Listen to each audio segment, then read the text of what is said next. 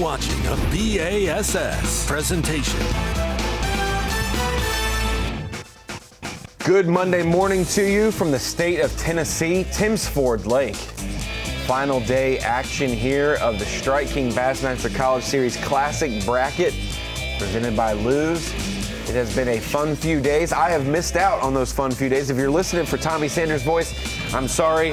I'm his replacement today. Ronnie Moore here with Brandon Lester and Mike Sukon. And Lester and Such have been holding down the fort for us on Timms Ford Lake. Couldn't have asked for better weather for fishing conditions when it comes to the way this body of water is fished. And we are down to just two anglers now. These two anglers fishing for one spot in the Bassmaster Classic in 2025. They will join Brandon Lester and a whole crop of Elite Series pros, some Opens anglers as well, at the World Championship at Ray Roberts next year. But like we said, Winchester, Tennessee is the host this week, and we have whittled it down from, guys, I'd say couple thousand anglers across the country, couple hundred teams and universities, down to just 8 coming into the week, and then now just 2 remain for the title of college champ.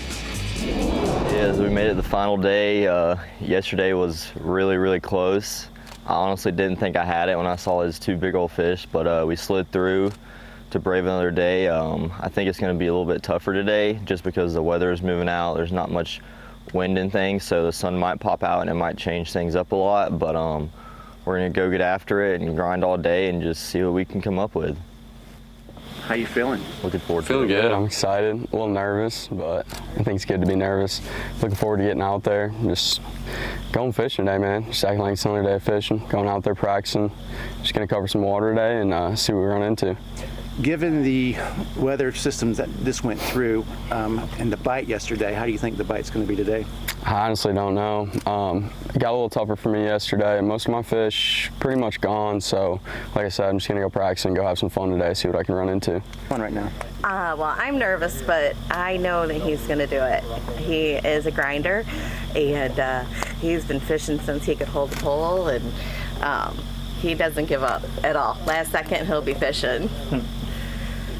I'm just excited for him. I mean, it's an unbelievable opportunity, and he's got to realize that you're down to the final 2 in the country. So no matter how it shakes out, like, you've had a heck of a ride.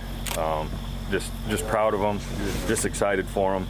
I mean, he's kind of probably one of those happy-go-lucky kids that no matter how it goes, you don't know whether he's on the peak of the mountain or in the valley. So, and that's probably one of the best qualities that he's got and that he's exhibited. So, you know, that's one thing that if I could get even my kids or all the guys on our team to never get too high, never get too low, that'll take you a lot of places. So it's going to be a fun day no matter what. It's going to be nerve-wracking, but either way, he never really exhibits nerves. I mean, when I watched him in the open, you know, he's just up there fishing and having fun. So he's going to do what he does, and it'll be amazing regardless.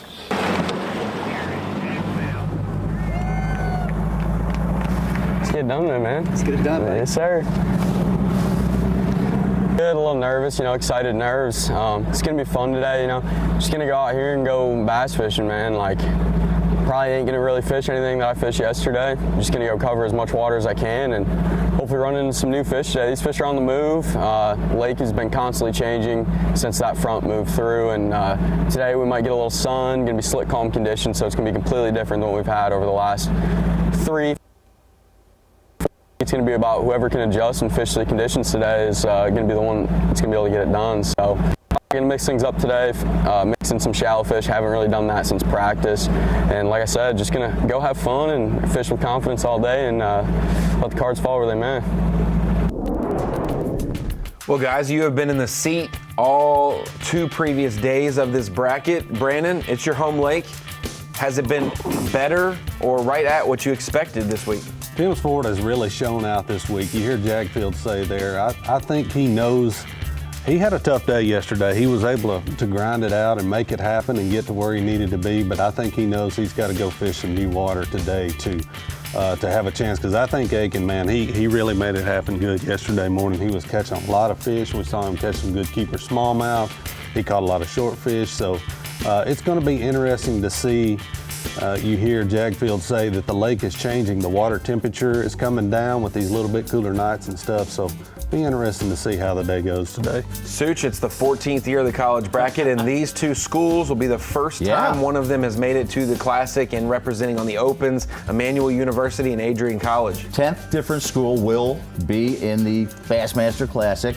You know, tournament director Glenn Kale said started with about 1,500 anglers, and they've winnied it down. It's down to 2 guys, and you know, we always see some emotion on this day. Dylan Akins, if he were to win, pretty sure he's going to show some emotion. In tears, Aaron Jagdfeld, you know it. Hey, you know it. Rightfully so. Akins is either going to cry or he's going to fall in the lake. So you're saying he's going to be wet either way. But so Jagdfeld, one thing that's interesting, his coach there and family talked about how stoic he was and getting second in St. Clair. It's going to get him, though. He's had a close call in the Classic already this year. Hard to say that for college anglers, but he did jump in the Open at St. Clair, got second place there, and this would be a brutal way to end the season to get second again. But either way, to have a 50-50 shot at the Classic, there's no other tournament that we host all year, Brandon, where it comes down and it's either you or this guy that make the Classic. Yeah, I'll definitely take those odds all day, every day, Ronnie. I promise you that. They have a really good day for fishing. You know, I was looking at the weather. Slick conditions. It's supposed to be mostly cloudy all day. There is a possibility that the sun could come out. This front just keeps moving further and further away, but it should be a really good day for fishing. Both of them been using their forward-facing sonar an awful lot, seeing these fish out suspended on bait and stuff, and that's what you want. You want calm conditions for that. It makes it easy to line up on those fish.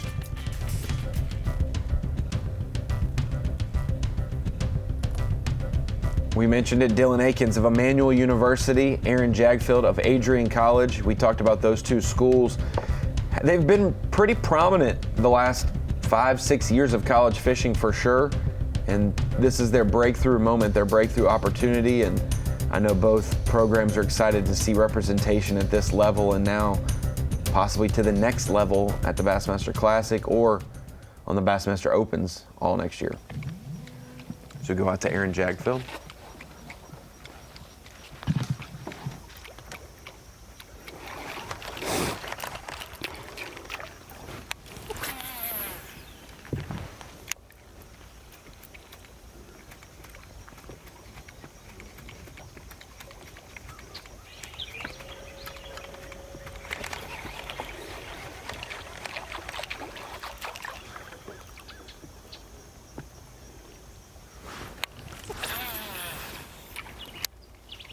Since Akins caught about 16-7 yesterday, and Jagdfeld had his toughest day at 12-3. I don't know if you put the odds on Akins doing well, because I think both of them said they're doing new stuff today.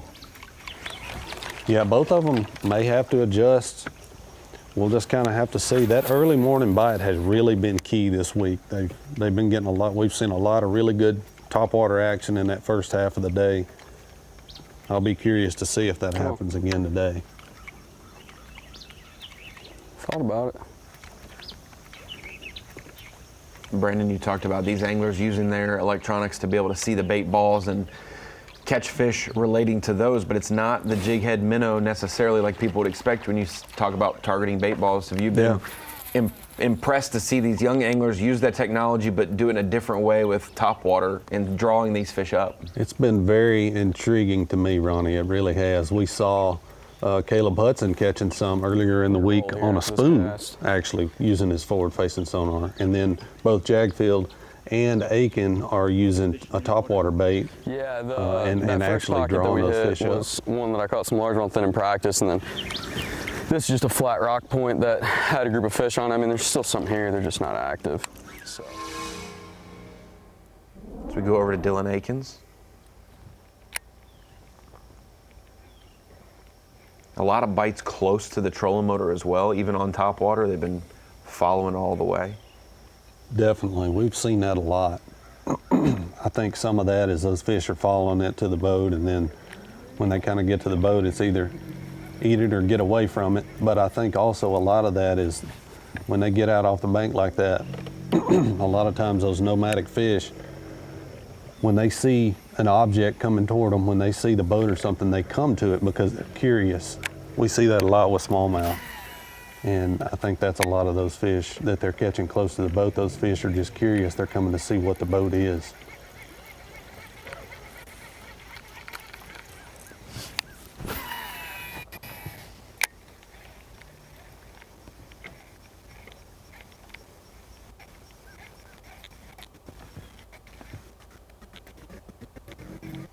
This is the 4th straight year, guys, that we have had a representative from the team of the year make it to the bracket finals. That doesn't mean they won the bracket finals, but they have made it there. Back in 2021, Tucker Smith Logan Parks from Auburn won team of the year. Tucker made it to the bracket finals, lost. Lewis Minetti and Michael Fugaro from UNC Charlotte in 2022. Lewis won that bracket. And then last year, Easton and Nick Dumke, Easton Fothergill winning the bracket over Tucker Smith. And so this year, Dylan Akins represents Emmanuel as the overall team of the year. And Brandon, you know that. You see, that's our Bassmaster Angler of the Year. That's and right. to see their consistency over the season then translate to a 3-day, 4-day shootout is also impressive. That, hey, it's not just consistent and Yep. doing layups and punting when you need to. It's also when it's head-to-head, these guys have it. Yeah, I don't care if you're fishing your local bass club, the Bassmaster Elite Series, or the college deal. Being in that Angler of the Year, that's something to be proud of, because that shows that you catch them day in and day out under a lot of different conditions, a lot of different lakes.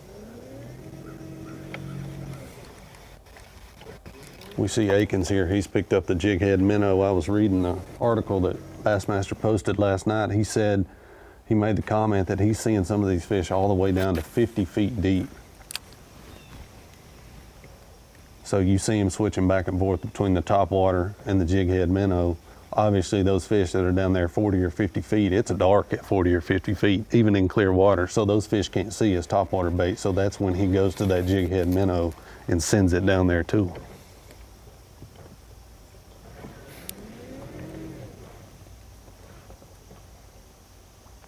Yeah, there was a question you posted yesterday. How high are they in the water column when you go to the top water? Mm-hmm.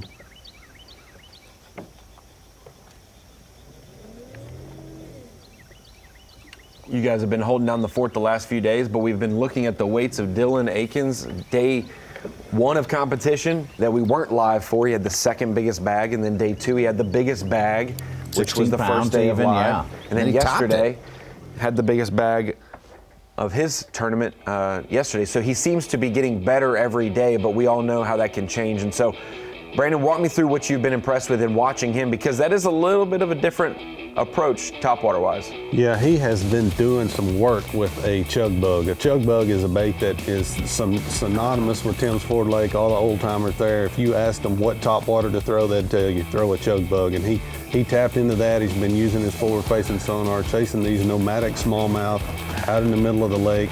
Yesterday we saw him just put on a show. I mean, he was catching them early, he was catching them often. He took a little dip in the lake and got right back in the boat and did his job. So I've been super impressed watching this young man. You see him catching one here on the jighead minnow, and we talked about that. That fish was probably down deeper in the water column. Still low light conditions yesterday morning when he got his first keeper in the boat. Kind of acting like a blueback herring lake, how far off the bank these fish that are eating topwater are. It's not just bank fish. He was becoming one with the fish there. Hey, I was impressed he got back in the boat with his rain gear on like he did, but Such, that one did not keep. Rod in his hand. Did not and not the fish keep. on the end of the line, Ronnie. Didn't measure though. It did not measure. But per bass rules, if you fall in, you got to get back in before you land the fish for it to count. And so he had to go do that. So that was good that he did the right protocols, but it did not help him. Overall, though, Dylan most likely did not need that fish anyways. If it would have helped, he had a great day yesterday, and it is a different feeling in the bracket. We have seen many times before where in the finals you have someone who's been trending upwards go into the finals and that not be the case on the final day. Not wishing that for Dylan Akins at all, but I just remember back to Zach Parker at Chateaug back in the day at Bethel when Brett Pruitt had struggled to make the bracket each round. And Zach was overwhelmingly the best, and then Brett took the title on the final day. So we will see how today maps out for Dylan Akins or Aaron Jagdfeld, who will catch the right 5 fish to represent the college series at the Bassmaster Classic. 2 anglers, 2 schools that are growing in pedigree, and we will see which one takes the top. Brandon, Such, you guys have been holding down the fort. You're going to hang out the rest of the day with me. I promise I won't go anywhere. Yes, sir. I'll be here. We'll be right back. Well, here it is, the final day of school for the 2024 Strike King Bassmaster College Series season, presented by Bass Pro Shops. Our live coverage brought to you by Lose this week. And it has been a great week. It's always a great week when we have the season coming to an end. A lot of our races on the Elite Series and the Opens finalized before the College Classic bracket. Everything changes day to day. These anglers came in and had 2 days, all 8 anglers, to solidify their weights. The top 4 anglers' weights moved on to the bracketed competition yesterday, and the semifinals mapped out, where these 2 anglers, Dylan Akins and Aaron Jagdfeld, advanced to the finals today. And Brandon, no slight against Aaron Jagdfeld. He was our day 1 biggest weight angler. But to see Blanton yesterday have such a big day, but just face the wrong guy. He faced Dylan Akins, who had an even bigger day, and he misses out on the finals because based on who he's paired with, that's always a tough thing when your closest pursuer is the one that's catching him the best. No doubt. Yeah, it came down to the wire yesterday. I think Blanton ended up with 16-3 and Akins had 16-7 or 16-8. I knew it was going to be tight, and they were playing 2 totally different games. You know, we saw Blanton up on the bank throwing the buzz bait. There was the biggest spider right next to me. I was praying he didn't get into the boat. I kept checking Bass Track. I think when the day ended, Blanton was in the unofficial Bass Track lead over Akins. Yeah. Yes, yeah. Yes, he was. In the back of his pocket, I caught a 3 and a 2 3/4 off his bank, so it's kind of like. Jagdfeld is doing exactly what he said he was going to do right here. He's making a change. He's going shallow and he's fishing brand new water. If he gets a couple of bites like this first thing this morning and really gets dialed in doing this, he could definitely run this.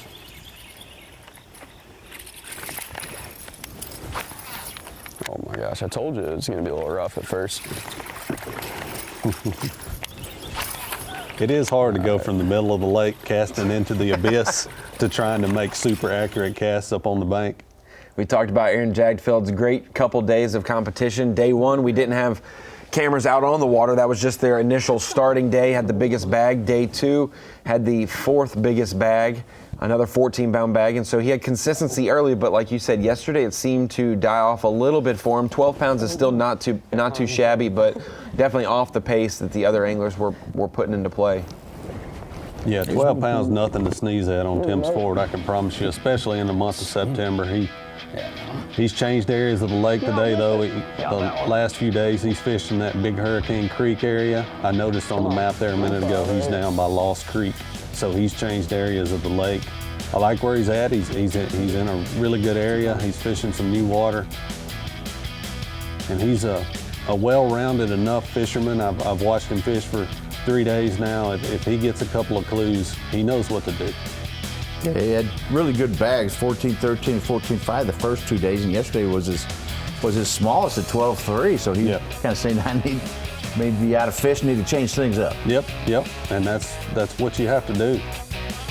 This will be really hard for whoever won the auction for your crappie fishing trip at Tim's Ford to not want to come and throw a topwater with you at some point with how fun it looks like it's been the last couple of days. They'll have to, do your deal, which will be just as fun. I've caught some, or I haven't caught them. I've watched you catch some crappie out on Tim's Ford before, but I know that Tim's Ford's put on a show this week with the topwater, no doubt. It definitely has. Love some good topwater bites, and we've seen a bunch of them. Poppers, plopping style baits like a whopper plopper. We've seen the buzz bait play big, so it's been a lot of fun to watch, especially for a guy like me that knows the lake so well, and I've fished it hundreds of times. It's been really cool. Now, you've probably talked about this the last few days, but Tim's Ford, there's Normandy, there's another lake not far from there as well. There's 2 or 3 lakes in that region where you're from that aren't Tennessee River lakes, and they're not northern, close to Kentucky. How do these lakes act? I know they're drawn down as well, I believe, in the fall and the winter, and so is this about the time where fishing gets good before it starts to pull the water down, even with all the rain we've had? Tim's Ford, they draw it down about 15 feet to winter pool for flood control, and that obviously affects the fish a lot. The drawdown has actually started. It's 2 feet lower it was when these guys started practice. It's come up about 5 or 6 inches during this event. But the big ones though that we catch on water. In my opinion, September is the toughest month all across the southeast because you got some fish that are still doing their summer thing. You got some fish that are already starting to transition to that fall pattern. And that's exactly what we've seen here. That's another reason why I've been so impressed with the weights that these guys have caught this week. One thing that I think has definitely helped the fishing has been the weather. In these clear highland reservoirs like this, you want some weather, you want some clouds, you want some wind, because it's easier to trick those fish. Bluebird Day would be the most difficult. Absolutely, no doubt about it.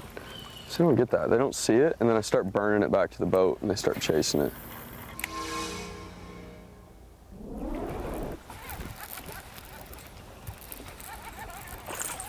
Our first hook up of the day.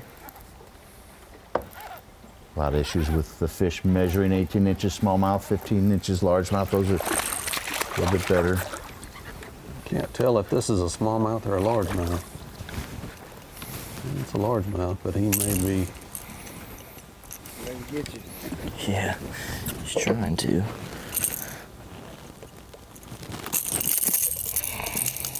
Go ahead.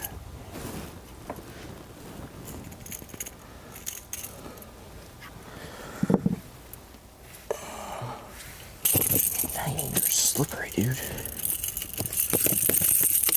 Stop.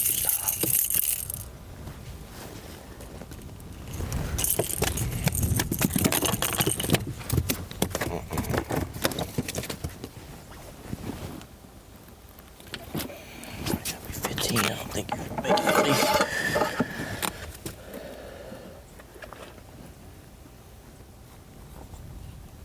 Nope. Just a little bit short. Every 15 inches is going to be huge today, at least until you get your limit, because that's never a guarantee. You catch 16 pounds one day, but 15 and 8, you could catch a bunch of 17.5-inch smallmouth, a couple 14.5-inch largemouth, and not have a limit.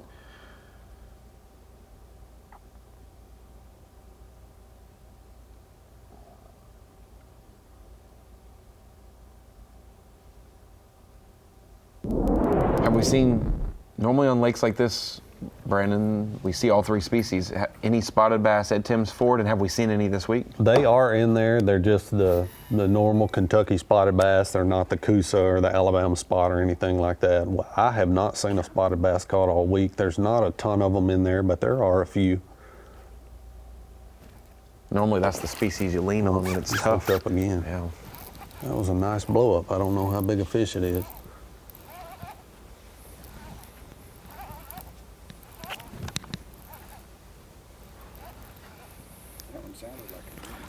Yeah,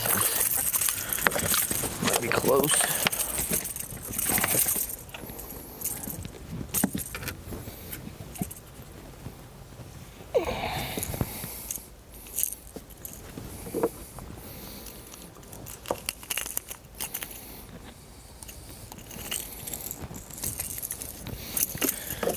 Really close.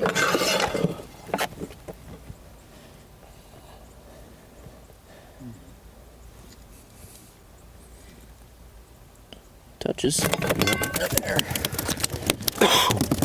Yeah. He's close, but I think that's. I've seen people way Touch him, worse. wasn't it? Smallmouth in the box for Dylan Akins, an 18-incher. That is, 18-inch smallmouth is much bigger than a 15-inch largemouth, it seems, this week. You notice how long and skinny these smallmouth are, but they're pretty feisty.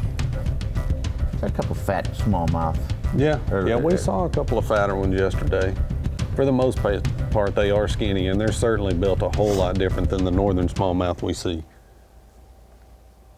Caught largemouth in practice.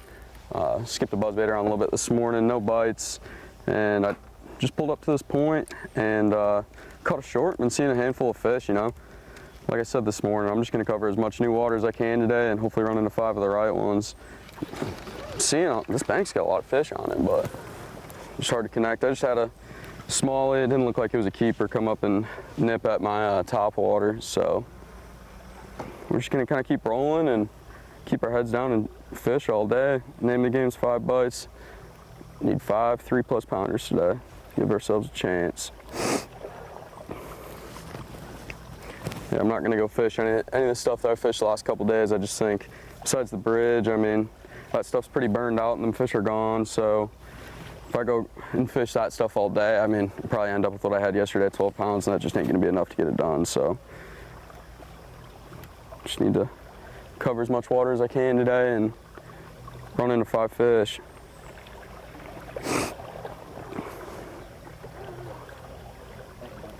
Yeah. Still live, you don't have to say anything. Okay.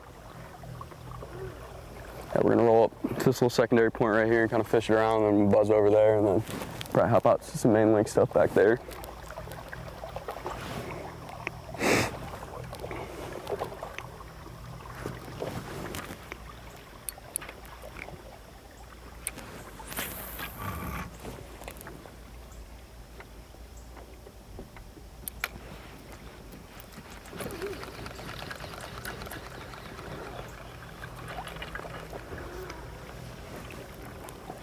Just you never know when you're gonna run into them here.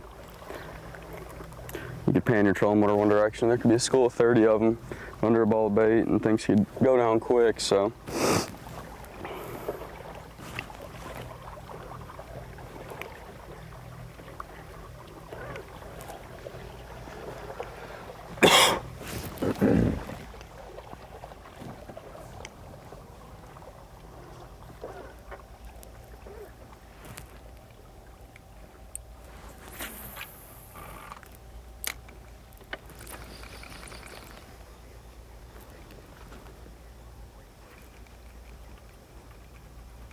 Come on.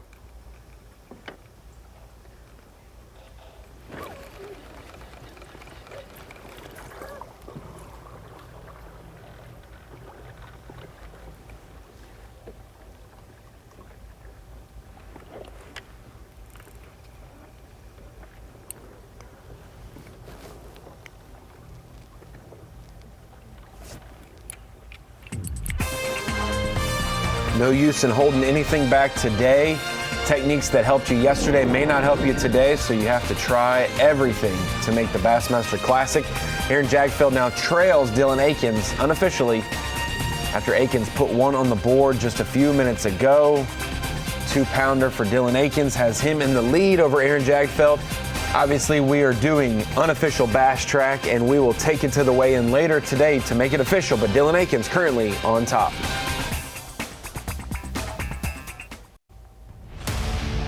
Strike King Bassmaster College Series Classic bracket presented by Luz is brought to you by Ranger Boats,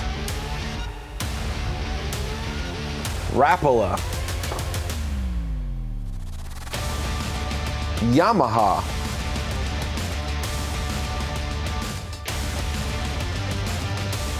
back here for final day coverage of the College Classic bracket. 2 anglers entered today's competition. 1 angler will advance to the Bassmaster Classic, and they will represent on the College Series, or from the College Series on the Opens all of next year. Dylan Akins from Emmanuel University and Aaron Jagdfeld from Adrian College.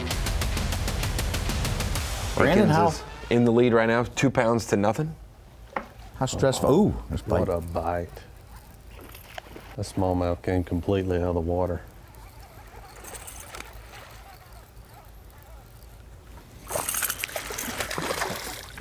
Measure anyways. No, that was too short. He was definitely too short, but it's good to see he's getting some bites. He's back in the area where he did a lot of his damage yesterday morning. He's right down next to the dam, within a couple miles of the dam.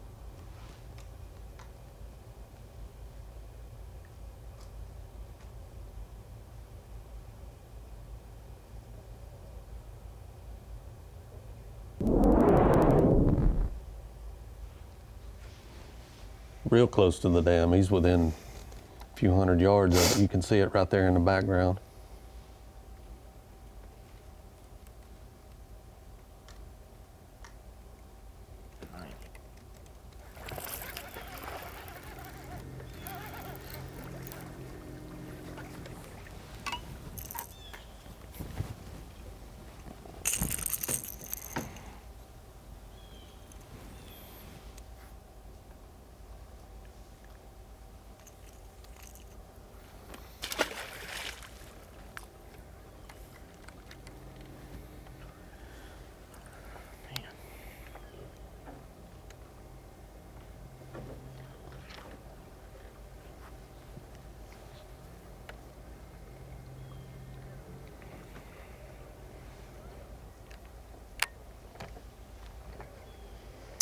This might be the first time, Such, that we've had all 4 schools represented in the bracket B scholarship college fishing programs, with Adrian College, Emmanuel University, Lander University, and also USC Union, South Carolina Union.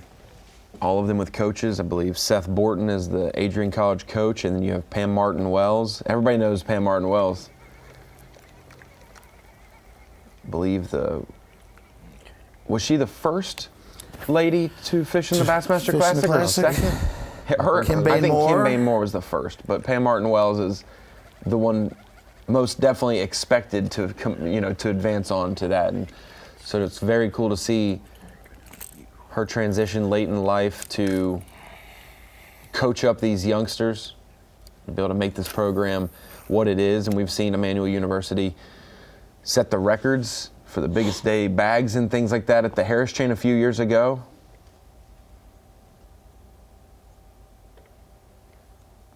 Now they get their college series has just grown so much and become so impressive from 15 years ago, when I remember it being in the parking lot of a store out here, and we had it in Little Rock, and there's maybe 30 teams.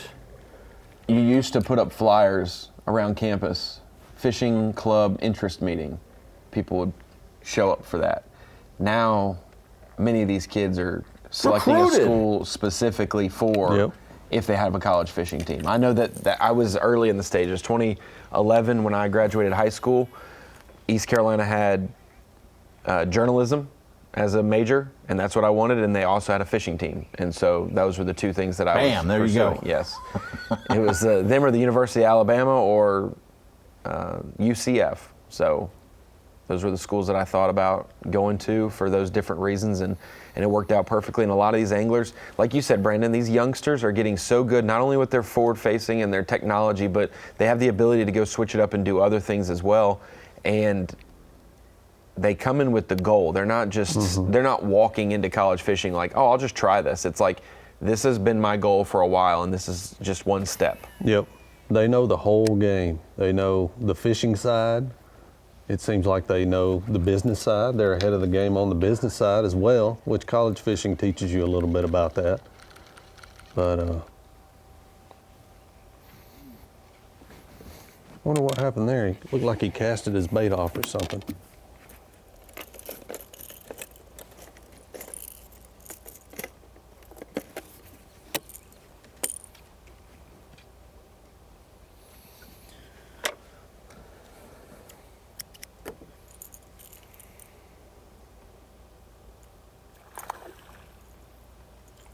That. just to make it worse.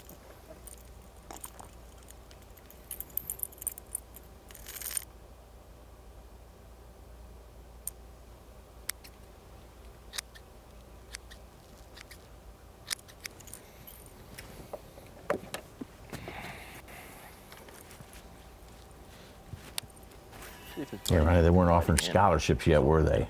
We got the schools going to our high school combine and looking for that was young just anglers to represent their colleges. A week or 2 ago as well, yes. They're probably trying to take it out of his mouth or something crazy. So they're probably trying to take it out of his mouth or something crazy.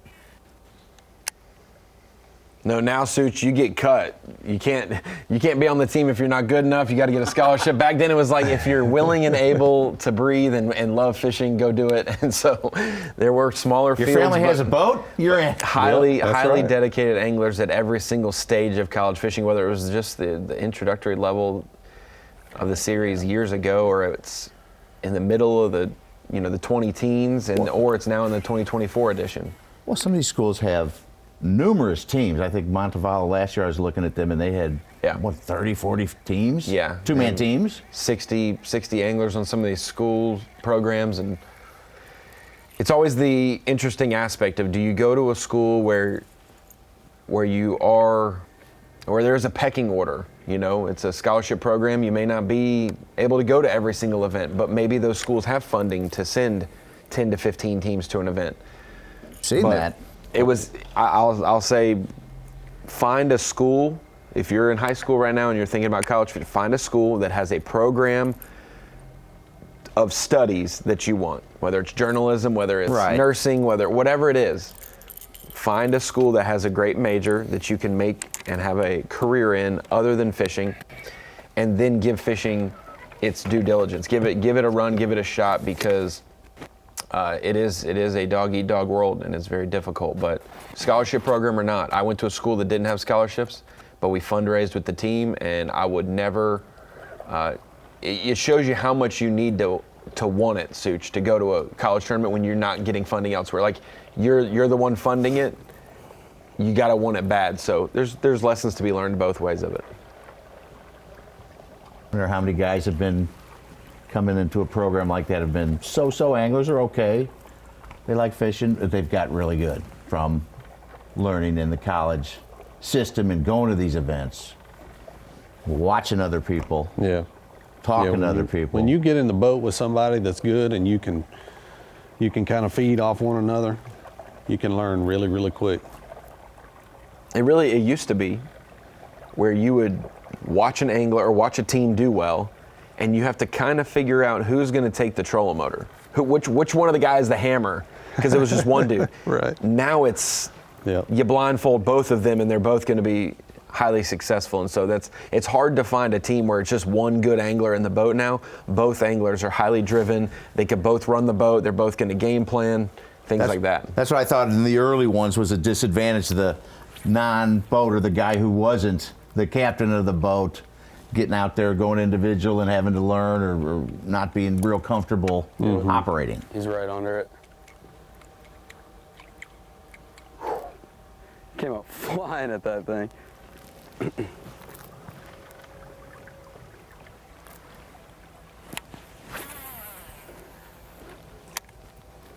water still doesn't look like it's changed much at all.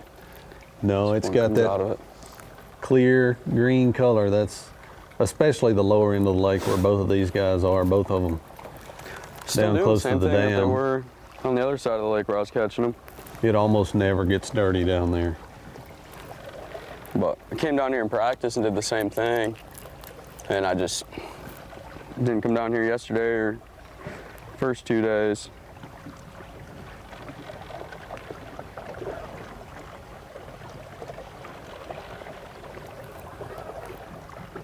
Starts with one.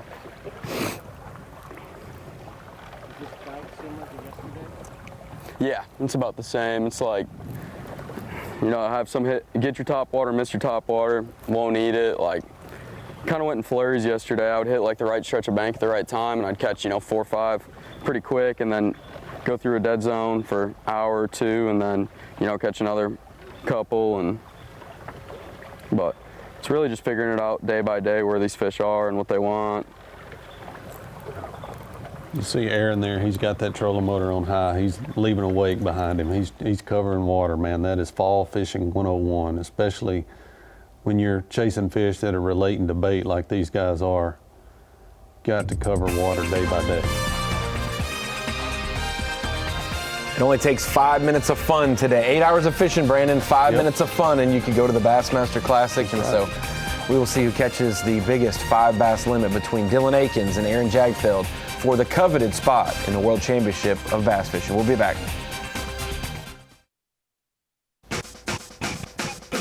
Like we said earlier, final day of school for the 2024 Strike King Bassmaster College Series, and it culminates here at the College Classic bracket. 4 teams entered. They broke apart as individuals, 8 anglers competing for one coveted spot. The angler that wins today will get entry into the 2025 Bassmaster Classic at Lake Ray Roberts. Joining our guest today, Brandon Lester, in that field of competitors.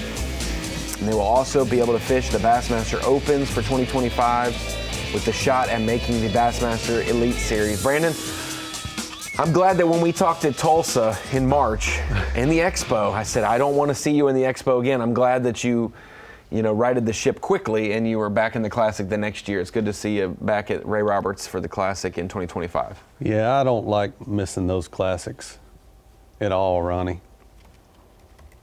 Jagdfeld hook up here.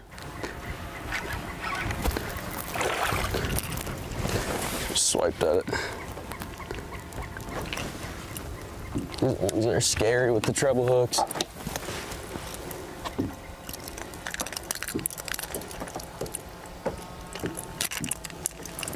Good guy.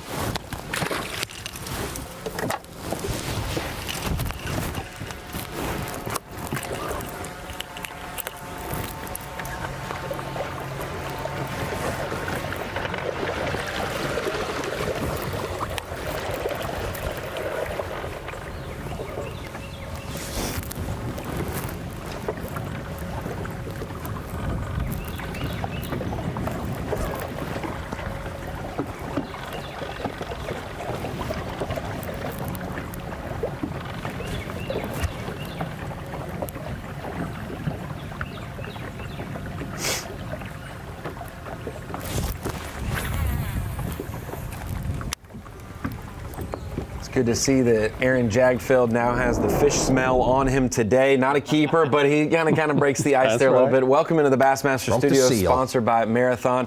I am, of course, not Tommy Sanders. I'm Ronnie Moore. I've had the last couple days off. These guys have been holding down the fort. I've been able to be home for the birth of my second child this past week, so decided to come in and join you guys for the finals. But Brandon Lester, Elite Series Pro, and home lake being Tim's Ford, and then also Mike Sukon holding it down for us. Guys, final day here. Dylan Akins off to a start with a 2-pounder, small keeper for a smallmouth, but overall so impressive how these anglers have broken down Tim's Ford, a place that they've probably never fished. It really is. You know, Jagdfeld, we see him. He's struggling just a little bit this morning. He just finally caught him a short fish. That's good to see, but he's having to fish brand new water today, and he knew he was going to have to do that. I think he's doing the right thing. He completely scrapped where he's caught him the last few days, and he's fishing new water, hoping to run into him.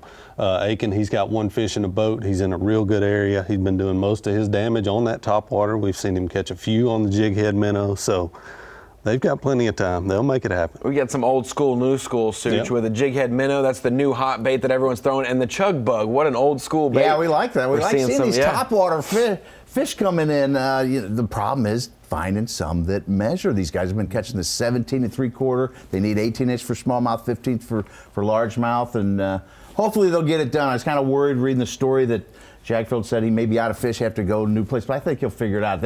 Whoever wins is going to deserve it. Yeah, absolutely. We've seen some of the toughest fishing on the final days of the brackets, like Louis Minetti winning with just like 5 pounds on the final day, and we've seen some 1 ounce, 2 ounce victories in the bracket on the final day as well.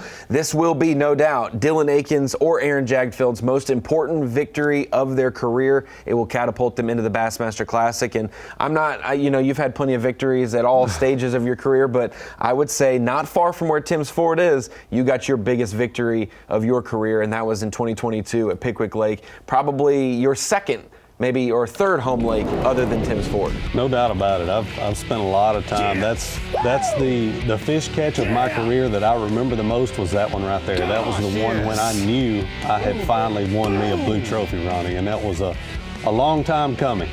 A combination of a lot of years of hard work right there, and to get it done in my home state of Tennessee, over there in Counce, Tennessee at Pickwick Lake, a place that I've spent a whole lot of time in my life. My whole family was there. I had a ton of friends there.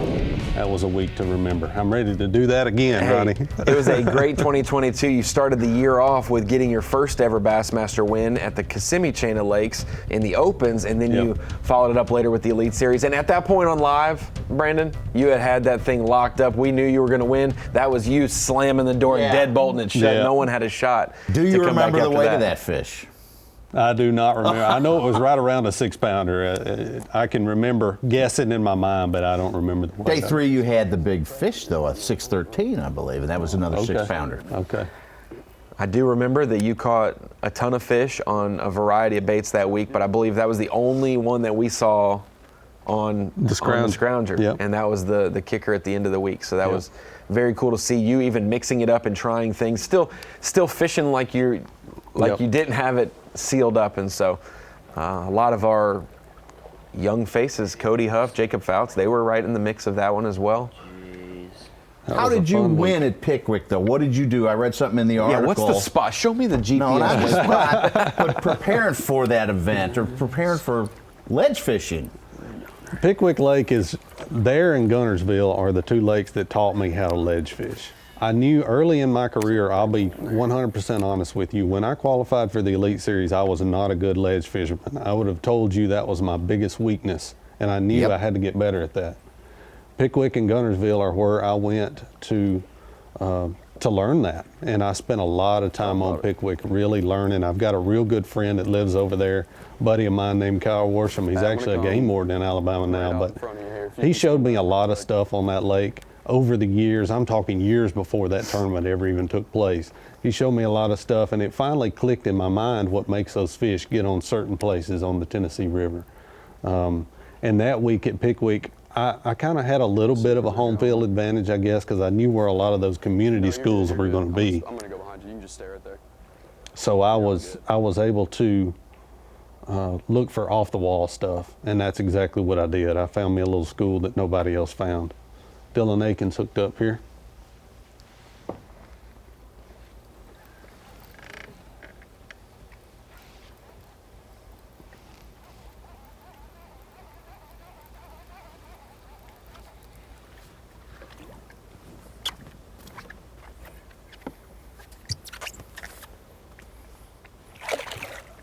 Looks like a nice one too. Oh yeah, baby. Wow.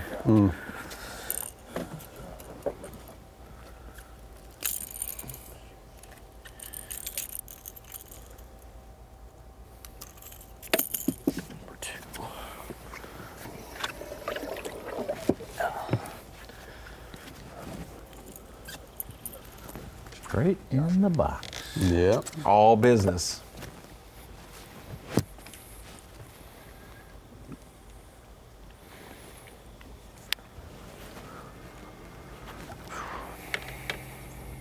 You hear him take that big breath after he catches one, though. He knows what's on the line today. But just gotta keep on grinding. I'm just throwing this over pretty much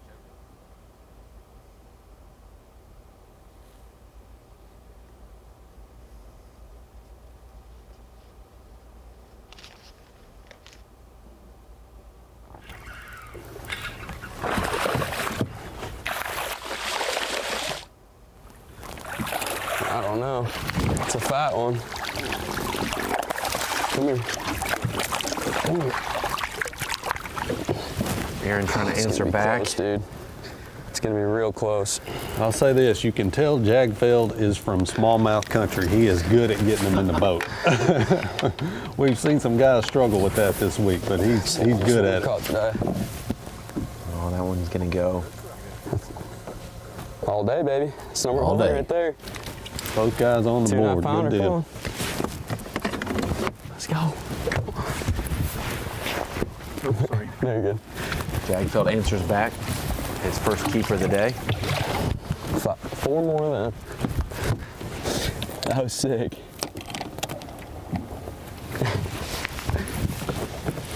Literally had seen him like right out in front of the camera guy's boat, and I was like, just stay right there. And they swam under his boat and went behind him, and so I slipped up behind him. And they were just floating like 10 foot behind his boat and pitched back there, and he came up and just crushed it. Dude, isn't that crazy? I literally just like randomly panned out in front of your boat, and I seen 3 of them. So they swam under your boat and sat behind your motor, and as soon as like I got behind you, they moved like 10 foot behind. As soon as my bait hit the water, all 3 of them came up to it. Yeah. Yeah. There's 2 more of them right here. These are big ones too. Shout out to the camera boat driver. That's a good friend of mine, Rex O'Neill. His demeanor changed awful quickly. Yeah, no doubt. There's hope. There's hope. Would say if it was bright, sunny skies, Brandon, the boat provides some kind of shade and cover, but that foils my plan because it's cloudy. But still, they get curious, like you said. They do, and it can be kind of weird being a camera boat driver when a guy's using forward-facing sonar, because you don't know exactly where he's going to go next, and they got to be right there to be able to get the shot. The cameramen have to get the shot, so it's kind of best when they get around somebody if they'll just sit still, and that's exactly what Rex is doing right there with his boat. Before forward-facing sonar, when we were using our eyeballs to catch them Yeah. at the St. Johns River on Cabbage Point, you know, that iconic place. We were pulled down, and we had 2 or 3 bedfish in the shadow of our boat get caught by anglers flipping right to the side of the boat. And we were just sitting still. We were like, we did not pull down on these fish. These fish were not here 5 minutes ago. Yeah.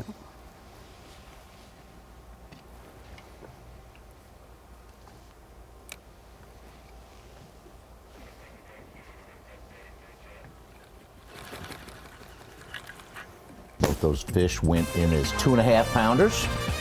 So it's 4.5 to 2.5 right now. Hey, Akins leading.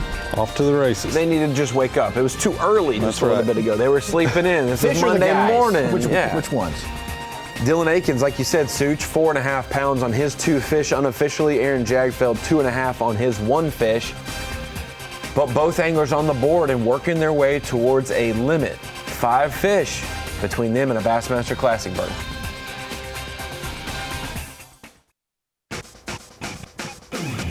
Here we are, the Strike King Bassmaster College Series Classic bracket presented by Bass Pro Shops. Live coverage brought to you this weekend by Lose. It has been a fun 3 days. I'm joining in on the party late to the game, but I guess I get to scoop the best day of the season, the day where all of our questions get answered and one angler becomes the College Classic bracket winner. Gets to go to the Bassmaster Classic, represent on the Opens, and to carry that badge of honor for the rest of their life. This will be the 14th winner of the College Classic bracket. With Such, I'd say I had to do a quick glance at it. I think that 10 or 11 of the previous 14 have gone on to be professional fishermen on the Bassmaster Elite Series. Start with Andrew Upshaw right here, right behind you is where he was awarded the Bassmaster Classic berth. Got a little teared up. Got Matt Lee, Jordan Lee, Brett Pruitt, Trevor Lowe, John Garrett, Jacob Fouts, Nick Ratliff, Cody Huff, Trevor McKinney's trying this year. Tristan McCormick's with them. Louis Minetti. Easton Fothergill looks like he might be coming to the elites. Might be. Yeah. He's just got to show up. I'd say he's on his way. I think that, yeah. Yeah. At the Classic for sure. Yep. The water's low and now should be in the water off the point over there. So. It has definitely been a big success. College Series led up by Hank Weldon early in its career. And now Glenn Cale taking over the reins the last few seasons and has gotten the College Series to great heights. Just a few anglers that have been, I don't know, somewhat important on the Elite Series the last few years. Tyler Rivette, Nicholls State, got his start down in Louisiana, not far from home, and never missed a college championship. See, Brandon, he was even flexing his, biceps back in the day, when they weren't even a thing. Shoulders don't look as big as they do now. Jake Whitaker, a college champ, made the bracket 2 times as well, joining the likes of Matt and Jordan Lee as guys who've made the bracket twice. And League Rookie of the Year.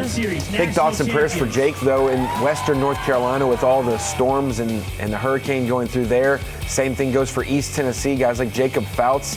A lot of them battling the weather as well. But Fouts, good couple weeks there in Minnesota a few years ago. Won on largemouth for the championship, goes to the bracket at Serpent Lake and wins on all smallmouth, beating his teammate Jake Lee. He makes the Bassmaster Classic at Lake Hartwell in 2018. Almost won Angler of the Year this year.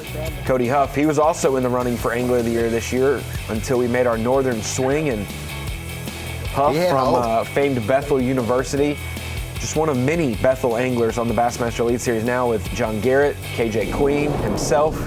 You've got Tristan McCormick, who's won the bracket from Bethel. And so there's many schools that have represented well at the college level, and Emmanuel University and Adrian College get their breakthrough opportunity this year.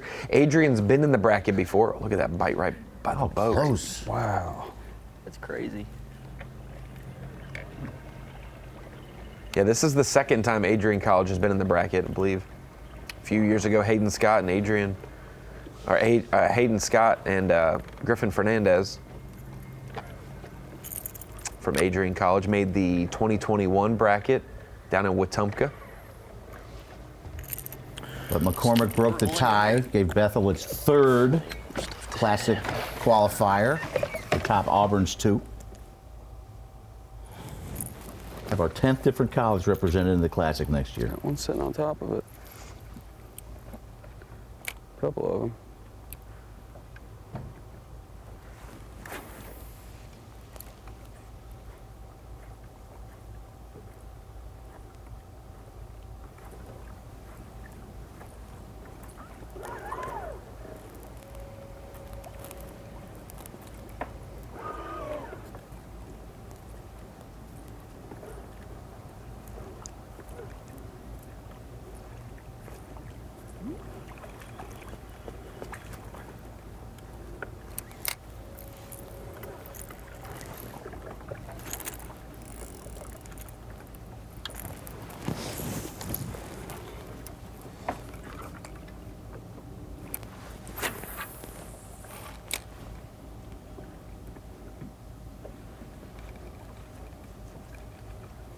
Oh.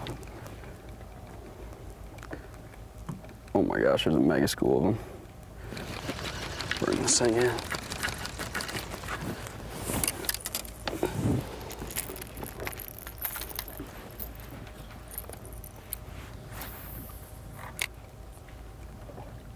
Come on.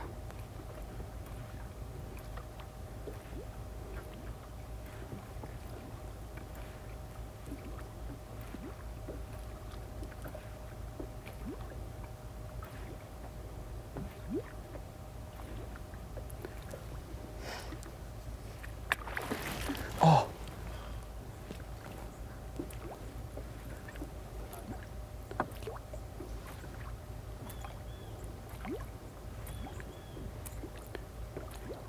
That was a good one too.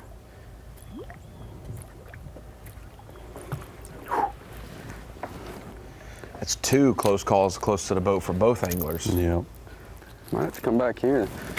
See if that school resets. Look good. It's cool when you find something on Google Earth and it works out. There's fish on it.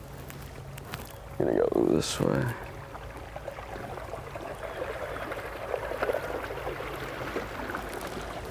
It's just a little rock high spot. It's got fish all over it.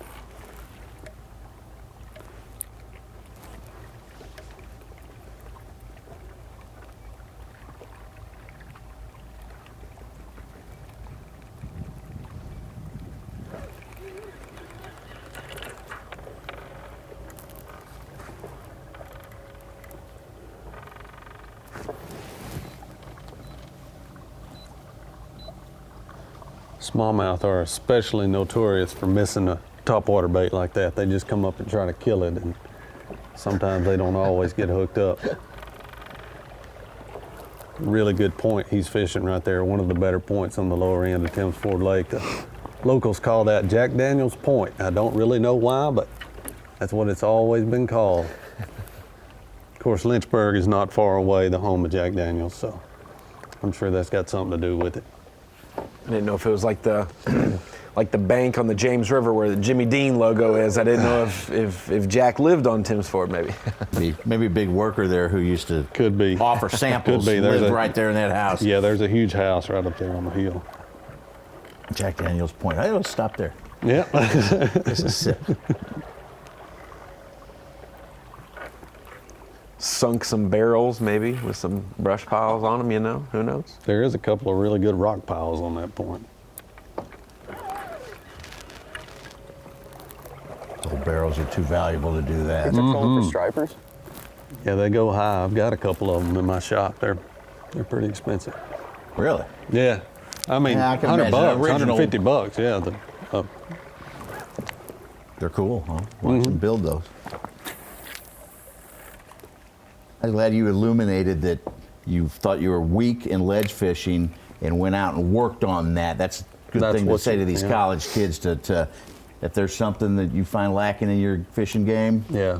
go somewhere and work on it. Or In my figure it out. opinion, the days of being a one-trick pony and having a long career in professional fishing are long behind us. I mean, you just can't, you can't do it anymore. You have to be well-versed. You have to be a versatile angler. You better be able to catch them down south, up north. It's where we are in the game right now. You've got to be able to catch them off the bank, on the bank. You got to be able to do it all.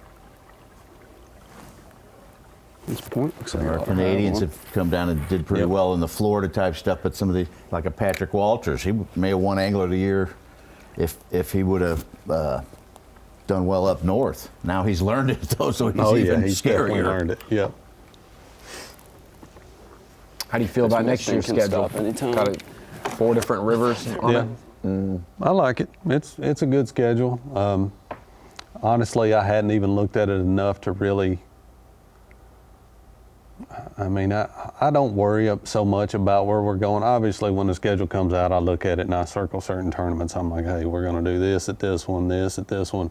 But it's a really good-looking schedule. I think we've got a good mix of some shallow fisheries, some smallmouth fisheries, some deeper water fisheries, some fisheries at a little bit different times of the year. We've got that one river, I can't even pronounce the name of it yet, but yeah, whatever that is.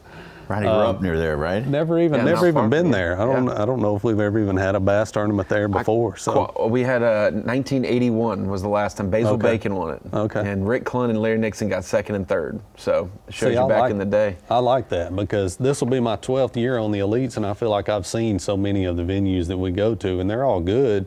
But it's always nice to go to a new place, learn something new. That's what it's all about. Big jump. Oh.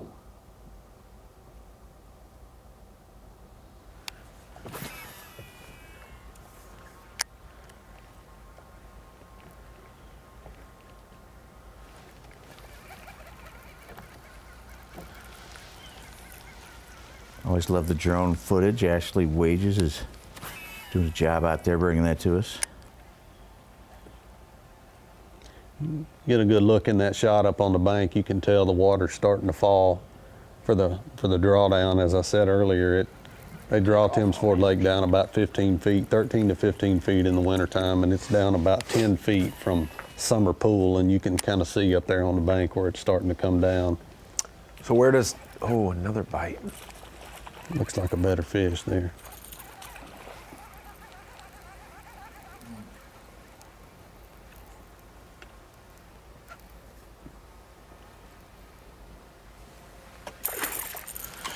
As big as I hoped, buddy. But pretty close. Oh, man. Dang. I feel like it's going to be 17. Yep. That's quick. He's caught enough of them at this point. He can almost eyeball them, I'm sure. There is a lot of 17 to 17 and a half, 17 3/4 inch smallmouth in the lake. Where does the water from Timms Ford go to? Does this flow and eventually flows down into the Elk River? So into Wheeler. Yes. Yeah. Yeah. Okay. It eventually flows into Wheeler Lake, into the Tennessee down on Wheeler Lake. Yep.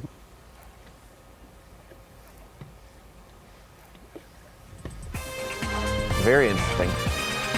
Another bite for Dylan Akins. Short fish though, does not help. Still in the lead though with 2 fish right now. Aaron Jagdfeld on the run. Going to cover a bunch of water today. Yeah, 2 hours of fishing. What'd you say, Stooch? Under our belt almost? Yeah, 2 hours right now. Adrian College, Emmanuel University, one of these schools is going to get their first angler in the Bassmaster Classic. We'll be right back to show you more.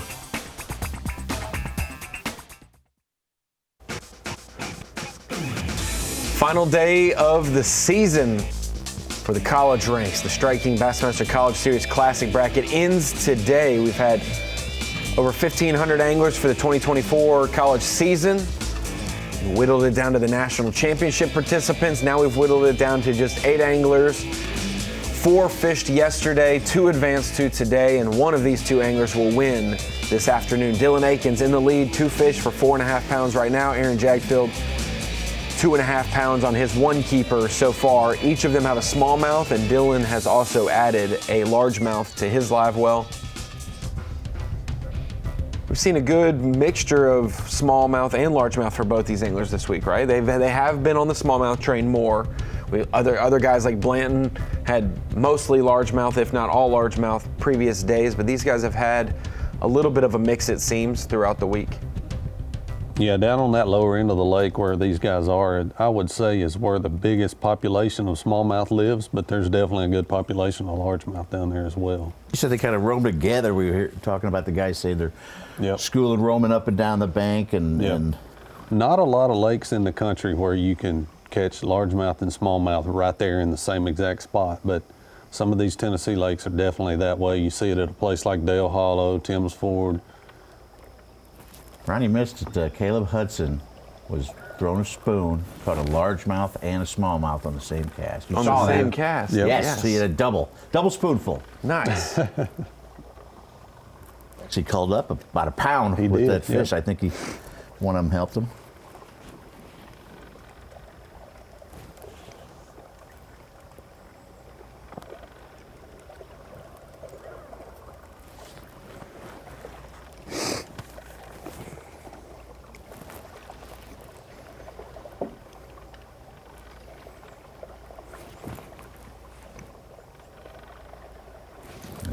Caleb Hudson finished exactly 5 pounds back of Jagdfeld yesterday in the semifinal. He could have used that double. Yep. About 2.5 pounders. Oh, Yeah. so he doubled on Saturday on the round of 8 day. Yes. Yep. That fog never did move in, did it?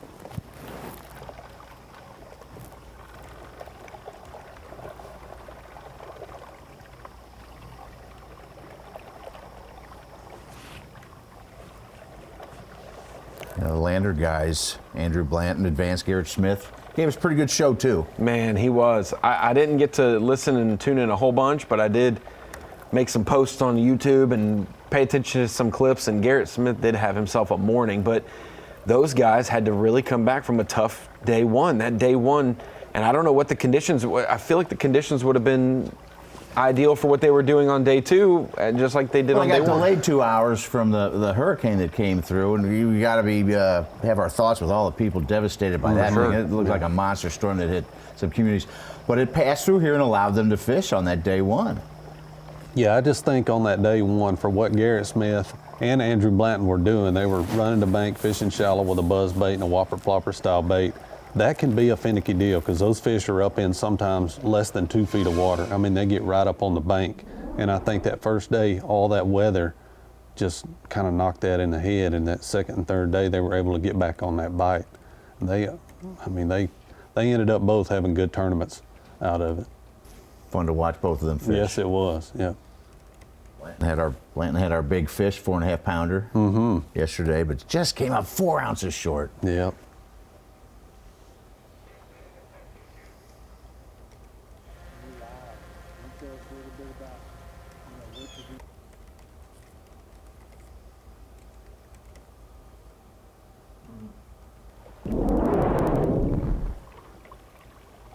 Get an update from Dylan in just a little bit. Over to Aaron Jagdfeld.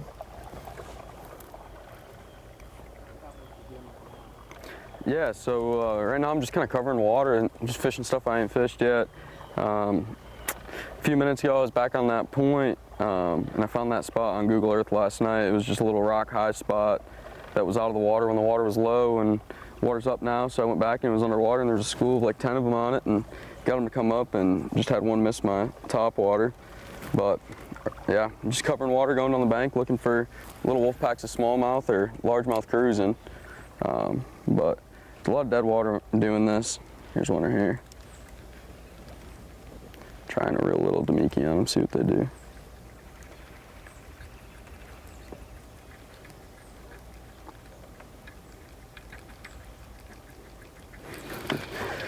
But it's just about running into the fish that are gonna bite. I mean, I've seen a handful. I fished a stretch over there earlier that had a lot of fish on it, and that's where I caught my one keeper, and but that was the only one that I could get tricked to bite. So I'm just gonna keep running new water, kind of bouncing around. I fished a lot of this, like I fished this area in practice, and then came back here on day 2 of the tournament and didn't really explore as much as I should have. I kind of just checked some old stuff that I had found, and they were still on it, and I came back to it yesterday and they weren't on it. So I kind of figured that maybe some of these fish just moved around, and so it's kind of what I'm looking for right now, just where these fish went to.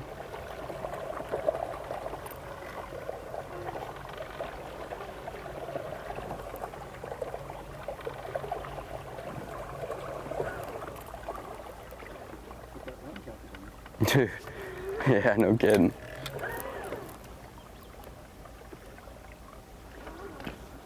Two little ones are in that dock. Gonna fish this point and then probably head to a new spot.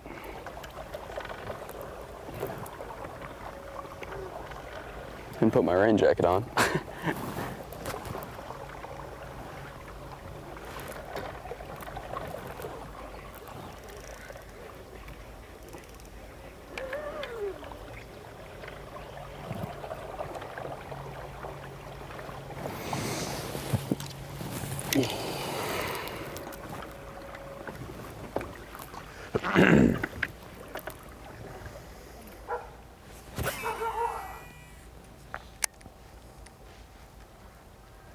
That same mean dog from the other day, Brandon? I thought that was in studio. It sounded like it was over by you, Such. I know how you get before you have breakfast, so wasn't sure. Hungry hound. So the last few years, guys, we've had the ways to get to the college bracket have varied. You know, most of it relied on your national championship finish, if you made the bracket or not, but we'd have the overall team of the year. This past season, we had so much demand for the college series, we created two different divisions, the Legends and the Lunkers Trail, so that we have plenty of opportunities to get every college team involved, and that is how you made the bracket. You had to be a consistent team of the year participant or win the national championship, and so all four of our schools represented this week were either the national champion, the overall team of the year, or the individual division team of the year through their schedule of events. And the championship culminated at a great place to have a championship. Lake Hartwell in Anderson, South Carolina, Bassmaster College Series National Championship, late August. Not necessarily the most on-fire fishing time, but a place like Hartwell has plenty of bass, and they definitely were biting for a lot of these teams in the top. Saw some great weights. Hampton Shoal was the day one leader by himself. Then we had Parker Guy and Tyler Campbell of Emmanuel University in the lead after day two. Thought for sure that they were going to win it, but a big bag from Lander University on the final day got Blanton and Smith the victory, punched their ticket to the bracket. I think this is the second or third year that Parker Guy and Tyler Campbell have missed out on making the bracket. But Dylan Akins and Chase Carey, we talked about the team of the year overall. They won the team of the year. Andrew Blanton and Garrett Smith, they were your national champions from Lander University, not far from Lake Hartwell. That would be their home lake, basically. And you've got the likes of Adrian College's Aaron Jagdfeld and Elliot Wigopowski won the Legends Trail Team of the Year. You got Hudson and Haddon won the Lunkers Trail Team of the Year. So all of these anglers with great pedigree, whether they won the biggest tournament that they fished in, the championship, or they've won a points race overall. And for Akins and Carey, they won through the entire schedule plus the championship points, whereas Jagdfeld and Wigopowski won their 3-event division. Hudson had won their 3-event division. Definitely a interesting way to reward the bracket that Glenn Cale has introduced to the college series, and it is absolutely producing today. Dylan Akins, 4.5 pounds with 2 keepers in the boat. Aaron Jagdfeld, 2.5 pounds with 1 keeper in the boat. Covering a lot of water, seeing what they can do. 5 keepers away from the Bassmaster Classic. We'll be right back.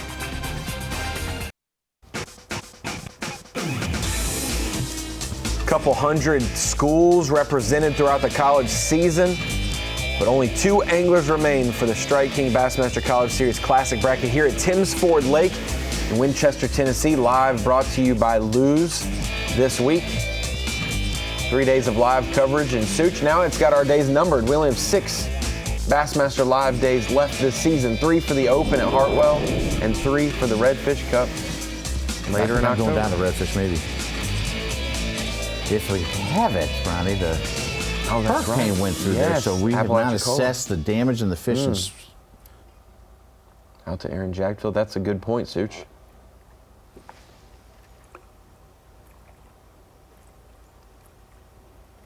Keeper largemouth. Top water's all messed up.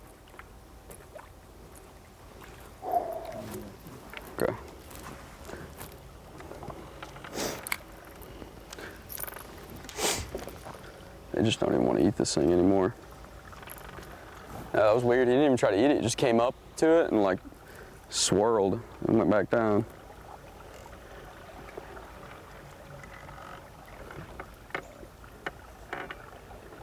Good shot of Jagdfeld's graph there. He's just going down the bank. You'll see him pan up on the bank. That's the actual, that red line you see, that's the actual slope going up to the bank. When he pans out deep, you'll see it start to fall off. Some of those fish are kind of relating to the bank. Some of them out there in the middle just hovered over the middle, suspended chasing bait. Rig on them.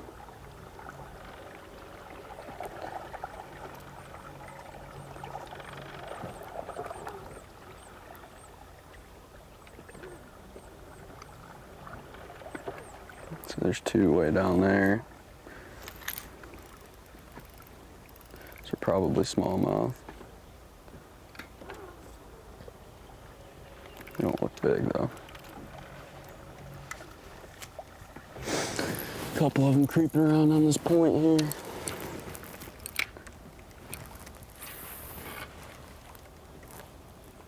Brandon, is this lake known to fire at certain times? Because yesterday, Akins went on a pretty good run around this stretch here.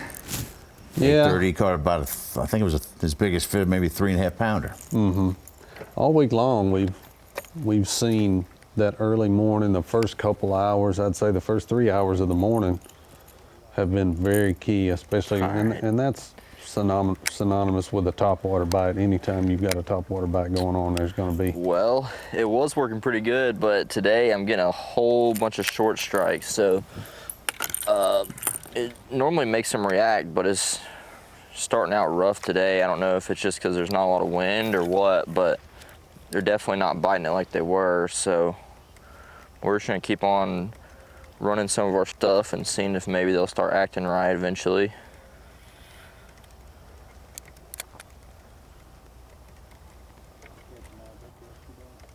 Yeah, pretty much all day yesterday. I never really had them slow down on me, but today I can already tell they're just being picky. I've had so many just run up to it or nip it or not try to eat it at all, so definitely tougher today. Well, it's dead calm out there right now. It says 1 mile an hour wind on weather, and it's going to get up to maybe 5 by noon. So not too much. Definitely slower this morning for sure. And Well, there wasn't much on this place. I looked at like as much as I could, but everything was pretty much shallow stuff. There wasn't really much about the deep bite this time of year. So I kind of like mixed it up a little bit in practice, but whenever I figured out this, I just ran with it because it's so similar to what I do back home that I just felt that would be most in my strength.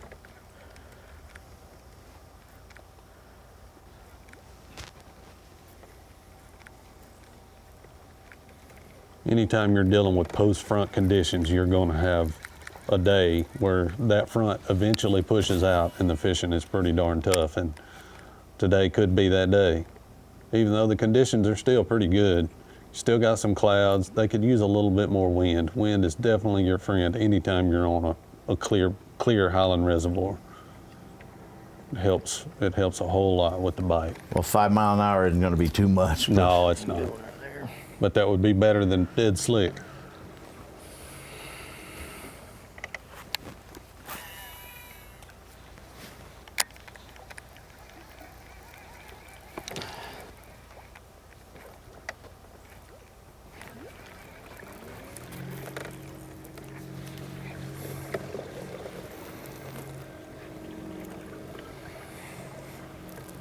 It builds a little bit. It'll be coming straight out of the west. So I don't know if there's some shores that it blows into that may be a possibility later.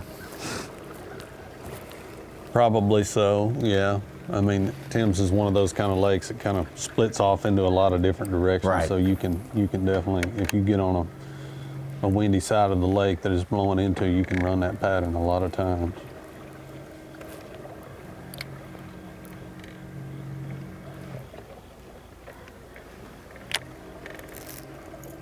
Is there any area of the lake or any bite that you haven't seen these anglers do this week that you really thought with your preconceived notions coming into the week that you'd see a spinnerbait bite or you'd see a chatterbait bite or whatever?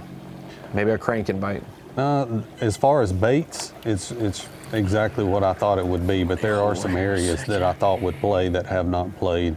There's several big creeks that flow into the lake. You take a creek like the very back of Big Hurricane Creek, the very back of Lost Creek. We've not seen any of these guys run to the very backs of any of those creeks and try that, and we never saw anybody go way up the river. And in my opinion, the very backs of some of those creeks and way up the river on this lake is where some of the biggest bass, especially largemouth and smallmouth too, it's where some of the biggest bass in the lake live. But it's probably just a deal. I don't know how many days of practice these guys got, but maybe they just didn't have time to explore everything. I think they just had Thursday.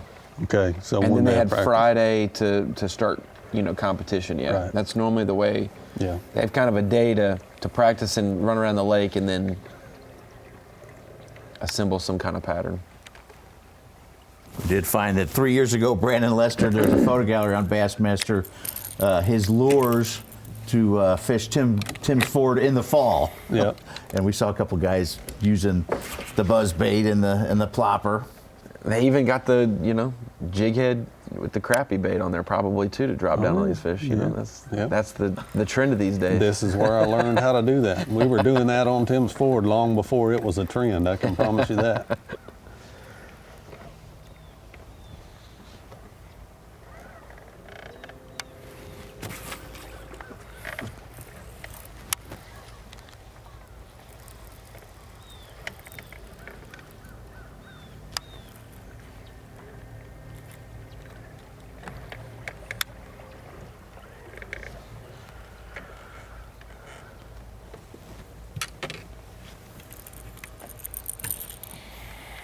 Believe you had a shot to win the Opens Championship event at Table Rock in 2018. Yep. And you were tight lining there, and I had talked to you after that tournament about where you had gotten, good practice at tight lining, and you had said, this was a great lake to be able to do that, especially in the winter when it's drawn down and gets steep and drops off.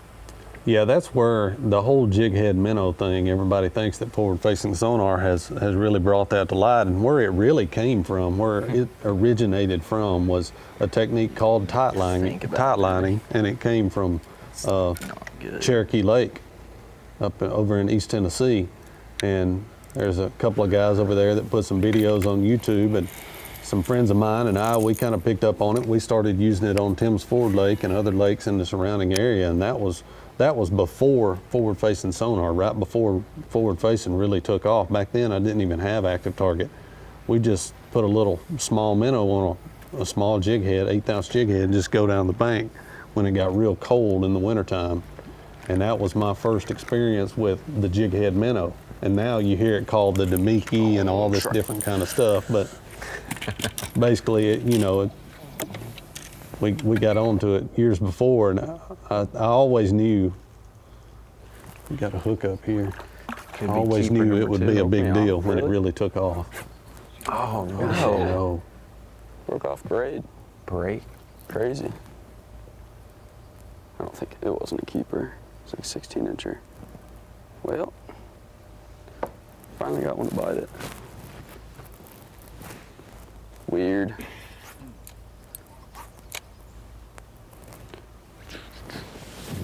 Well, if he's for sure it's not a keeper, then that's a great one to break off on. But boy, do you not want to test that?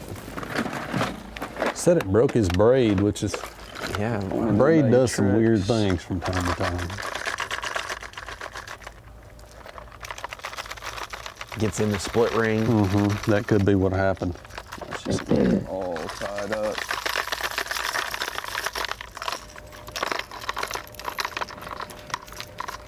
This is like a skill.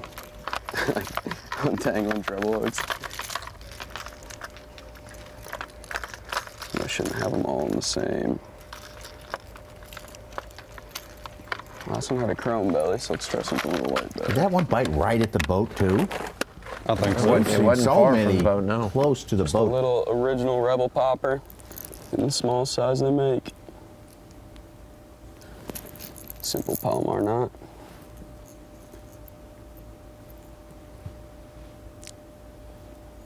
Well, Aaron Jagdfeld, Dylan Akins, they are going to be leading the charge for the next generation of fishermen. And we talked about it, Such. How many schools have scholarship programs now? How many universities have teams and clubs? The opportunities for a high school angler to make their jump to the next level and be serious about it. Sharpie, I would color that first. Most definitely right around the corner for them. And we have the Bassmaster High School Combine.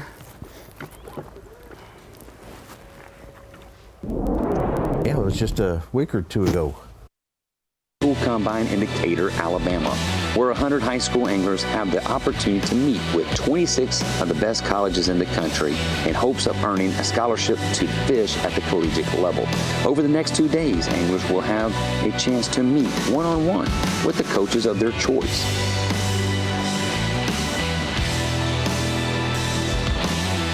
Afterwards, the anglers take their luge, rod, and reels to compete in 6 different skill competitions in hopes of winning the individual and grand prize. This is a fast and growing event that provides the student angler an opportunity like no other to chase their dreams.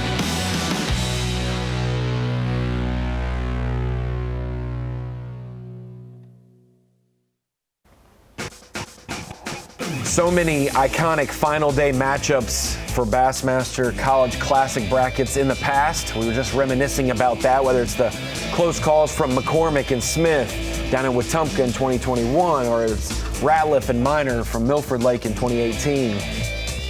Maybe a little bit of Easton Fothergill Tucker Smith last year at Milford Lake. So a lot of close battles. Lewis Minetti, Seth Slanker, Greenwood Lake, so many different back and forths. And today, based on how it's gone this morning, it could be down to the wire as well. 2 fish for 4.5 pounds for Dylan Akins, and this man, Aaron Jagdfeld, trails him with 1 keeper for 2.5 pounds currently right now.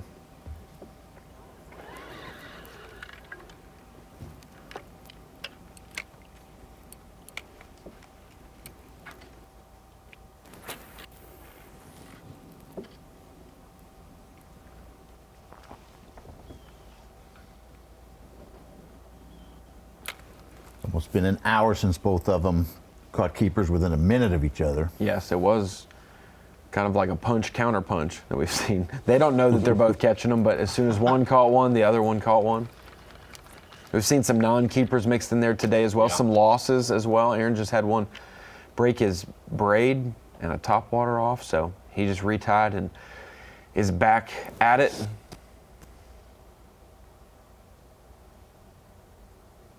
He's being real still. The thing froze up on us again out here in Tim's Ford. About South Central Tennessee. Yeah. In the remote area. We've had some guys get out of cell range, definitely. A couple parts of the lake where the service is pretty spotty.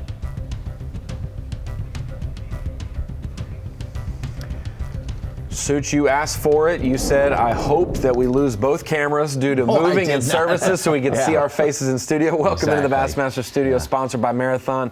I'm Ronnie Moore. That's Brandon Lester, Mike Sukon. And guys, it's the 3rd day of watching these anglers fish on Tim's Ford. They've obviously had 4 competition days to get to this point. Can you take anything, Brandon, away from what you've done the last few days? As we see, you could develop a pattern in the Elite Series in practice, and by the day 2 of the tournament, that's changed and gone away. We are now into day 4 or day 5 counting practice of these anglers on Tim's Ford.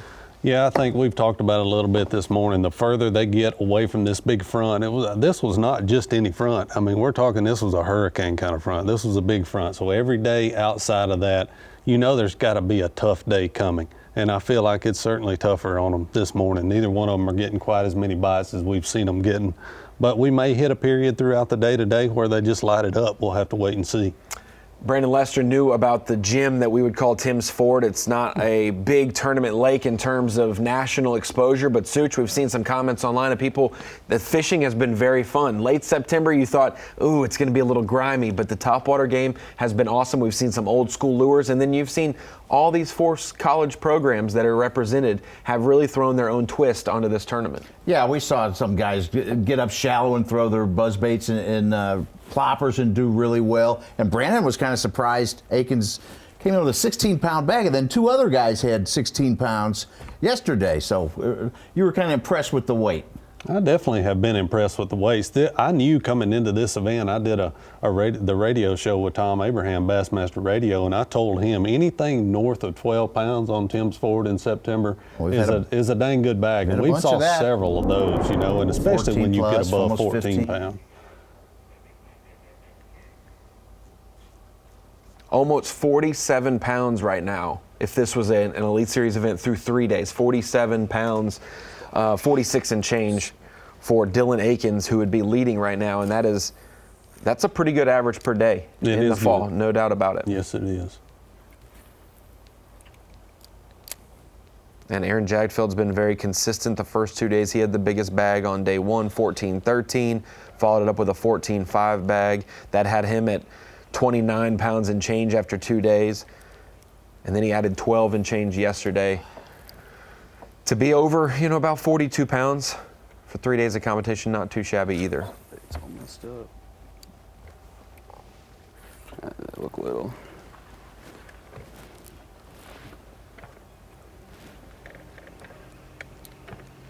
That bigger one.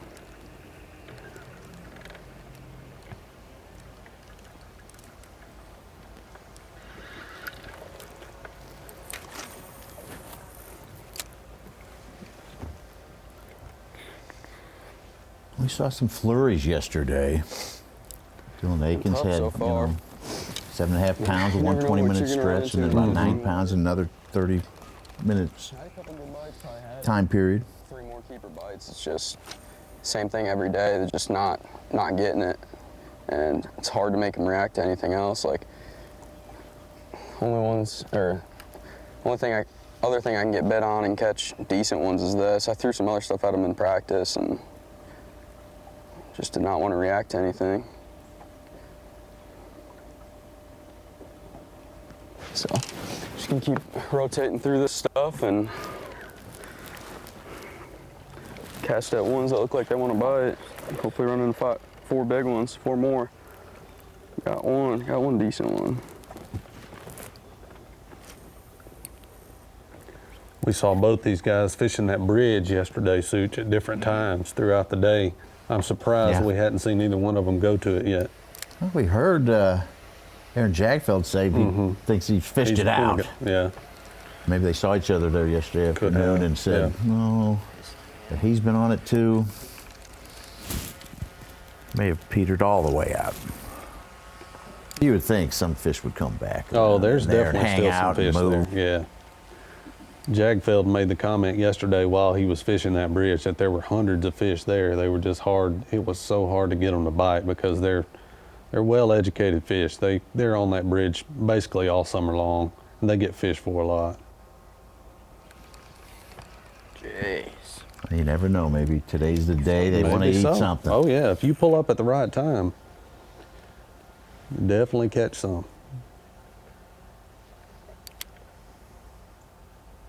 Is there any moving water near that bridge at all? No, not really. It just sits right out in the main body of the lake, and it's just a good little.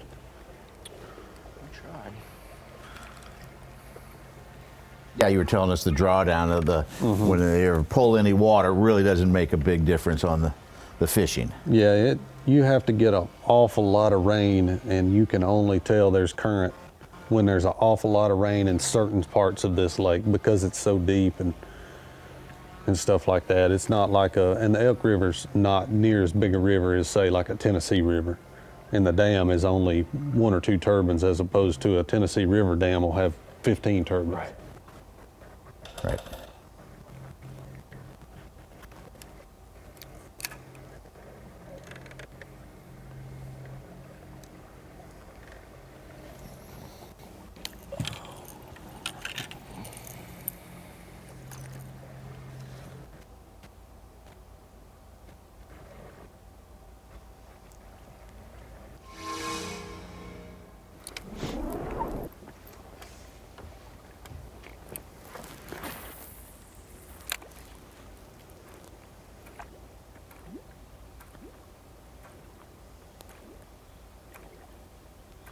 Come on. It's a big smallmouth. Gosh, I don't know why these suspended ones are being weird now. course, my bait's messed up. That'd have been a bonus fish.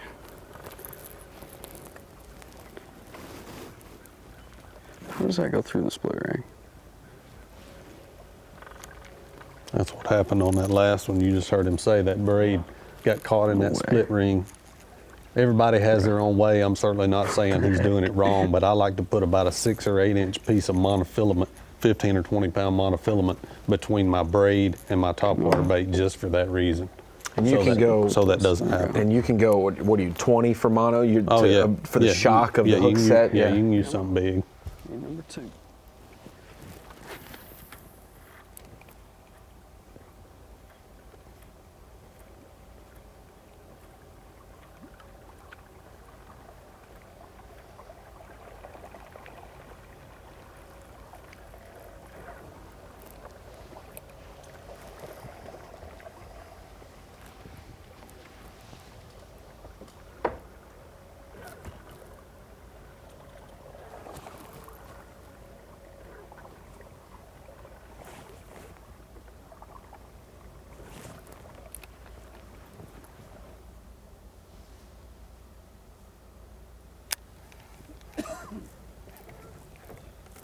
I don't know if Aaron gave the true and genuine shallow pocket. He didn't give it enough run. He didn't give it enough time. You get half a creek pocket. Yeah.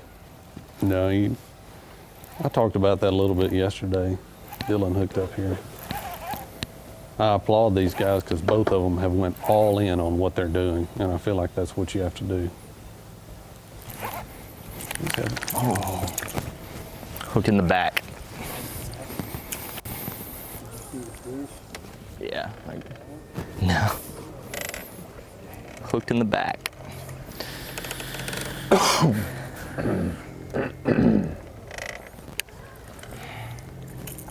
Not much you can do about that one. It was just going like this. It was just.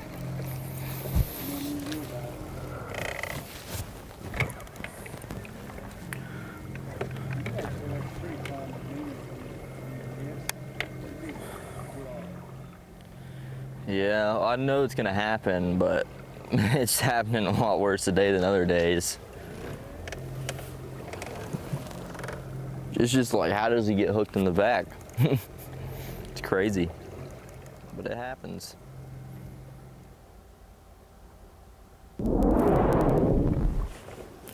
Ton of brush on this bank. Bait everywhere. Just need to see a pot of them. Seen a lot of singles today and a lot of groups of them.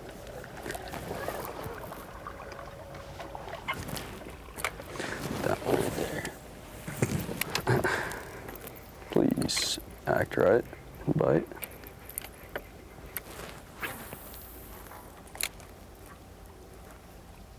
Boy, I'm feeling stressed for both these guys. Mm-hmm. It's a stressful situation. Like you said, Brandon, it is. These guys to go all in on their deal is very cool to see, but the one who, I mean, if you could go channel Blanton's bite and catch a big largemouth today, like that'll put the fear in your competitor. They don't know. Oh, yeah. To have a 4-pound largemouth or something, that would be leaps and bounds of relief. Obviously, being a guy that's from there and has a lot of experience there, the bank would be calling my name, but these guys don't know that. You know, these guys haven't caught thousands of fish on a buzzbait on Tim's Ford, so they don't know that. You think upriver the water conditions look much different? Like, is it going to be muddier, or is way it just up going there? to be way up there? Once probably you get got some farther than where Garrett went the other day. Yeah, I think so. Yeah. 2 anglers dedicated to their pattern. Aaron Jagdfeld trying to catch up right now. He doesn't know it, but he is trailing Dylan Akins by a slim margin. Who will win the College Classic bracket? We'll find out in just a little while. Final day of the college fishing season. It all comes down to this. This is what they've worked hard for since January, to make it to the bracket at Tim's Ford Lake and to advance far enough in the bracket to possibly win. Our live coverage this week brought to you by Lose.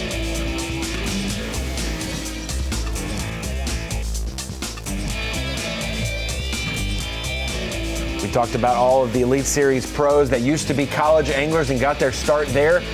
A guy who almost won Progressive Angler of the Year this year, Jacob Fouts, was in the lead going into the weekend of the final event.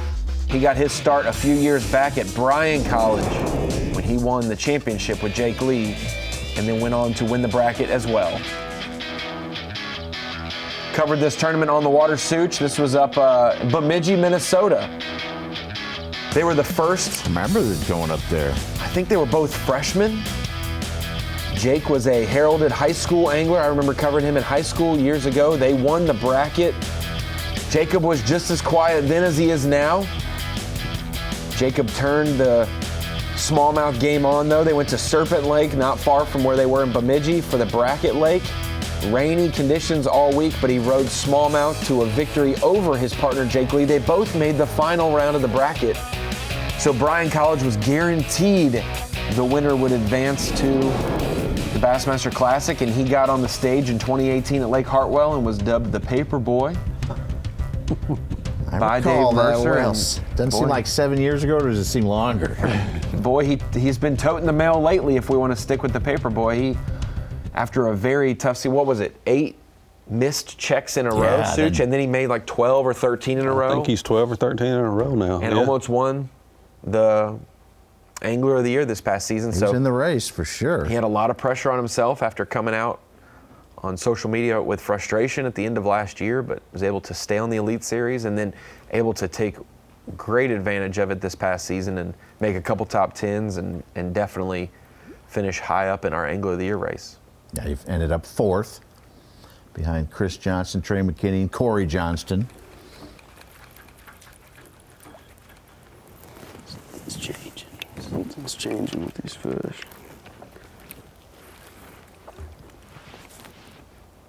Such, we were talking about this during the commercial break. It looks like Dylan Akins has a third keeper, and we will probably get to see it. I know service is spotty, so we will probably get to see that one, but he has widened the margin just a little bit for those who were adamant about keeping up with Bass Track online, watching at home. Got 3 fish, it says, for 6 pounds, 12 ounces, 4 1/4 pounds ahead of Jagdfeld, who is still on 1. The 2.5 pounder caught about an hour ago. I still think Jagdfeld has the biggest fish of the day so far. His smallmouth was bigger than bigger than Dylan's first smallmouth and definitely bigger than the largemouth. But the largemouth, he didn't really take too much time for it, so it could be around that 2.5 pound range. Yeah, that largemouth, that second largemouth was a pretty nice one that Dylan caught. Straight in the box, that one. Yeah. It's always hard when they grab them behind the back and they don't open their mouth, because you get to see the full side of them when they open their mouth up. And Good largemouth. Dude, like, are you serious?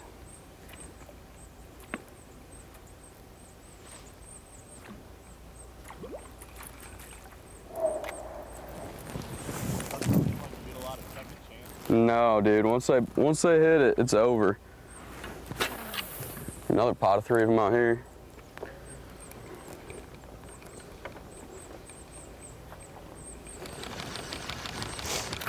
haven't seen any fluke style soft plastic jerkbait topwater catches or just under the surface for these fish this week. First day we covered, Caleb Hudson, he caught a few on a chartreuse soft jerkbait. Okay. Remember that, Such? Yeah. But yeah, chartreuse. Being a South Carolina boy, I would assume that, so that's good. We have not seen any soft jerkbaits since then. We've seen Jagdfeld going back and forth. You see, he just picked up a walking style topwater bait as opposed to that popping style. We've seen him going back and forth between a couple of different styles of topwaters. He's just trying to get dialed in. He's had a lot of fish. Both guys have had a lot of fish this morning just come up and smoke their topwater and just not get hooked. They're not committing to the bait today.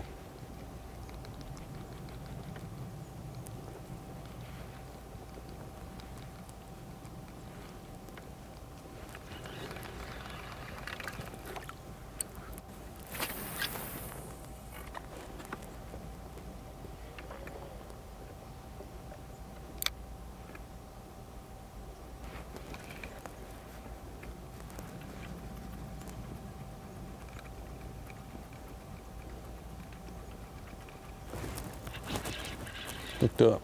I don't know.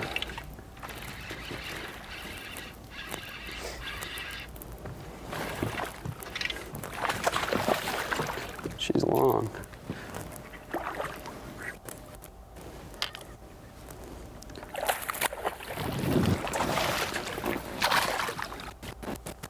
Long, skinny one.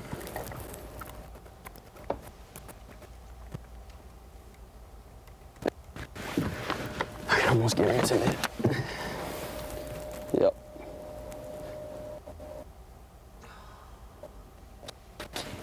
$17-incher.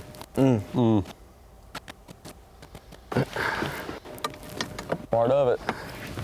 Catching fish, getting bites, just got to connect with them.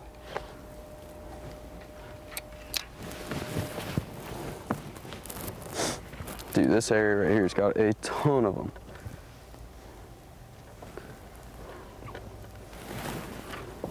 Two under a bait ball right here. We're coming back through this area later.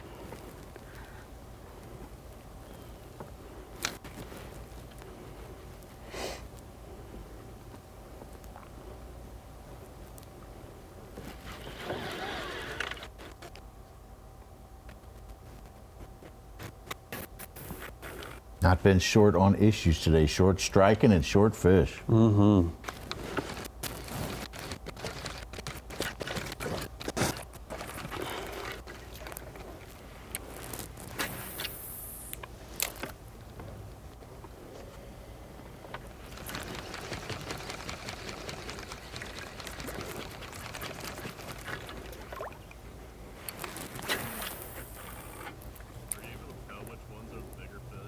Yeah, they just look a little bigger on live scope. Come on. That might be a good one. Stay on there.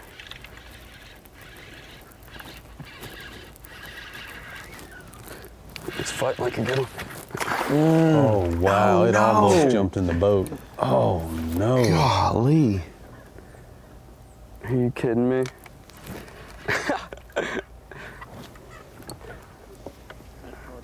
Part of it, man. Just happens. Comes up and comes off.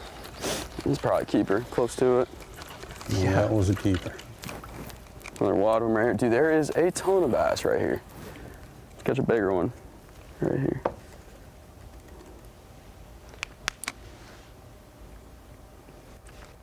Been seeing a lot of singles today, Brandon, but he's now looks like he's found a group or a pod, at least where if they are singles, they're at least near other singles. Yeah, I'm trying to. Oh, that's a nice one. Golly. That was a nice one there. That's just a tough break. That fish came up right as he was switching sides with his rod, and that fish just got that hook turned just the right way and threw the Tell you bait. what, I think we're doing the right thing. I mean, we're getting the right bites. I mean, that was a good one, and had some just miss our top water, so just gonna keep rolling with it and just need to fish clean and get some of them in the boat. I'm not really too worried about it. I mean, not much you can do about that. It's not like I did anything wrong. You just jump next to the boat and threw the hook. Like,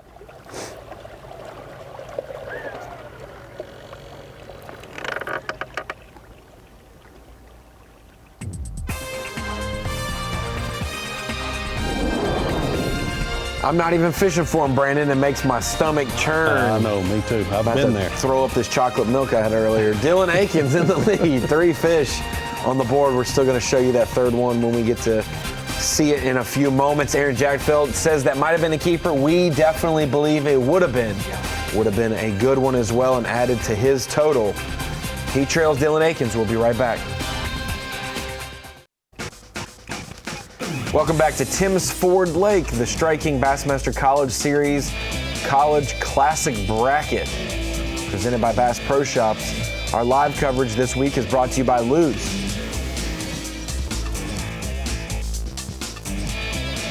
Found that somebody's dreams from a small child will come true today. What is your first dream of your classic? Right? Aren't they still small children? Well, What age are they no longer grown man, small Ronnie? They're grown men, but they seem like it to me, I guess. I'm 12 years on the elites and 36 now. When did you first dream of classic? Oh, Jagdfeld's hooked up Again. Well, he's hooked up again. He is in an area that's got some fish in it, no doubt.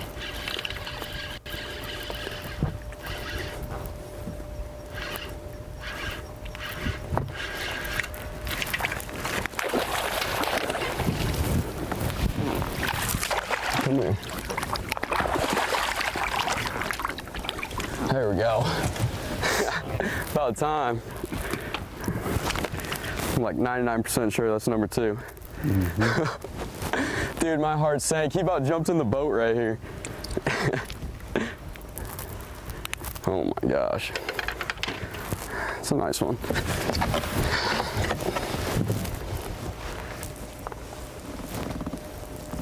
18.5. It's a good one right there. Another 2.5 pounder. Come on. 3 more. 3 more like this.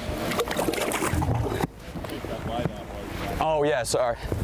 I totally forgot. Dude, they are loaded on this stretch. From here all the way back to that creek, there's a ton of them. There's 14, 15 pounds from here to there. Yeah, just fishing new water, just ran into this little stretch of them right here. That is not what Dylan Akins wants to hear for sure. I should probably retie. Aaron, you get right in a hurry here. I don't want the next thing to be a break off on. So is that 282 as well?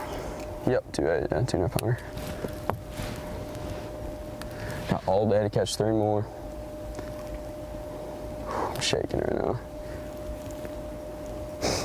Yeah, so pretty much the beginning of this week, like I said, I was catching them on topwater, but I was also catching them on a Demiki. I've been throwing the BMC hybrid head. I was throwing a heavier head, which is what I like to do because it makes you more efficient and you can cover a lot more water. That's not good, there's a knot up there. And you can cover a lot more water with like a 5/16 or even going up to like a 3/8. But these fish are a little bit slower than some of our northern largemouth or northern strain fish. So downsized yesterday to 3/16 and been able to catch them better on it. But most of them aren't really getting it crazy good. They're kind of just coming up and pecking at it. So.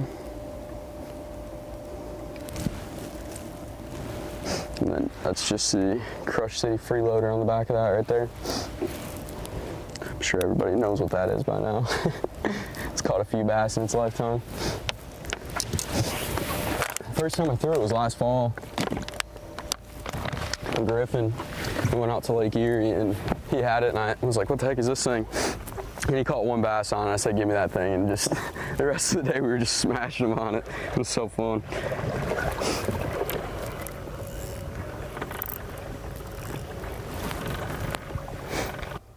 Fish got him fired up. Mm-hmm. Yeah, he's feeling it now. And that's the thing about the bracket. We know the results, everyday competition, but when it's 1v1, it's always a lot more pressure watching the show. It is pressure on these anglers as well, but they know I can be down by 12 pounds right now. It doesn't matter. If I get to my 15 pounds at the end of the day, that's what matters. And so we see them behind early, but a lot of these anglers have shown, I might be young, but they're pretty stoic in the face of a dilemma, and that they can come back in the end of the day. So Aaron's ultra focused. 2 keepers for him. He's lost some, missed some. Stopped right there. Says he's seeing a lot of fish right here too. I'm looking for landmarks up on the bank. I can't tell exactly where he is. I think he's fishing out in the main body of Lost Creek. Recognize that house, don't you? That happened. Things should. I'm pretty sure he's just out in the main part of the creek. Fast.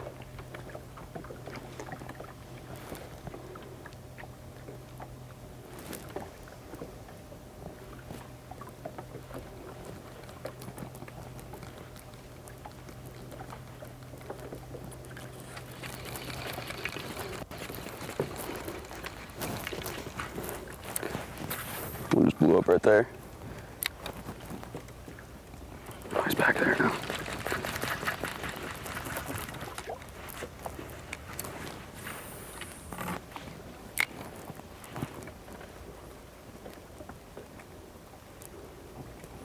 Come on. It's a big one, dude. It's a real big one. There are so many fish right here.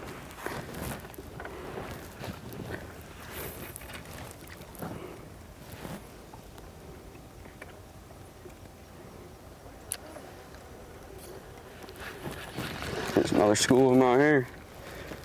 Oh my gosh, dude. There's a good bag sitting in these couple 100 yards right here.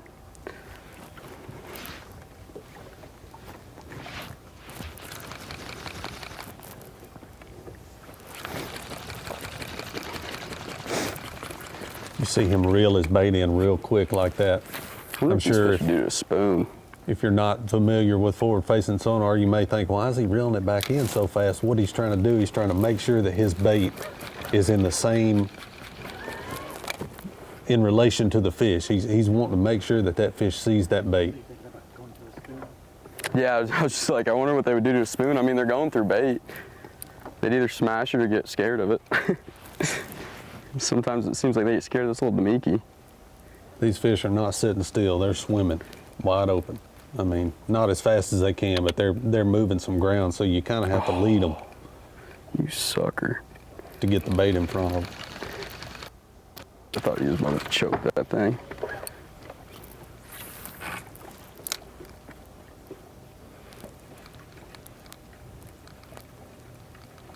Come on. Things could go down here, dude. Aaron, what determines what you're going to throw? Like a fish.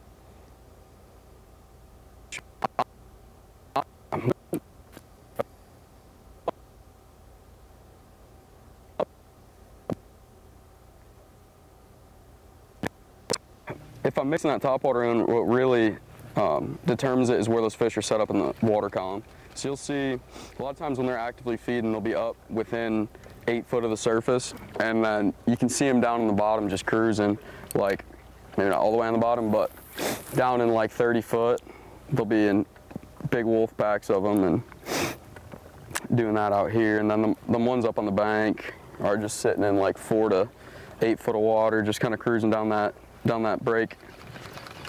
And I was throwing topwater at them yesterday and getting them to eat it good, and today, not the case. So I'm probably gonna lock this Damiki in my hand for a little while. That's what I just caught that last one on and lost that other one that was probably close to being a keeper. So I think they're eating it, and this little stretch right here has them, but don't want to spend a ton of time if they're not gonna bite.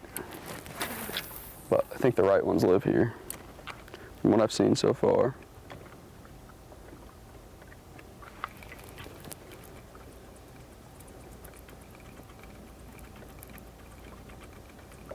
So close to biting it, dude. They become one with the bait on live scope. Dude, I'm just making conversation. So what determines your choice of the Damiki versus the spoon in this situation right here? So these fish are set up a lot lower. Like I'm seeing them down at 16 foot right now. Come on, come get it.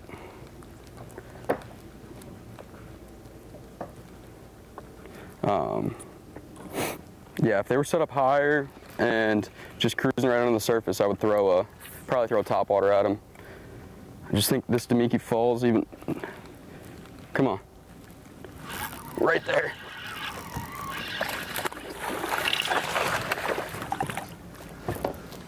I think it's a little, but.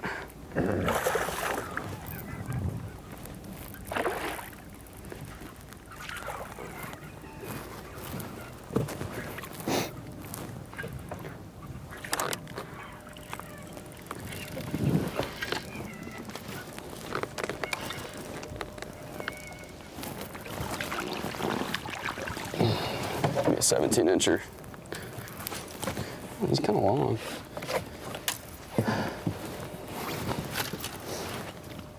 Yep, 17.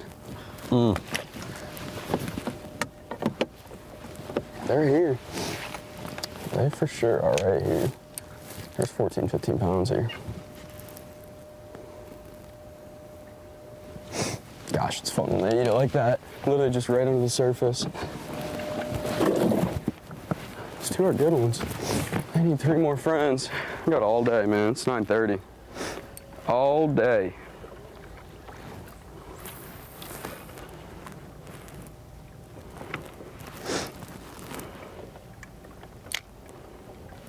Gosh, I'd love to grab one more out of this area before we leave.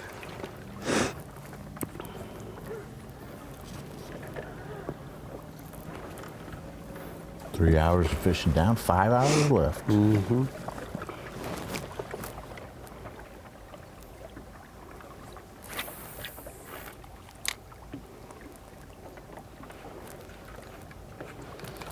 You know, he's pretty optimistic now, having all these fish around him and catching a few, even though some are short. Wondered what his outlook was when, you know, he looked at Dylan Akins' weights over the last 2 days, getting 16 pounds, and his weight was going down. I don't know if you say, yeah, the slate's back at blank, so I got as good a chance as him. Yeah, I think that's what probably made him make that decision to go fish new water today. He knew if he was going to have a chance to win this tournament, because he's banking on Dylan Aiken having another 16-plus pound day. So he knew that's what you got to fight against, pretty much, thinking that he's a 16. That's right. We've seen some anglers in the bracket in years past that have made different decisions and ditched consistent game plans, chasing their competitors' fish.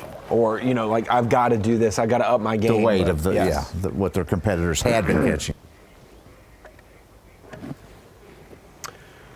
Jagdfeld just let go of fish in the 17-inch range. If it was an 18-incher, it would have been his third keeper of the day, and that would have kept pace with Dylan Akins, because Dylan Akins, earlier we mentioned, put a third keeper in the boat, and this was it. About a half hour ago.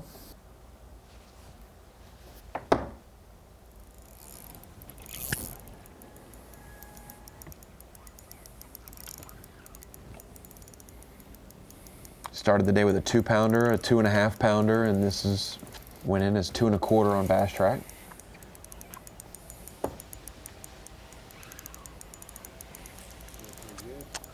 I think you just put goofy. Yeah, it's gonna be close.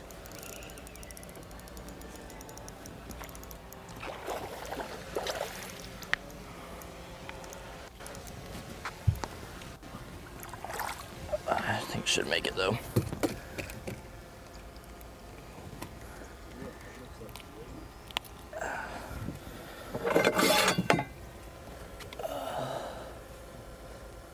Touches.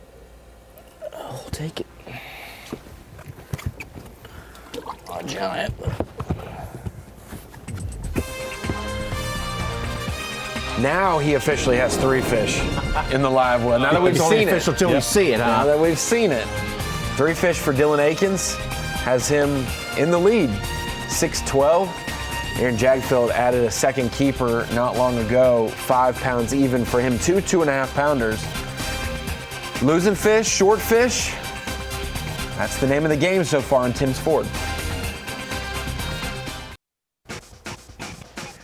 Strike King Bassmaster College Series Classic bracket.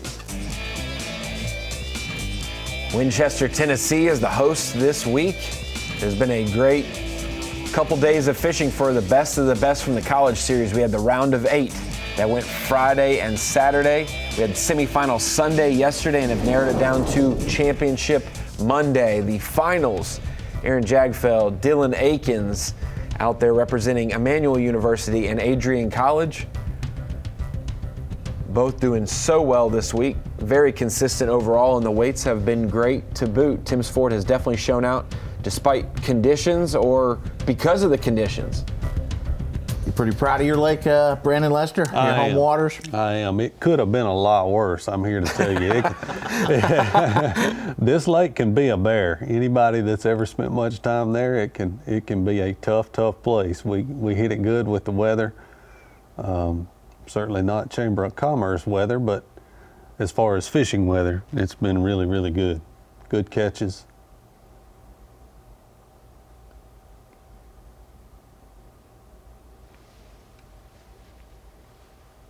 Look like on the map that Dylan has made a little move here closer to where that bridge is. I'm sure he's headed that direction. He's right out in front of Tim's Ford State Park right now, fishing out on a big island. There's a big flat that rolls out off of that island, and I think he's out off the end of that flat looking for some roaming fish.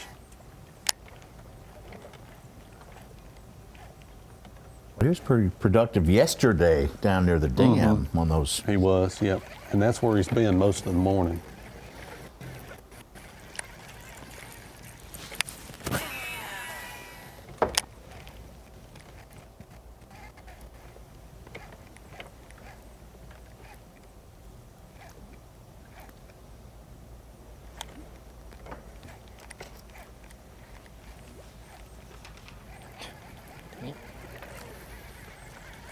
does not know he has a lead, but yesterday at this time he had about 13 pounds, a limit. He called up a little after 9, again at 9:10 or so. And then it was a while before he caught his 10th fish around 10:30, and his last call was close to 1 o'clock. Oh, okay.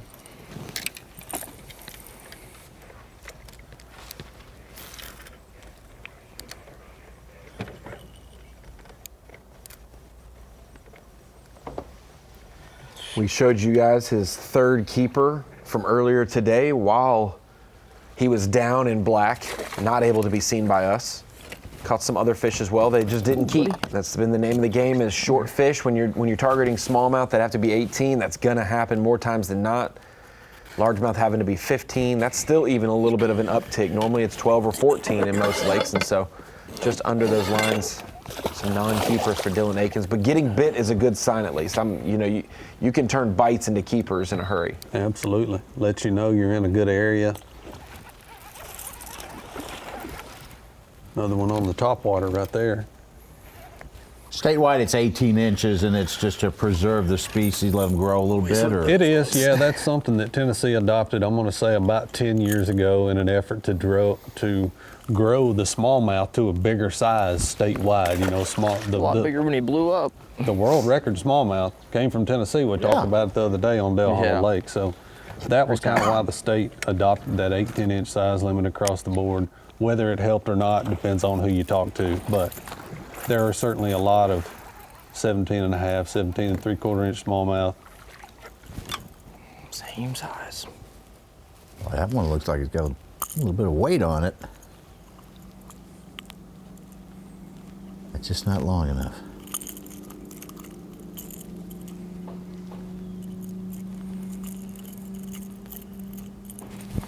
Measure you just to make sure.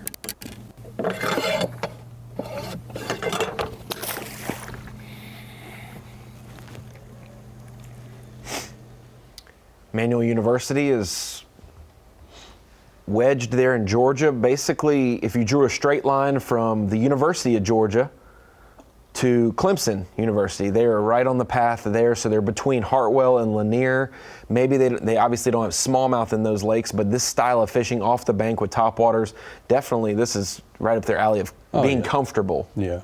Yeah, this is right in his wheelhouse, and I've talked about that a lot this week. You can tell when a guy is doing something that he has a lot of confidence in, when he knows what he's doing, he knows what he's looking for, and that's what we've seen shine this week. Much.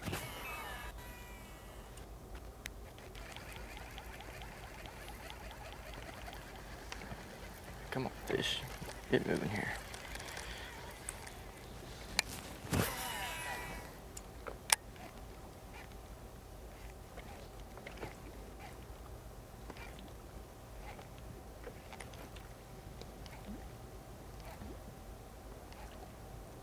By now, everybody's seen the footage of his misstep yesterday. It was funny that after he fell in, Was it funny? he said, well, no, what his reaction of, "You're welcome, Bassmaster Live." It's always good when that happens in the FS1 window as well. It's always a great thing. He probably was not laughing at the time, but I promise you, he will look back and laugh at that. So did we evaluate and break down? Because I have a theory. Obviously, he's got rods and they're strapped there. That butt seat, though, you put a little pressure on that thing and that thing spins on you, you can be out of the boat, stepping on the gunnel, it's wet, whatever. Did you break that down, Brandon, what you thought? I think he tried to put his foot on the side of the boat and his foot slipped and he just went. I don't think the butt seat had anything to do with it. No, yeah, it said it was wet. He slipped, lost balance. I liked when he was in the water, he turned and looked right at the camera. You got to check out his look again when we run that again. Saw him swimming Looks, crazy. the look on his face of, oh, dang it. He landed the fish, but it didn't measure. Come here. You're welcome, Bass Live.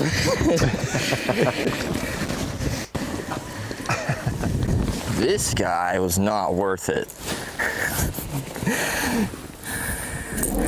I think I heard in the clip you said, at least it's not cold. That's always the biggest fear, is being wet and cold. That's the worst right. combo. Yep.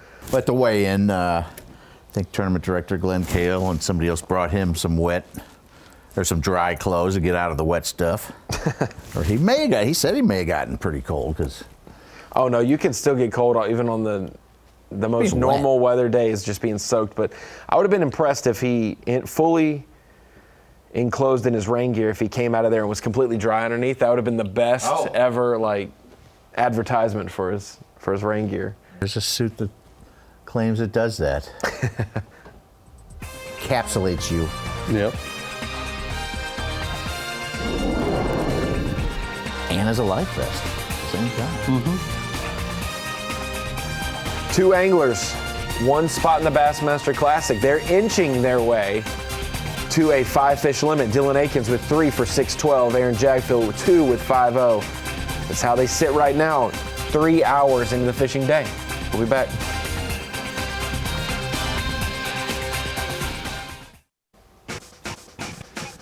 Welcome back to the 2024 Strike King Bassmaster College Series Classic bracket at Timms Ford Lake. Presented by Minn Kota, Bass Pro Shops, and by Skeeter Boats. 3 days of coverage here, Saturday, Sunday, Monday, to see the 8 competitors get whittled down to 4 and then the final 2. We've seen both of these anglers deal with their own issues today, losing fish, having short fish. Still within the, 1 hook set can take the lead for Jagdfeld, and Akins is holding on by just enough right now. 3 fish for him and Jagdfeld with 2.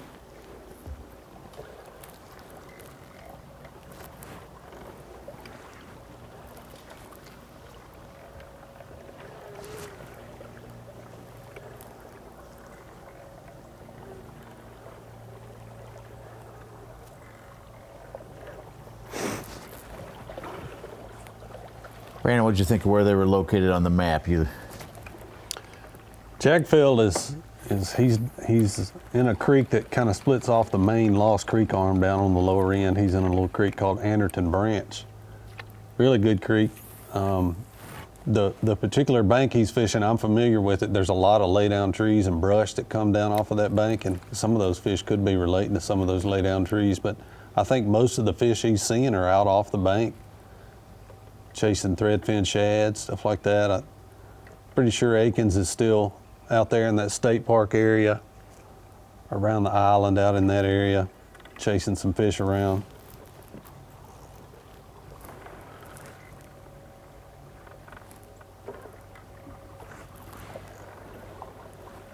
Said a lot of laydowns. Would you be interested or thinking he should maybe give it a shot? I would definitely throw my top water over the top of them from what we've seen this week. Right. We've seen some big largemouth come out of the ends of some laydowns, so I would definitely give it a shot. And I'm sure he's keeping that honest.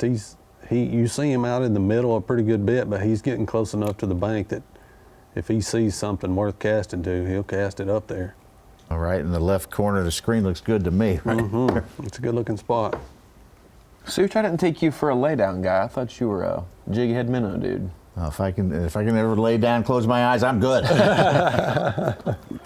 Take a nap. Oh, that's not what you're talking about.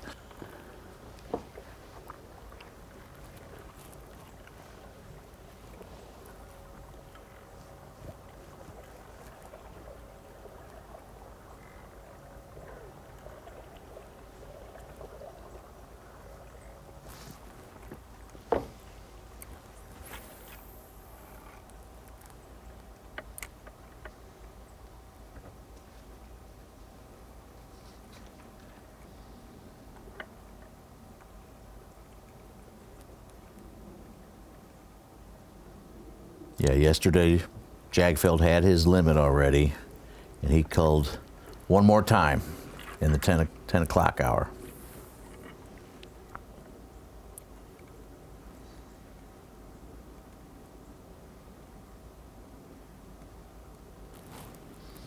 Akins, I think, was catching fish most of the day, but he only culled 11 fish on the board, and He got rid of all his little 1.5 and 2 pounders and Any of these casts. 2 8s as well. He called till 1 o'clock. You just have no idea which ones are going to bite. And you think he laid off a little bit, Brandon, once he kind of got to that good ones. 13, 14 pound range?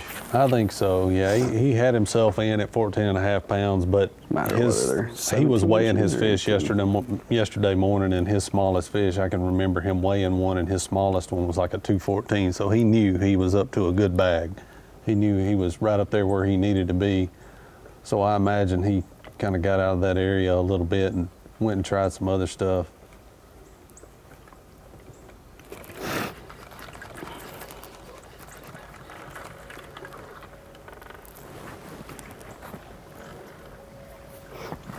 Caught a decent one in practice off this point up here. But I know it's been getting pounded because every time I've been in this creek, I've seen somebody on it. I think Dylan was on it this morning.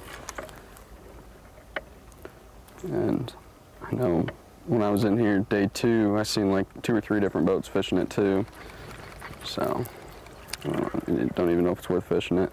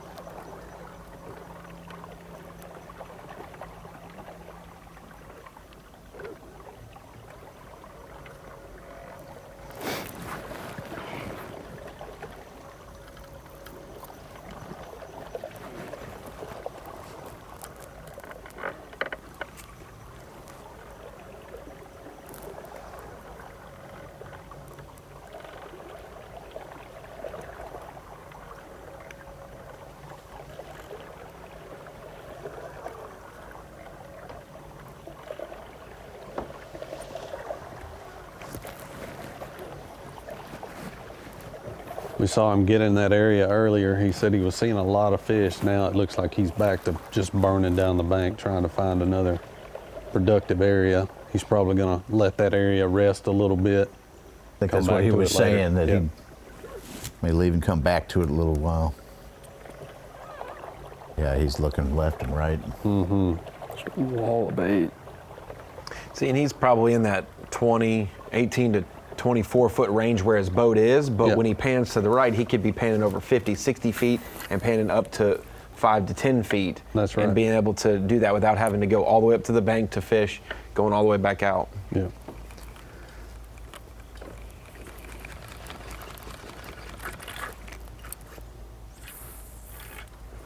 Oh, we're about to wrap up our 3rd hour, Dylan Akins. 3 fish, 612 on Bass Track, maybe a little bit more. Aaron Jagdfeld, 2 fish, 2.5 pounders.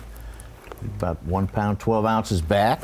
Yep. I think getting the limit's going to be pretty important today. I think so today. Tim's Ford is kind of showing its true colors today.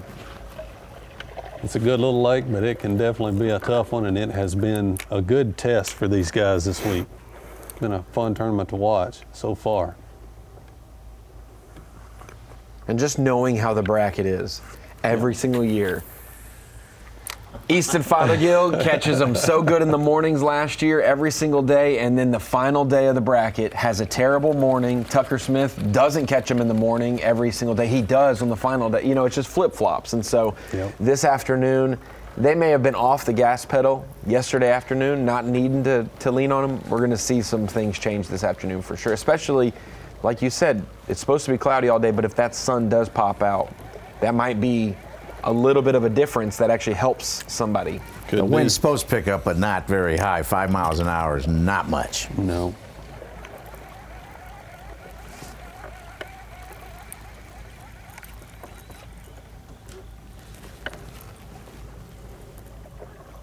Let's see who figures it out. It'll be a test that Classic berth will go to the deserving angler. Absolutely. We'll see how it unfolds as we hit our midday portion of the show. 3 hours of live coverage in the books, and like you said, Such, they've been about 3.5 hours or so of fishing, and they're almost closing in on their midday portion. Gosh. In years past, they used to say, hey, do you want to know what your competitor has midday? But that was with the catch weigh release, so they would have accurate weights. Judges out there. This year, it is the 5 fish limit like it's been, but put them in the live well and bring them to the weigh-in. So everything's unofficial until then, and we will see. Obviously, until they get a limit, we know Dylan is in the lead because just 3 fish over 2 fish. I remember right certain now. guys say, no, I don't want to know. The one thing I remember is Lewis. Tristan McCormick staring down, was it Tucker Smith? Yes, they were right beside each other Well, Tucker, all morning, and it was absolutely incredible the comeback Back and he forth. had. Oh Yes. my gosh. Yes. Tucker Smith has talked to him at the Bass Fishing Hall of Fame. He is close to becoming an Elite Series angler. He's 3rd place in the points. He'd have to have a really bad tournament to miss out. He just pretty much needs 2 nice Guys like Tucker and like Easton and like Cody Meyer, a lot of our top competitors in the in the points race for the Opens love Lake Hartwell. So Right. we'll see how it goes down to the wire there. Aaron Jagdfeld trying to make it to the Opens next year, trying to make it to the Classic as well. Dylan Akins also has that on his mind. Win today, be better than your competitor today, and a dream come true can be accomplished by you. Make the Bassmaster Classic, fish at Ray Roberts next year, and get the stare down at the boat ramp from Brandon Lester. I think that's what a lot of those guys are thinking about, watch out. you know?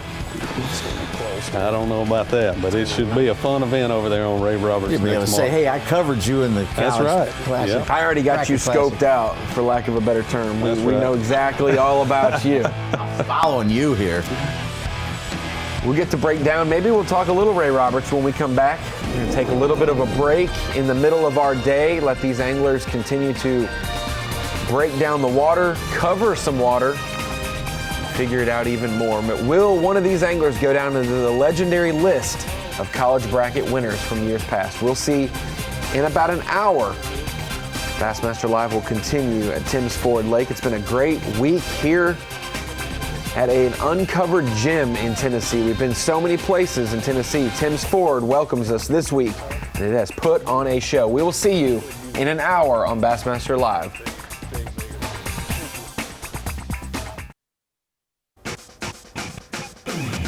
Bassmaster Live here for the final day of the 2024 Strike King Bassmaster College Series season presented by Bass Pro Shops. Live coverage this week brought to you by Lew's here on Timms Ford Lake, Winchester, Tennessee. It has been a fantastic couple days of fishing. We have narrowed it down to just the final 2 anglers of the college fishing season. Ronnie Moore here in the Bassmaster studio, sponsored by Marathon, joined by Elite Series champion Brandon Lester, and Mike Sukon's won some award somewhere sometime. Appreciate y'all joining us, holding down the fort the first few days of competition. And guys, going into the afternoon, we know this final bracket matchup, it may be slow going for these 2 anglers, but at some point in the day, it's going to kick up and someone's going to go through a flurry, and that could be the flurry that gets them to the Bassmaster Classic. No doubt about it, Ronnie. You know, the last few days of this event, we've really seen that morning bite really set the tone for the rest of the day. They've been doing a lot of their damage that first half of the day, but today it's kind of looking like it might be kicking up a little bit this afternoon. We've seen a few catches here lately, and I think we got one guy that might have even filled out a limit. So we will get to that and more. Such, we've talked about it. Some of these other bracket matchups in the past, it's been a 10-pound to 2-pound deficit for these anglers, and then all of a sudden that guy who's way behind catches up. Can that be the thing for Aaron Jagdfeld? We've seen today? some turnarounds and turning the tables for sure, Ronnie Moore. But I got the news. Dylan Akins filled his limit. His last fish was a 3-pounder. He's got 11-14. We're going to get to it. We're going to get it fed to us, and we're going to see that in a little bit. Mr. Aaron Jagdfeld needs to catch 3 more fish. His 2.5-pounders, he would be right there, maybe take the lead with 2 2.5 pounders. Where's the Skeeter Boats BFA when we need it? When we I just did know. that would have been perfect for a limit fish. But appreciate you guys joining us. The final 3 hours of Bassmaster Live and of the college season happening right now as we take it out to the last 2 anglers. We'll show you how we got to the afternoon portion by showing you what happened this morning in our Strike King rewind from Aaron Jagdfeld and Dylan Akins morning this morning. And guys, coming off the last 2 days, Aaron Jagdfeld knew he had work to do because he started out strong on Friday and Saturday with 14-pound bags, but yesterday Brandon took a little dive, 12 pounds and change. He knew he had to get an uptick again once again. It's gonna be real. First 3 days of this event, he did most all his damage up on the middle part of the lake in a creek called Big Hurricane Creek. There we go. And you could tell yesterday it was a real grind for him to get his limit yesterday, and he knew he had to, going into today, he had to find a new section of the lake, do something different, and that's what we've seen him do today. Covering a bunch of water. Both anglers extremely confident in what their deal is, the pattern that they've developed and found out. And for Dylan Akins, he has been so strong. 16-pound bags, which is a great bag in the fall at Tim's Ford, given the conditions are opening up for that. But Brandon, very confident for him, day by day, hour by hour, that this is still going to hold up.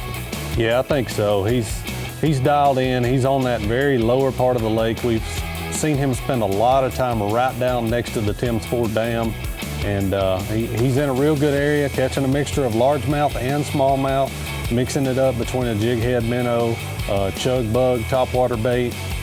He's catching them. Both of these anglers will be putting their college on the map. The opportunity to go to the Bassmaster Classic will be the first time for Emmanuel University or for Adrian College to be represented at the Bassmaster Classic and on the Opens for 2025, and 5 fish separating you from a Bassmaster Classic berth. Brandon, have you thought about that going into the final event of an elite season, that, hey, I'm just 5 fish away. Like, I just got to catch a limit tomorrow and I'm in the Bassmaster Classic. That's after a long season, but head-to-head, final day, knowing just 5 fish, it's simple as that. 5 fish and I could be in the Classic. Yeah, it's a big deal. I know I've been down to the wire several times when I've qualified for Classics. My first Classic I ever qualified for back in 2014, that was my first year on the Elite Series, and I was able to qualify for the Classic that year, but it went down to the very last day. I was right on the bubble. And I tell you, I can feel these guys' pain. It's a lot of pressure going out, knowing you're 5 bass away, but you have to catch them. And you don't want to get this close and let that opportunity slip through your hands. We're out to Dylan Akins. We remember some of the second place guys, but we don't talk about them a lot. We get to meet them at the Classic, Yep. the champs, and Awesome bite right there.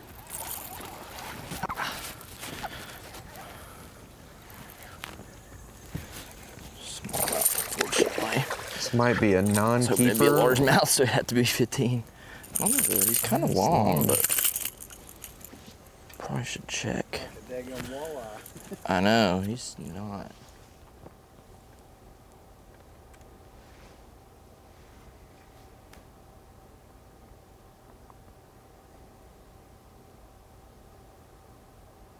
he's been very calm all week. Except when he fell in. Hey, I'd say that a lot of other people would have treaded water a lot worse, and he was pretty calm getting back in the boat yesterday.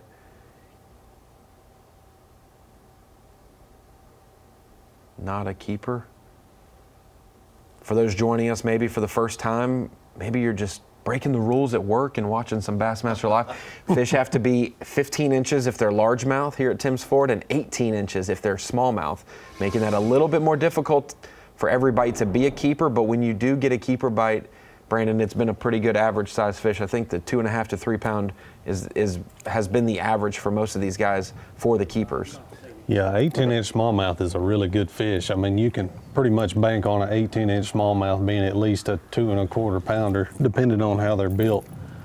Our smallmouth in Tennessee are not built anything like the northern smallmouth, where an 18-incher could be a 4.5 pounder, but back in Tennessee, they've got a lot bigger mouths, a lot skinnier bodies, but still an 18-incher can be anywhere from 2.25 to 3.25 pounds. Is there any time of year when they're fed up and they're a little bit fatter looking? The fattest they'll get is in February and March, right before they get ready to spawn. Okay. They will fatten up a little bit. 18-inch would be round 3 then. Mm-hmm. Yep.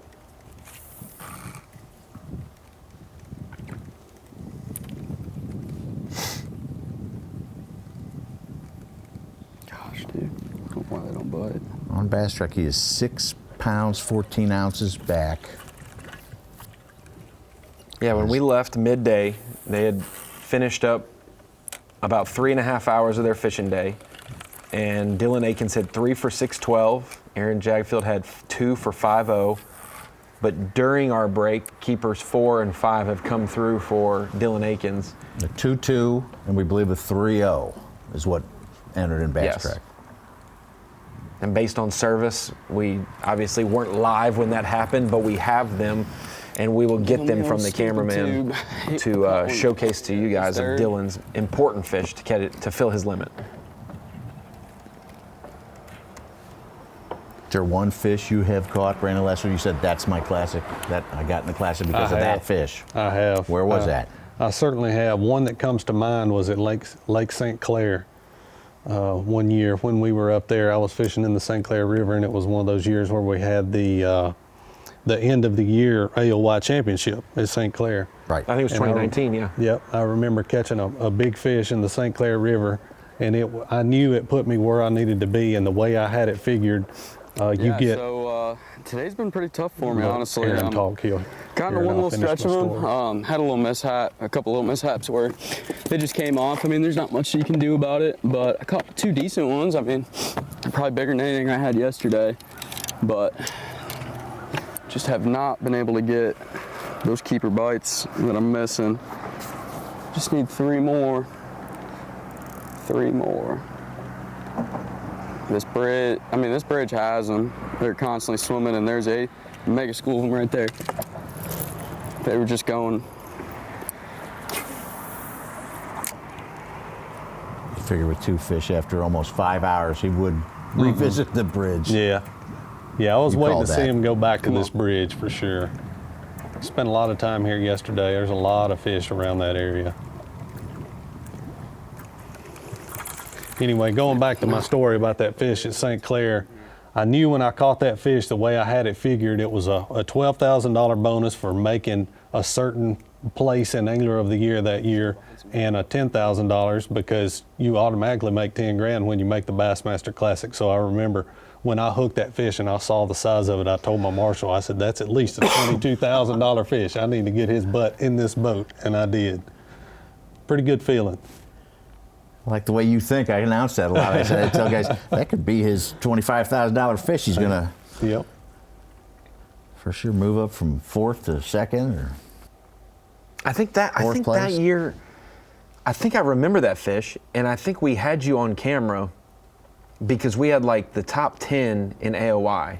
I think so, yeah. And you ended up moving up much higher and made more of a bonus because you did well, but it was one of those things of like, there's 50 anglers, there's only so many points, so if you catch a fish and get bottom points, then you're locked in. Right. And I think it was so close in AOY that people didn't want to finish last and drop out, but you could also still be in contention for AOY if you did well. And right. So, yeah.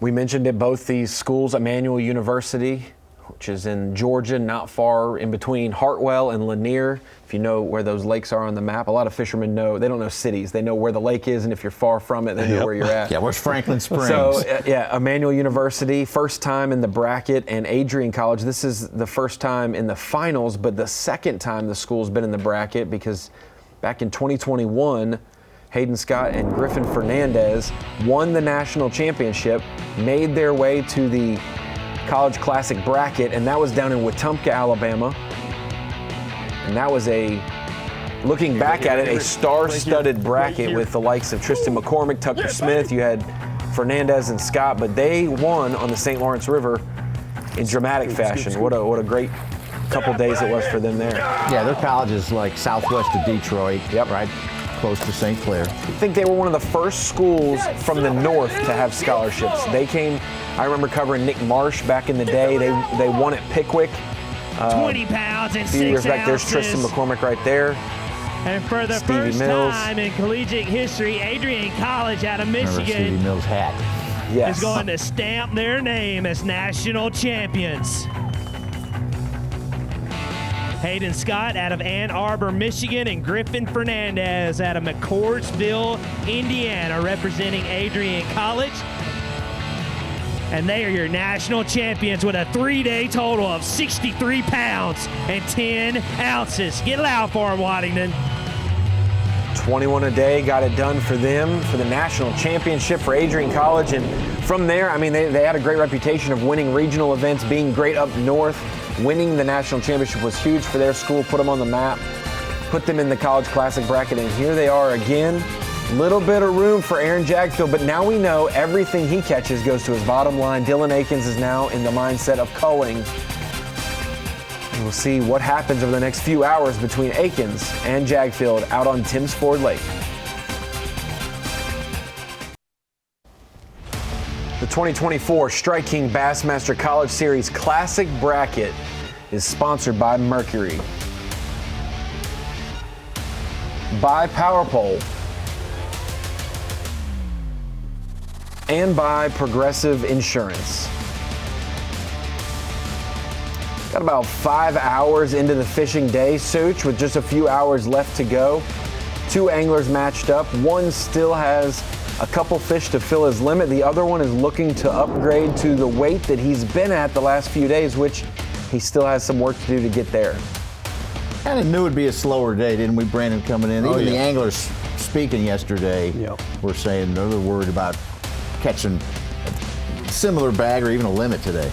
Yeah, we've lost that little bit of wind. That wind, the first couple days we had enough wind to break up that chop on the water. It's pretty much slick calm today. It called for light and variable winds on the Weather Channel this morning. I knew it was going to make for a little bit tougher day for these guys, but we've still seen a lot of fish catches today, just a lot of short fish, not a lot of real big ones. Aaron hooked up here. Feels like a good one. Stay pinned. If it's a bass.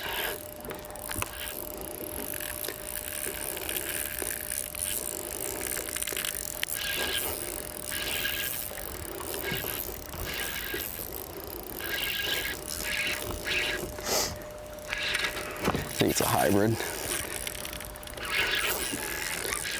Sure is. Dang. Got my heart going. They're just mixed in out here. He was thinking, I don't need a limit to catch up. I can do it with this one fish with how big that was. Yeah, you can see it was pulling pretty hard. I was worried about that. It being that close to that column, I really thought it was going to be a smallmouth, but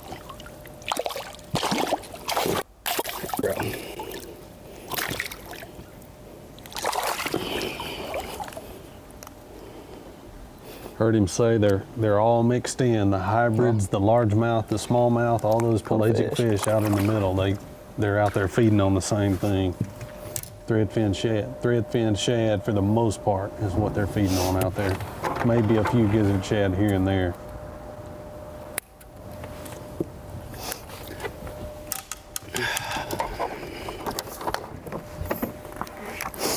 I'm gonna go to a little heavier head here.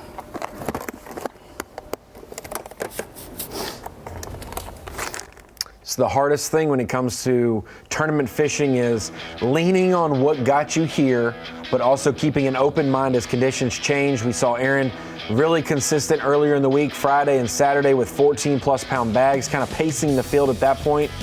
But slowly on day 2 of this bracket, guys like Dylan Akins started gaining steam, and Aaron took a little step back on Saturday afternoon and Sunday.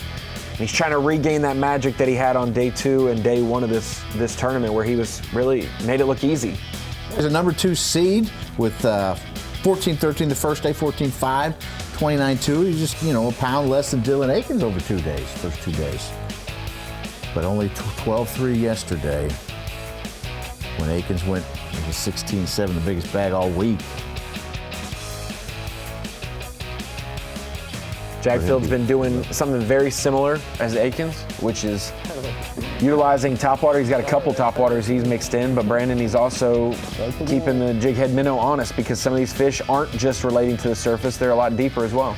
He is, yeah. We've seen him really mix it up between a walking style topwater bait, popping style topwater bait, and also the jig head minnow.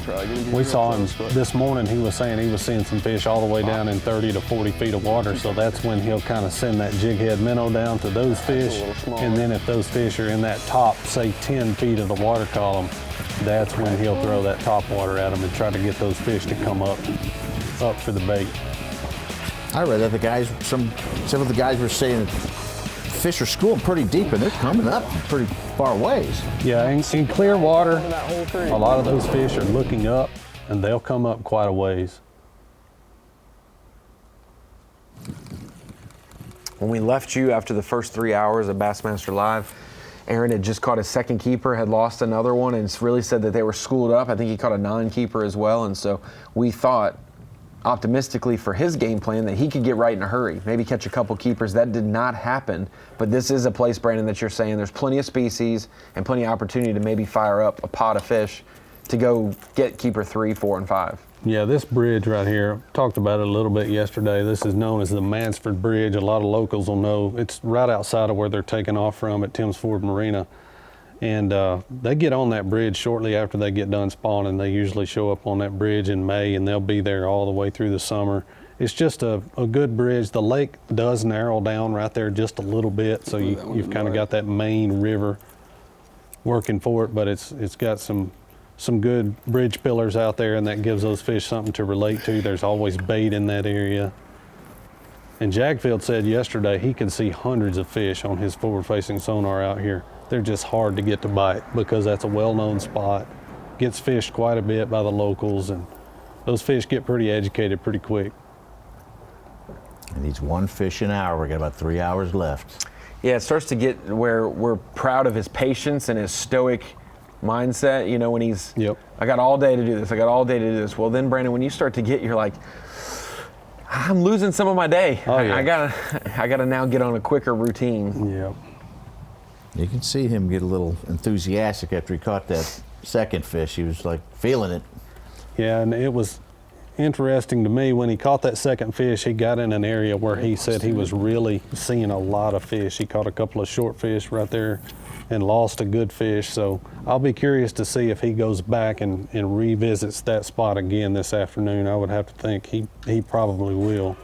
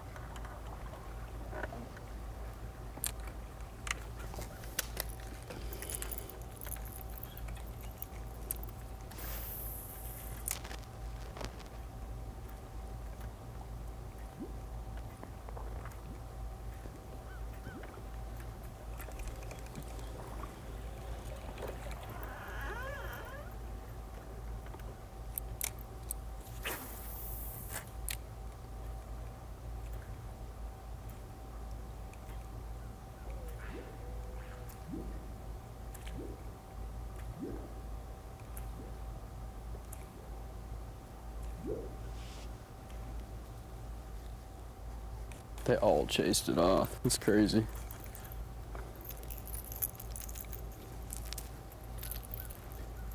Not gonna spend much more time here. Can't burn ourselves in one area. So we're not gonna bite. We're not gonna try to force him.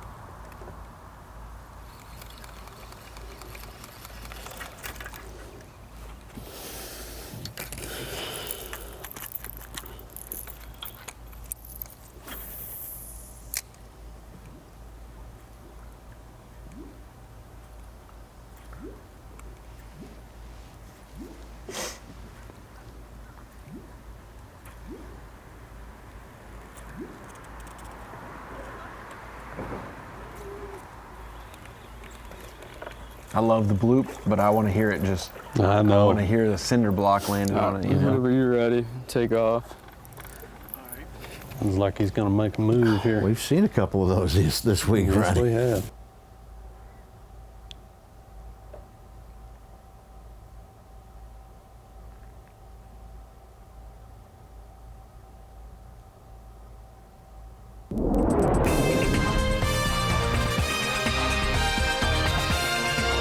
Aaron's going to make a move. He knows he's got to do something. Got to get a one on the board.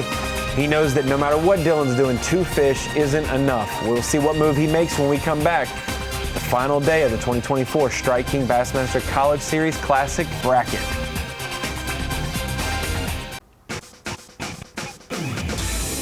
Final few hours of the college fishing season. We've almost wrapped up all of our trails. Got one more Bassmaster Open left. The Elite Series has been done. The Nation has the championship later this year. Got the team championship as well. But for the college anglers, the youth anglers, this is the last day, the last few hours. And Aaron Jagdfeld left the bridge. Would you say the Mansfield Bridge? Mansford. Mansford Bridge. Mansford, however you want to say it.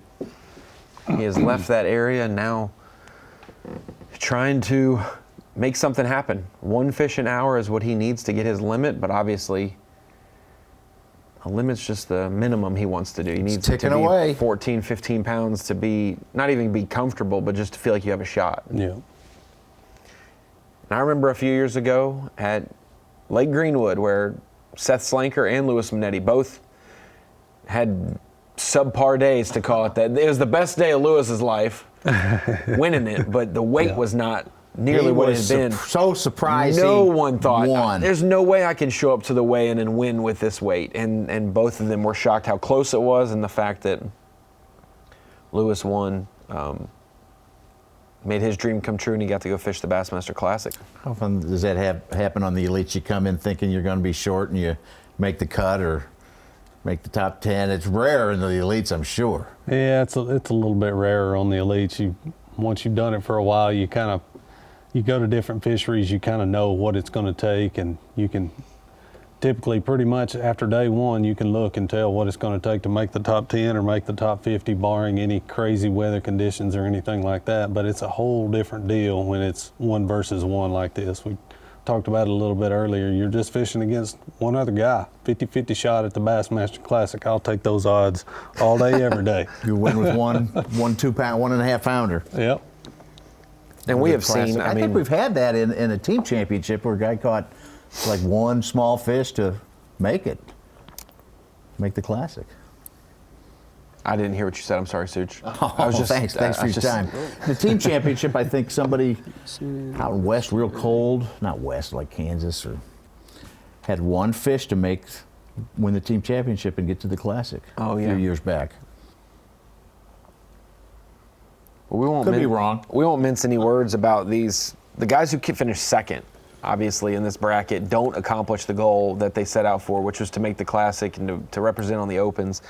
But we have seen some of the biggest names and some great anglers overall have great careers after doing that. We've seen the likes of Tyler Rivette and Jake Whitaker make the bracket and not win it, but they've made the Elite Series and plenty of like that. But the likes of Jordan Lee has finished second. Shane Powell has finished second.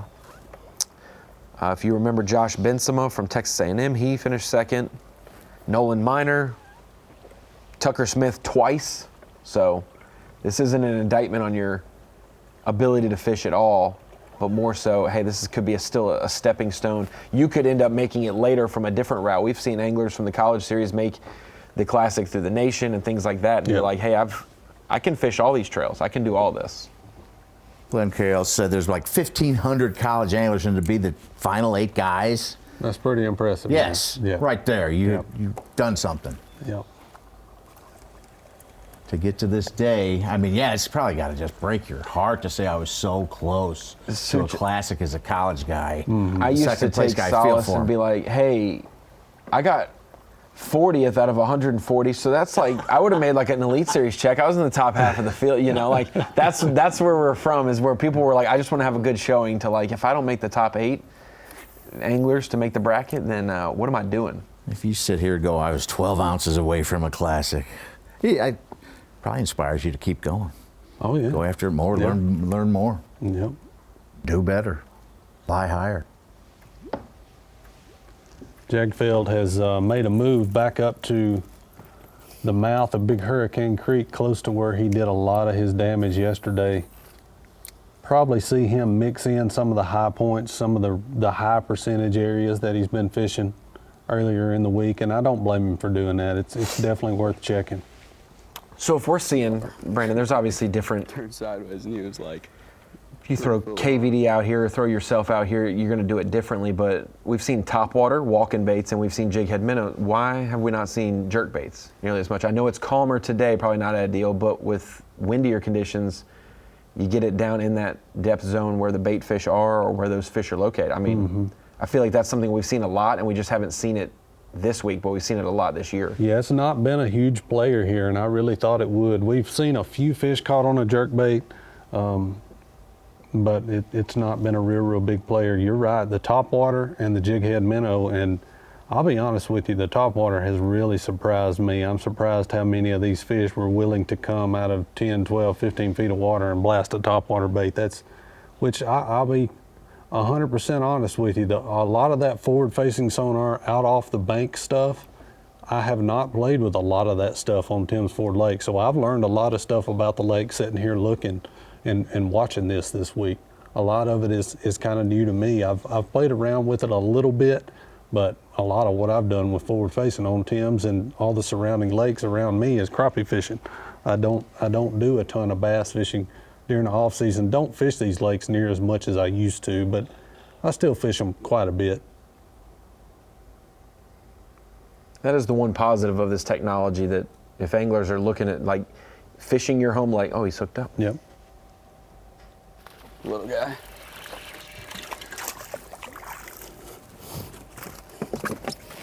Because at this point, I really just need 5 to give me any kind of chance. And I know that big ones live in this area too. Holy cow, I landed one. He was not coming off. Little dude. Oh, backflip.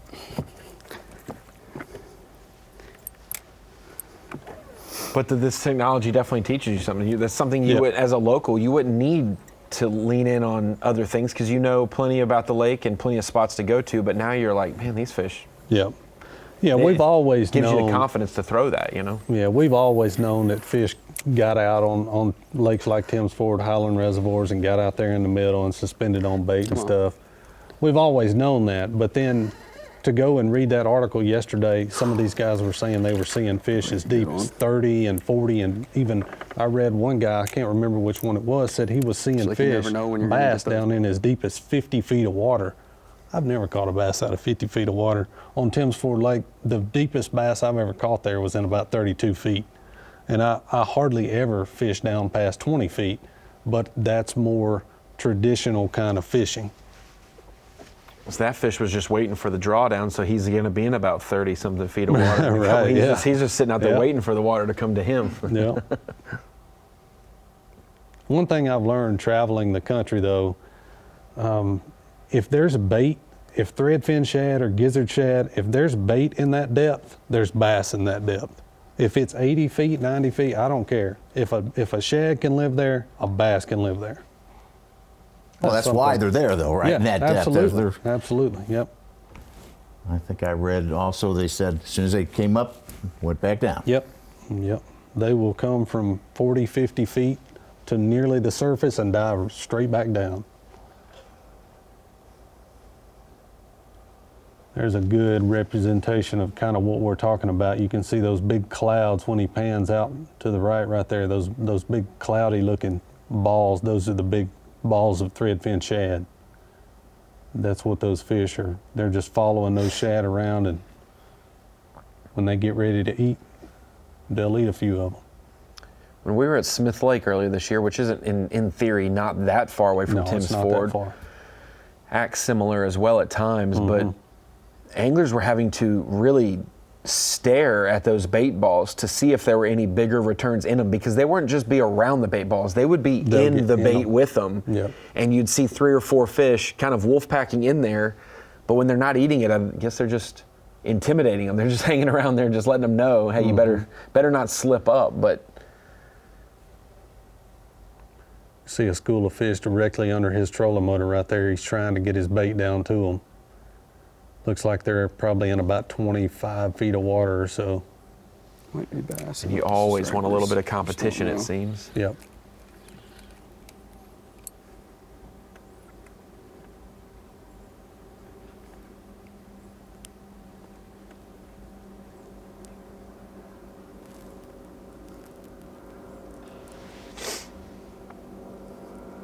Guys are lightening up a little bit, but that wind isn't moving the water very much at all, is it? No, it's not. Too light of winds today.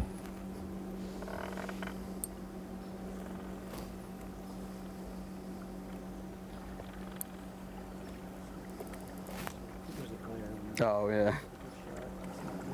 Good shot of some structure right there on the bottom, probably a brush pile. Higher.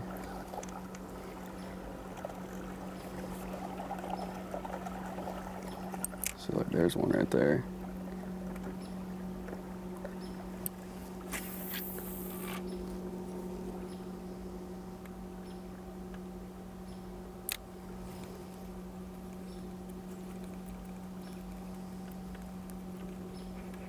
A lot of them stack like that.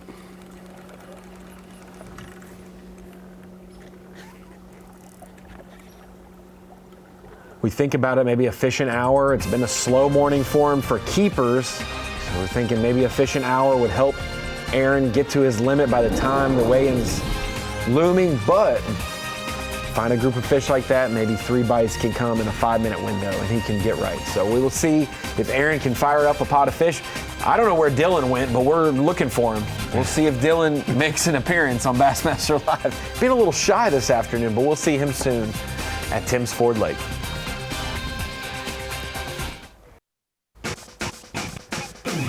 Here we are at the 2024 Strike King Bassmaster College Series Classic Bracket. Winchester, Tennessee, the host city this week. Tim's Ford Lake is the playing field that these anglers are battling on, and boy, have they been pleasantly surprised. Smallmouth, largemouth, good-sized fish as well, and the anglers who got here, they had to battle quite a bit through their specific schedules, whether it was the Legends or the Lunkers Trail, to get to the national championship at Lake Hartwell in South Carolina at the end of August.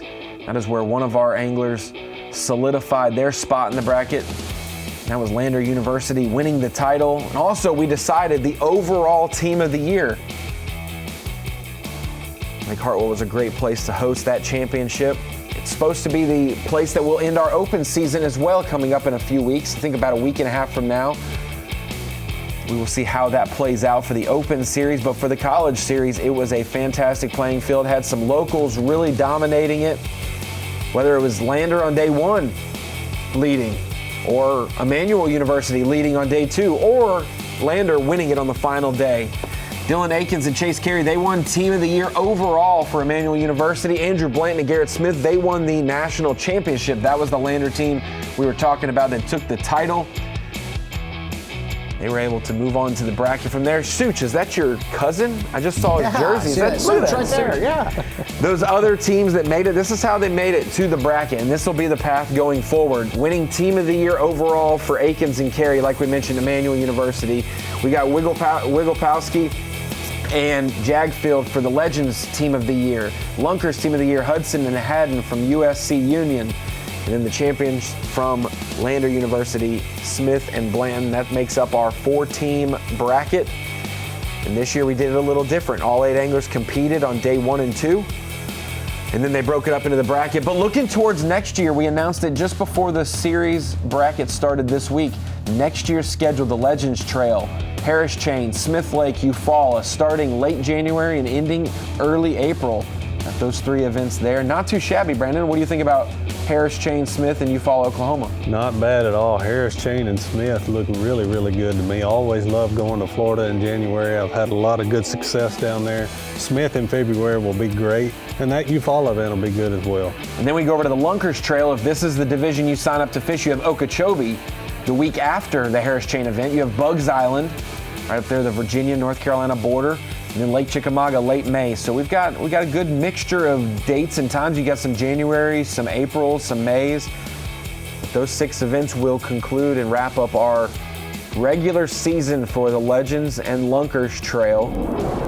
And really, that was deemed out of necessity. We had 250 boat fields, Brandon, with 150 teams on the wait list.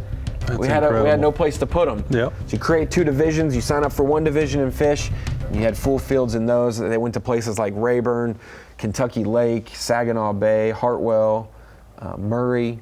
Plenty of places to go to mix up those divisions. I think Douglas was also one of the lakes last year. So we'll see 2 Florida events. We'll see some Bugs Island. I'm looking forward to that one. It's not far from where I grew up, and it's a place that's got some bass fishing history for sure. Yeah, you're good. I've heard a lot about Bugs Island. I've never been there. Heard a lot about it over the years. I feel like if you could bump Eric Lopez a couple times and say, hey, it's been at the Opens, it's been at the college, bring it to the elites. That's a lake that Brandon Lester could win. Big. I like the sound of that. You have the skill to win on smallmouth, largemouth, rivers, whatever it is. But the way that lake sets up, I would not be shocked at all. It's not big at all. Hey, you'll be going to Green Pond Landing here in a couple of weeks, won't you? Yes, sir. I will be there. I'll be there, Suits. Yep. I signed up. We talked some about it yesterday. Every year of my elite career thus far, I've signed up for one division of the Opens just for fun. I just fish them. It's another chance to make a Bassmaster Classic, yes, but I just fish those tournaments because there's no points involved. I just like to have fun with them. I've always enjoyed the Bassmaster Opens. They're a great tournament. I've met a lot of good people fishing those tournaments. And yep, I'll be over there at Lake Hartwell. It's funny, I almost feel like a local over there when I go. I've been so many times throughout my career, and it's a place that welcomes us with open arms every single time. I always like going there. It's a fun place. Probably keep yourself apprised of what's going on there, to possible future classic fishery. Yep, absolutely. Could go back there for a classic someday. No doubt about it. Grinding. Yep. I mean, we're gonna fish down to the last cast. No doubts in my brain that I'm doing the wrong thing right now. Just the only thing other that I could do is go fish shallow, and I just don't feel like I have that bite dialed enough to commit to the shallow bite for the last couple hours. So I'm just gonna keep doing what I've been doing, bouncing around, covering water, and hopefully we can run into them and have a little situation that happened earlier. You know, we got on the right stretch at the right time, and they were there feeding. So just need to run into them. Happened to me the last couple days, and hopefully it happens today. See if we can get down to these ones right here. So tell me what you're looking at without distracting you too much here. Yeah, so right now there's 2 bass way down there at like 20 foot. Most of the time I'm not really casting at these ones, just because they're a lot less active than the fish up top.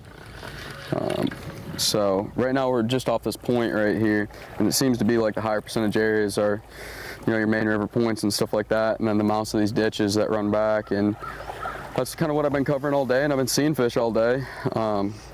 Really only ran into 2 or 3 stretches that had a good number of them, and only managed to catch 2 keepers off of it. But you know, they're still doing this throughout this area. It's just a matter of running into them. So just gonna keep my head down and keep fishing. Hold bait.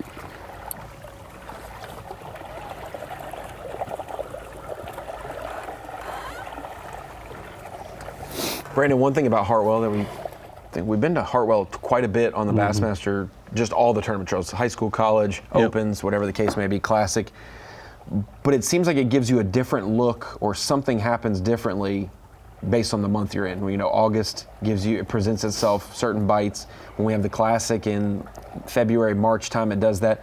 This will be the first time we've had an elite in 2025. We haven't had one since 2019, and that was also in April. And so it's one of those things like, yeah, we see Hartwell a whole bunch, but April, it's a totally different story than mid-May or late March, you know, and kind of opens it up for certain guys that are good at bed fishing, or topwater starts then, or whatever.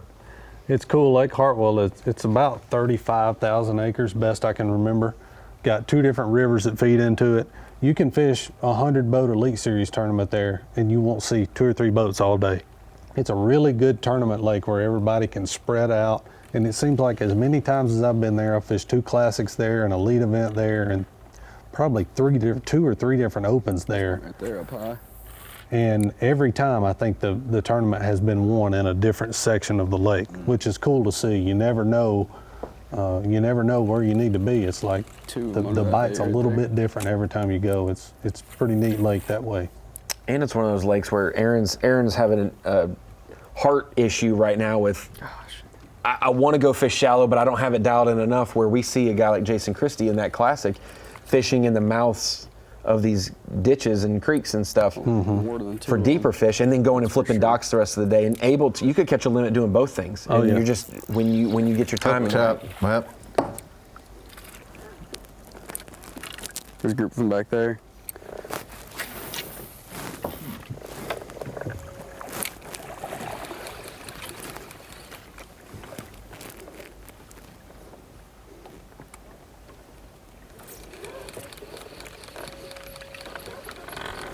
I know somebody who'll be rooting for you, Brandon Lester, for you to double qualify. Jonathan Kelly. Yep. He's 45th in the AOI points, and I heard there was an email he sent out and said whoever wins it from the elites that doubles, I'll give them a steak dinner ×2 or something. I don't know. Did you get that email? No, I don't think so. I think you can name your price for Jonathan. If you did, just, hey. And lobster.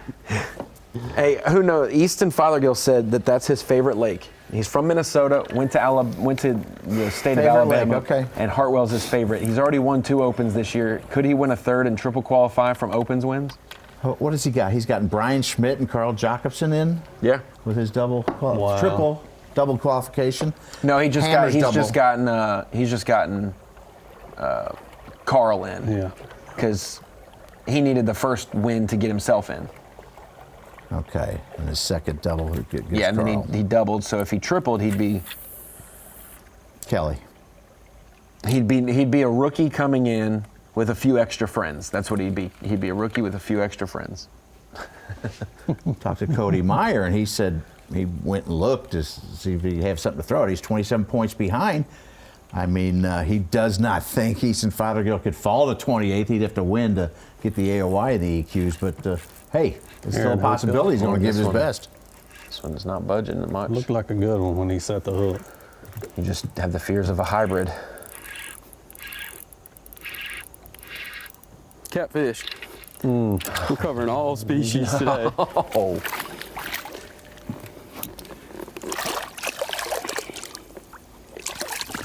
Bro.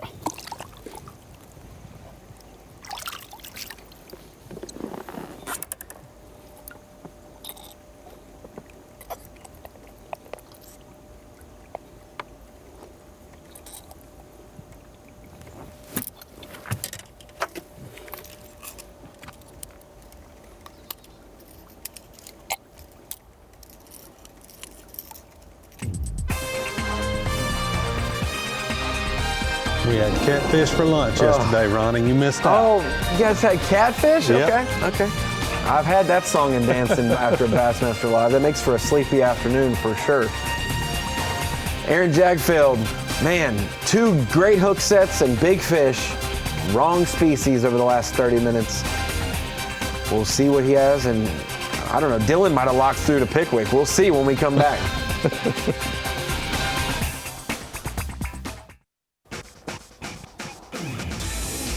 Final 2 hours of Bassmaster Live here.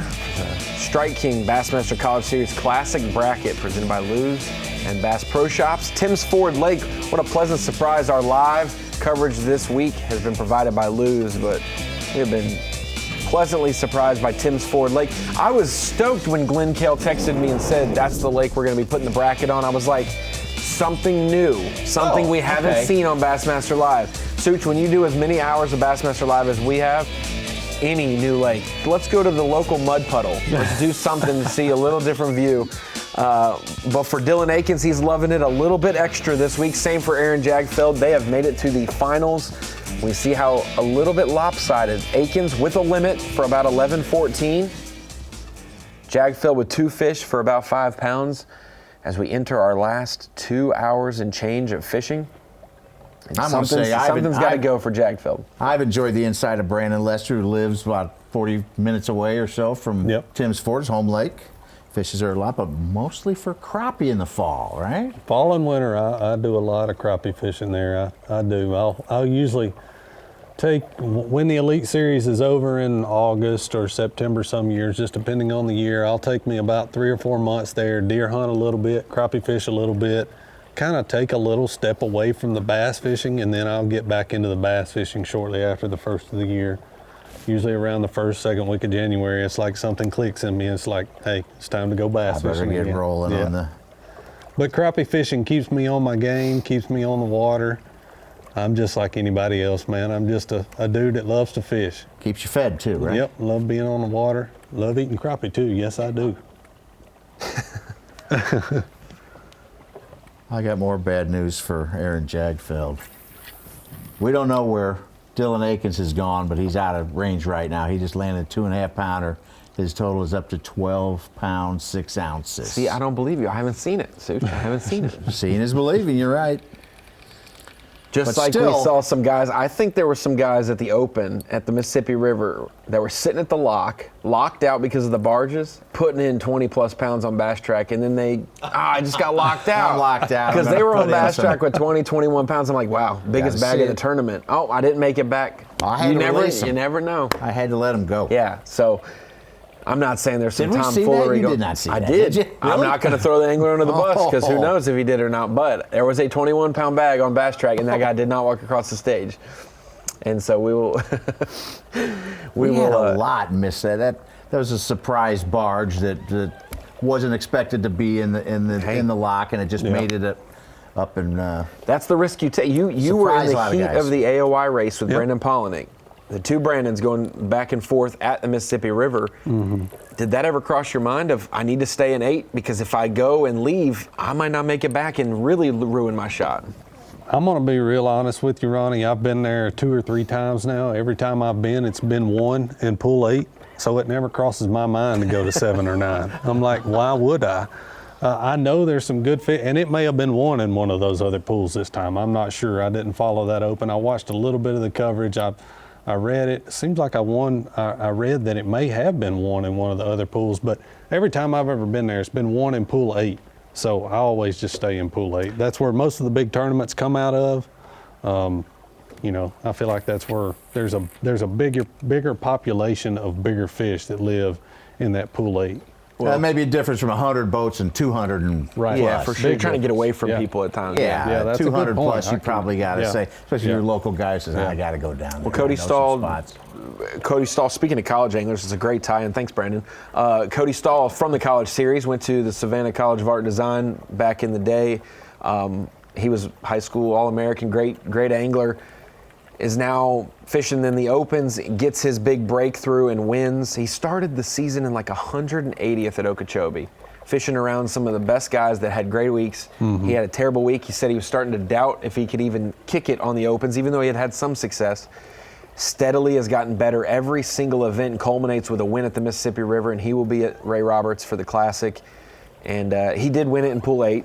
There were some other guys who definitely were in the top 10 in Pool 7 and Pool 9. Yep. And so there was a good mixture, but it was interesting. And, man, 19.5 pounds on the final day. That's when you want your big bag. Every day it counts the same, but, boy, on the final day, makes you feel good riding back with almost 20 pounds on the Mississippi River. Yeah. And that is a good point. I didn't think about that, Such, but the point you brought up, it's a lot different fishing 100 boats on that stretch of river as opposed to over 200 boats in a Bassmaster Open. I've fished a lot of Opens. I know you're just looking to find something different somewhere off to yourself. Can I come up there? Yeah, we're about to move here in a sec real quick. Okay. But Yeah, I once love I that get upper right up Mississippi to this River. That's a point, fun place to fish. really Glad is. to see it back on the schedule next year. Just not seeing anything. We had Brian Schmidt as our guest elite host for the Mississippi River Open, and he was loving being on this side of the desk, even though he's won on that body. He's like, this is so much fun. There's frog blow-ups everywhere and all this stuff. I said that's why it's so hard. We are always incorrect on who wins the Mississippi River because the weights are so tight and everyone looks like they had a good day, and it's so hard to tell who had the best to win. Yep.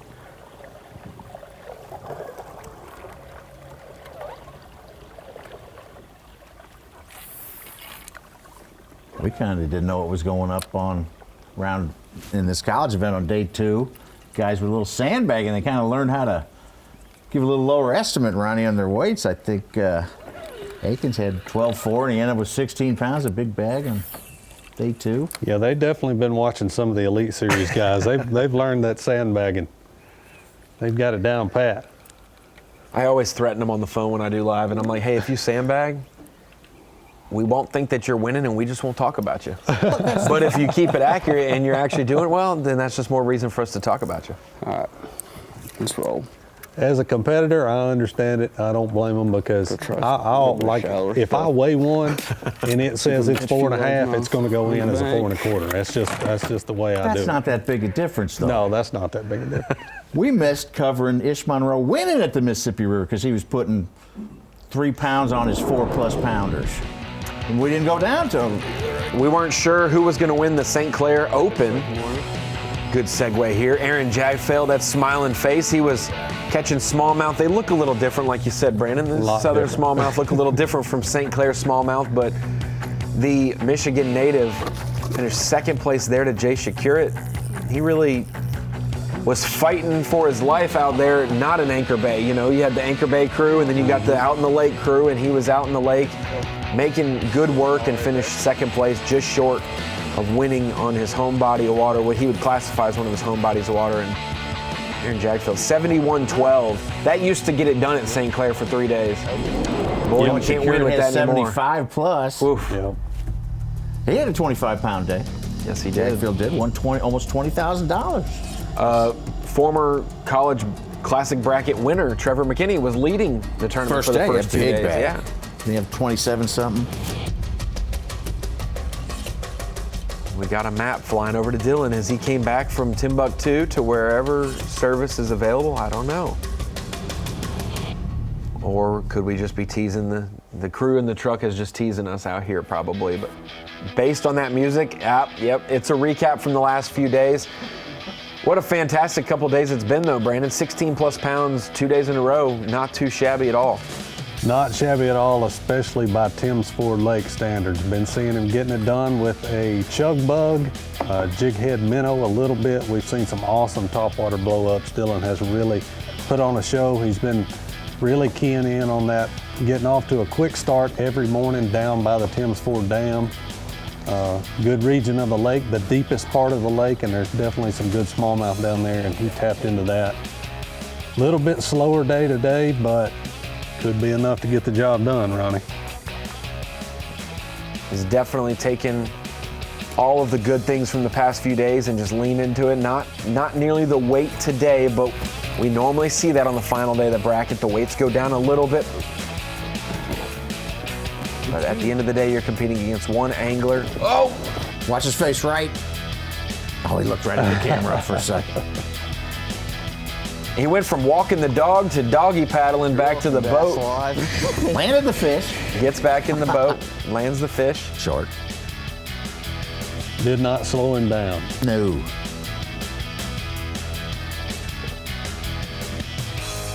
But you're welcome, Bassmaster Live.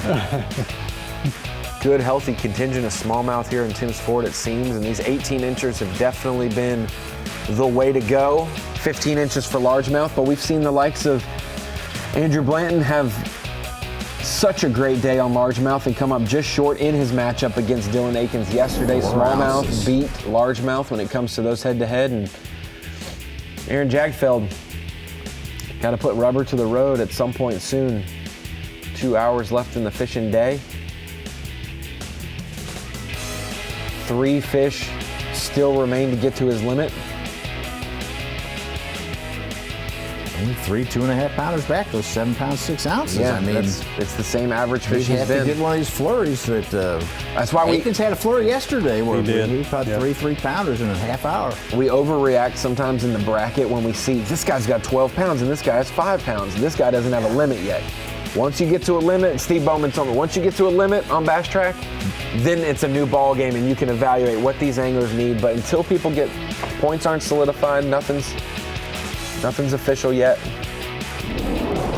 Maybe Aaron's going back to that region where he had a school. That whole bank was lined up with fish and he had caught that second keeper. And he knows, tick, tick, tick. Down to the final 2 hours almost. This is where we saw him do almost all of his damage yesterday. And I think this is where he did most all of his damage the first 2 days of the event as well. The article today said he's worried he fished the place out. Yeah. I would imagine what he's thinking is he's trying to change up his timing a little bit. He's been trying to start there, or he has been starting there every morning and spending the first half of the day there. He's going to try going there in the afternoon and seeing if those fish are maybe set back up a little bit. Maybe some new fish have moved in. Oh, he just missed one right there.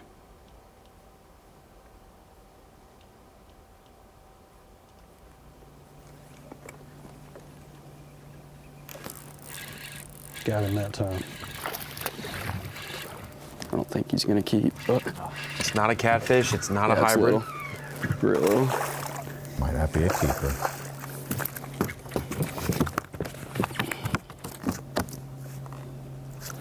Even that one came off. There's just something going on. That he's losing a bunch of fish.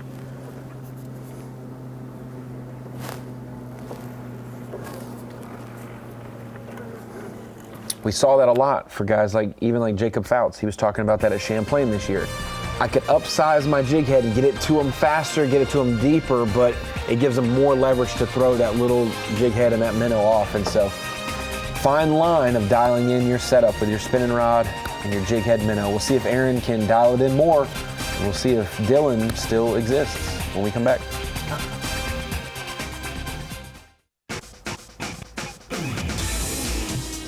Welcome back to Tim's Ford Lake. There's the dam. Strike King Bassmaster College Series presented by Bass Pro Shops. Our live coverage today brought to you by Lose. We just talked about the schedule that just dropped in 2025 for the College Series, the Legends Trail, the Lunkers Trail. You got the likes of the Harris Chain, Smith Lake, Eufaula, Oklahoma. You also got Okeechobee, Bugs Island, Lake Chickamauga. We're not going to tell you where the championship's at just now, Such. We'll wait. Because we don't know yet. We don't know until the middle of summer. I know. That's a big dam, 175 foot tall. Pretty good size. We talked about the past winners of the bracket, Such, and our most recent winner of the bracket, Easton Fothergill. Man, what a week it was for him there at Milford Lake. Absolute dynamite area. He had the best spot on the lake, and every morning he'd catch his limit really quick, and that limit would carry him into the next round. He wouldn't have to worry about burning it down later in the day. He'd save it for the next day. But on that final day of the bracket, only had one bite early that final morning. Really did not help him out. The wind started to blow. He switched it up and threw a spinnerbait. Was able to beat Tucker Smith from that afternoon portion to win the College Classic bracket, advance to the Bassmaster Classic and the Opens. We've been through so much. Been through a brain abscess, had surgery, so many different things. 4 ounces. He was all the way to 4th place with 45 pounds. Winning that College Classic bracket, I get full entry in all EQs, and obviously I get to make it on the big stage, which is a dream come true for sure. So, living the dream, man. Just quick couple thank yous. Thank you to everyone right there. Those are my rocks, all of them right there. Thank you to my boys from Montevallo. They all mean the world to me. And thank you to Bassmaster for providing the platform for us college kids to compete every day. So that's it, man. Now the road to get back here starts now. Easton Fothergill taking that momentum from the College Series last year, winning the bracket, making the Opens. He's won 2 Opens this season at Lake Eufaula, Oklahoma, and Leech Lake, his home lake in Minnesota. And that has carried him to a 27-point lead in the Tackle Warehouse Bassmaster EQ points race. He's fending off the likes of Cody Meyer, Tucker Smith, Emil Wagner, Andrew Loberg, Paul Marks, Dakota Eber, Evan Kung, and Matt Adams, and his roommate, Bo Browning. They are tied, Matt Adams and Bo Browning, for the last spot. Matt Adams would get the nod right now, though. So it will be a battle when it comes down to the last open of the season in about a week and a half's time. We're going to be broadcasting Bassmaster Live all 3 days. I think the first 2 days are on FS1, and the Saturday championship day will be on FS1, I believe. Yeah, FS2 for the weekdays. Yes, FS2 and .com, and in the mornings. Yep. .com. Yep, and then but all 3 days. All 3 days been live. open. Well, hope to see you there, Brandon Lester. I hope so. Steal a camera on day 2 or 3. Steal a camera on day 2. That'd be okay with me. We'll have some fun. Knowing Brandon Lester in the opens, he's got like an 80% top 10 ratio. Oh, and this is a very important hook set. Yes, it is. I noticed he made a bait change there. We'll talk about that in just a second. Ain't a keeper, but it's close.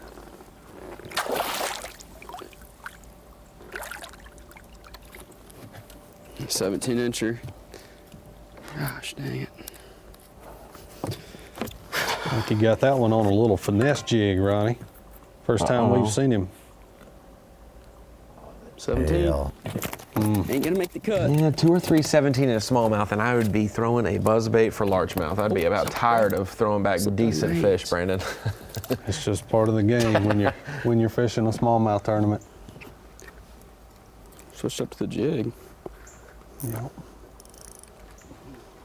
Truck's rooting for you on that. And we thought, oh, it's gotta be a keeper. Keep catching those 17s. Dude, I know. It's a curse out here sometimes. Little micro jig like that is something that we've really seen take off on the Elite Series the past couple of years. You've seen a lot of, in Bassmaster Elites and Bassmaster Opens. You saw it at the St. Clair Open some this year. Just a really good little profile, imitates a crawfish really good, and that's what Jagdfeld's trying to do right here. He's up on that particular bank he's fishing's got a lot of pea gravel on it. I'd say he probably just cast it into about 10 or 12 feet. He just set the hook on another one. My little one. My 17-incher, dude. Come on.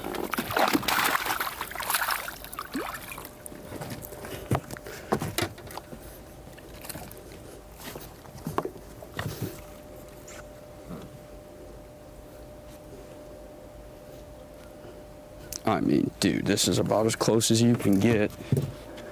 Gotta make sure that this board ain't bent.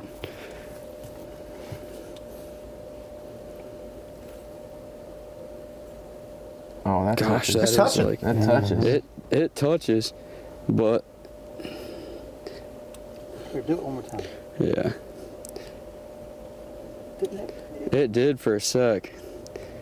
Like Flip the board over. No, I'm just kidding. right there. It's an inside joke, Brandon. I'm an Elite Series. It's so close, man. It's so close. He's Like- touching the line, man. You got to put it in, right? I'd put it in. Center That's of all the he's tail got or to do. just Any part of the tail. Any part of the tail. Hey, it's touching the line. That's a keeper, dude. Yeah, he's so close. That's a keeper. What's your call, August? I know. I gotta put him in there. I don't know, man. It's like borderline. Like, if I only got 4, or if I got 5, like, I'd have to try it, but he's so freaking close. See, the thing is, I had one that was like a hair longer than that one yesterday, and it barely bumped. That's the third fish. Yeah, third one. Yeah, you said 4. No, I'm saying if I get 4. If I get 4 or 5, then yeah. Or if I get 5, I'll have to try. Yeah, right now, when you don't have a limit, you'll take that chance. But when you get a limit, you don't want to get penalized when you get closer to having it, Right. You might catch an 18 and a quarter that 1.5 weighs pounder. less, but you know it's a keeper and you throw it. 1.5, yeah. I mean, he touched for a second, but it's like, So freaking close.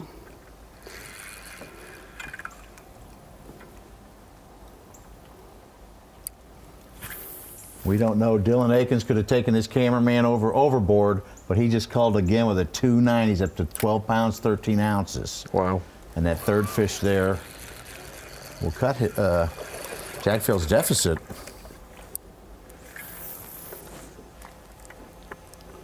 He's still 2 fish shy of a limit.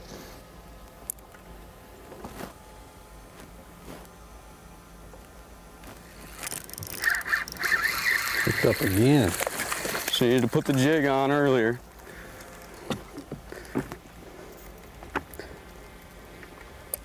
Three hours between fish for Jagdfeld.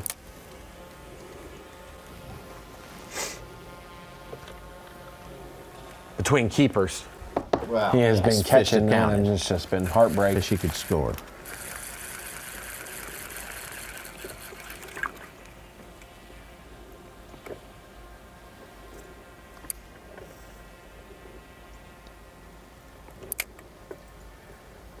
It might be brutal having the 5 fish in the live well type of deal, but this emulates what these anglers at Timms Ford have to deal with. It would feel bad for Brandon Lester to have to watch him do a catchway release on 17-inch smallmouth all day when you can't normally keep those in a tournament. So them having to keep it at 18 is realistic to what everyone else faces. Yep.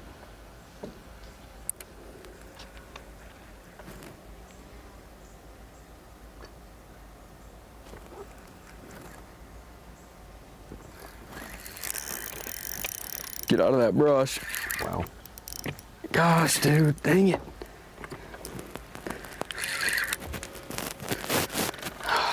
Took me right in there. Felt her for a split sec.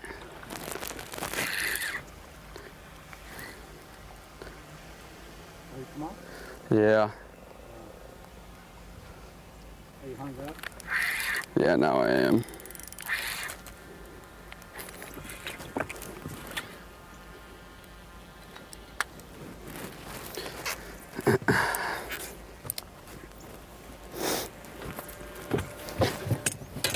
Well, might have just figured something out.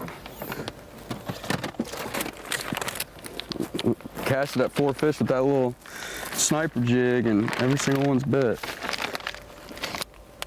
So, it's a good sign. Gosh, I don't know about that one. I mean, he touched for a sec, but so freaking close. Still acting like we only got 2.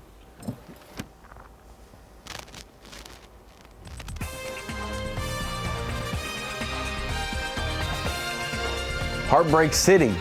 That's where Aaron Jagdfeld's living right now. He's got a close keeper that he thinks will go, and he's put it in the live well. So 3 keepers for Aaron Jagdfeld. We'll keep an eye on his feed to see if he catches keepers 4 and 5 while they're biting.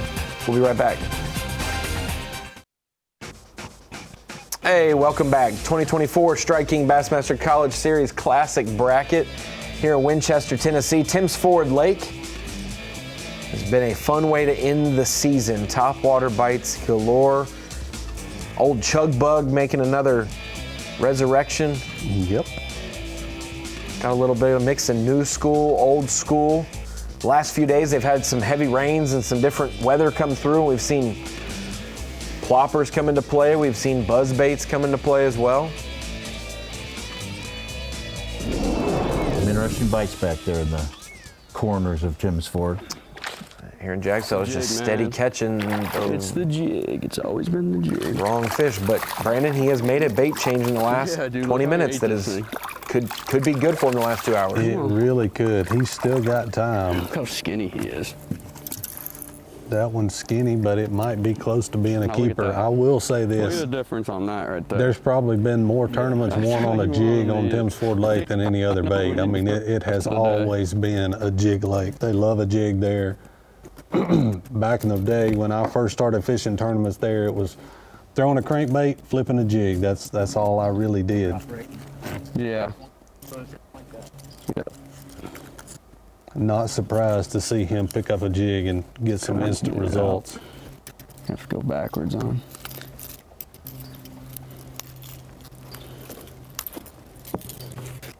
best way to do it.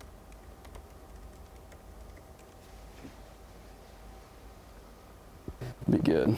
I don't know. He's bleeding. He's 17. All right, what time is it? 12:30. All right. I'm gonna take a second to tie this. I've been counting how many under 18 inches he's caught, but it's been several. More than a handful. Yeah, it's been several. Uh-oh. Are we doing it? Are we gonna see him? Is he in the bad region there? Looking at the map? We've been watching him in that same pocket right there all week long. We should be able to see him right there. We talked Unless about it's just something to do with the day. I don't know. The semifinals yesterday with 4 anglers. These 2 advanced. But the second biggest bag of yesterday came against Dylan Akins. Mm-hmm. Andrew Blanton had the second biggest bag of the day, performed very well, but just ran into what we could call a buzzsaw, as in Dylan Akins, and lost his matchup. But yesterday, largemouth on the bank, he was your shallow largemouth guy, and boy, did he put on a show. I mean, put on a show. He started out yesterday morning with a buzz bait, and then we saw him mix it up with a flopper. That's the biggest bass we've seen this entire tournament. 4.5 pound largemouth right there. And I'll take a little credit for that one. I called it. I called the shot. I said, man, when I saw where he was on the lake, he was in some of my favorite water on the whole lake for running that pattern right there. And it wasn't 30 minutes later, he caught that fish right there. I was happy to see it. He has nothing to hang his head about. He played this tournament exactly like I would have, and if not for that slow first day, I think he would have had a real shot at, because he was getting more dialed in as the days went on. At minimum, if he has just a little bit better of a day 1, he moves up in his second or third, and he's in the different bracket, and he would have faced, Aaron or somebody else, and he wouldn't have faced Dylan. He would be moved on to today. He missed today by I'm hoping it's the magic 3 ounces, 4 ounces. Pitched at like 5 or 6. He needed 5 more ounces. Almost every single one's bit it. So just need to run into a couple of the right ones. Really need 3 more bites. I don't know if that one is going to bump. He's really close. He touched twice on mine, but I had one yesterday that was a hair longer than him, and it barely went at the tanks. So I don't know. Really need 3 more, but if we have to, we'll try him.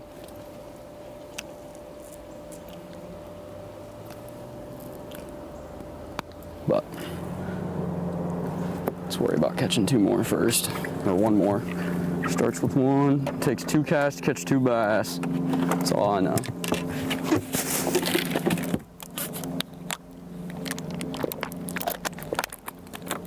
It's actually starting to get kind of hot out.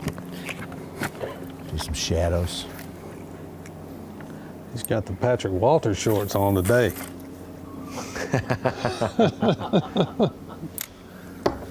Well, almost. Hey, this might be the last time that the guy from Michigan is this far south, So yeah, he's got to take advantage of it. The sun might be peeking out, Chasing it around.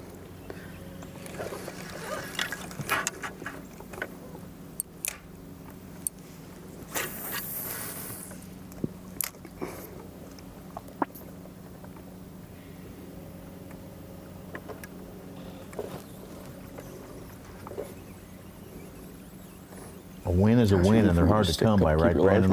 You better believe it. Very hard to come by. Took you, what, 10 years in Kissimmee? Wow, way to bring that up. You remember? Yeah, I absolutely How far down you were on day 2 and coming back on day 3? You know who was ahead of you? Yep. You remember? I don't remember who was. Joyce Fuentes. Yeah. Yep. Yes, sir. About 7 pounds ahead of you almost. Yep. And then you had a big final day. Here is a pop. Yeah, we had some weather come in on that final day. That's and right. It mixed things up, and I was able to catch a good bag and pull away from them. These are actually Namiki bass. They're over way too deep of water to throw that. Do you normally leave Toho when you go to the Kissimmee chain? Because I think you had spent some time in some other lakes. Yeah. Yeah, I typically always go to Cypress, Kissimmee. See, dude, these suspended ones just don't want to eat at all. Kissimmee's been good to me. I made my first top 10 there way back in 2013, maybe. Bassmaster Open, finished third there in 2013. I got a little stretch down there that was the year I ended up qualifying for the Elite Series. Because they were all glued to the bottom yesterday, and caught one keeper there, and that was it. Going to come up for top water, but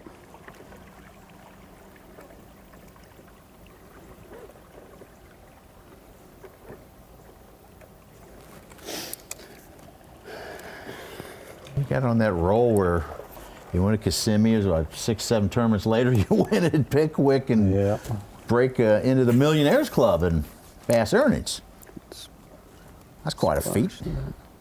Pretty cool. Never saw it.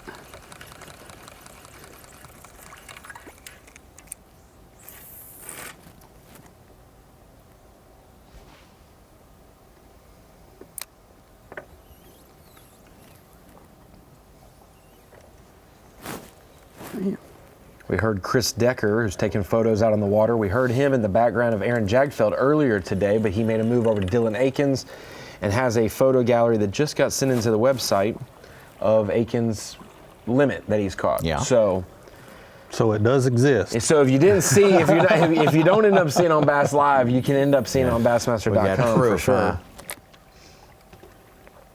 Looks like he's also caught some hybrid through his day as well. No catfish. Gosh, there's 3 of them on it. Some largemouth mixed in for his limit. He's caught. We saw him catch a good largemouth this morning. Tell you what, they're chasing this thing a lot harder than the Demiki, even when they don't need it.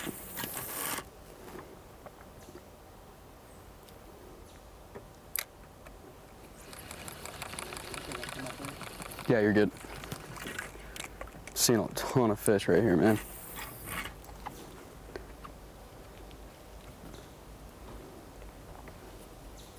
See that fish following it down to the bottom right there. Sitting in about 12 feet of water.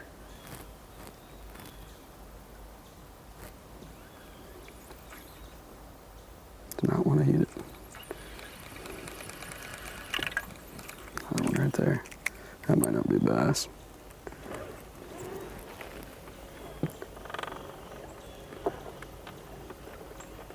A shallow scoping bite. There's one up there, shallow.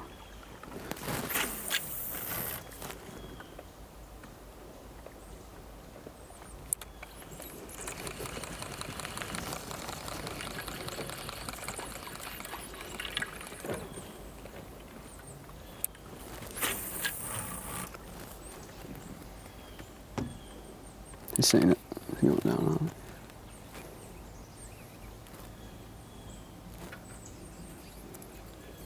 Did not bite it.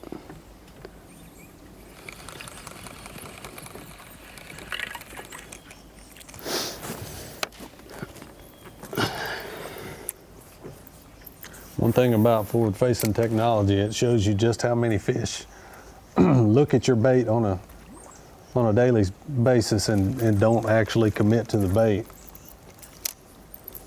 See you switching back to the topwater bait here, just trying to change it up a little bit.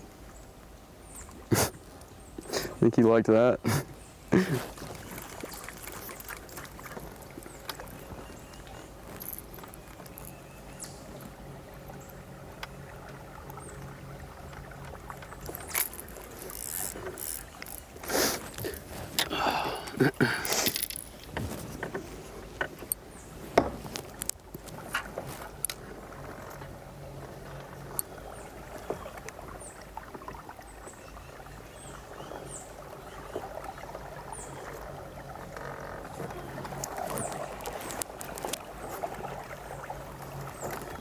Do you drop this as well? Okay. Hey, is this spoon look okay, even though it's still, it's not really rich? You still want this?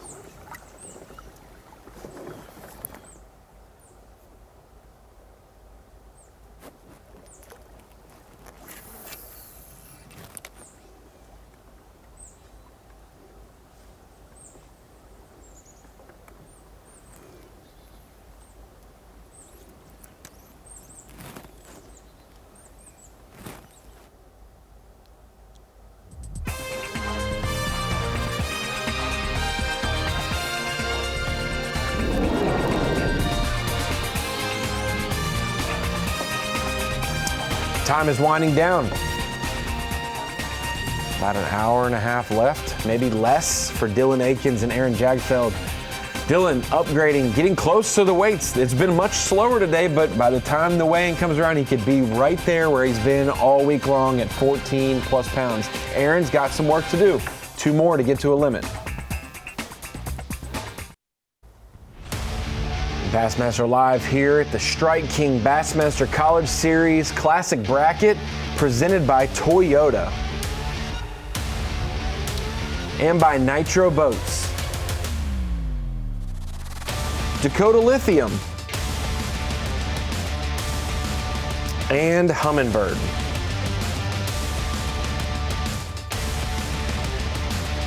Got about an hour and a half. What time did y'all end? What time do they check in? 2:20 local time? I think that's right, Ron. Yeah, they took off at 6:20 or so. So I say figured say their way in is to get their 8 hours in. 2:30 Central, 3:30 Got an hour Eastern. and a half exactly from right now. Aaron Jagdfeld needs all 90 minutes of that. He has 3 in the box, but is confident in 2 of them. Needs to catch keepers 4 and 5, and honestly, go ahead and cull and make sure that they need you to be do have good a limit. ones to make up 6 pounds 5 ounces. And of course, Dylan Akins has been a little bit shy on his bass track, so 12-13 could be closer to 13.5, 14 maybe.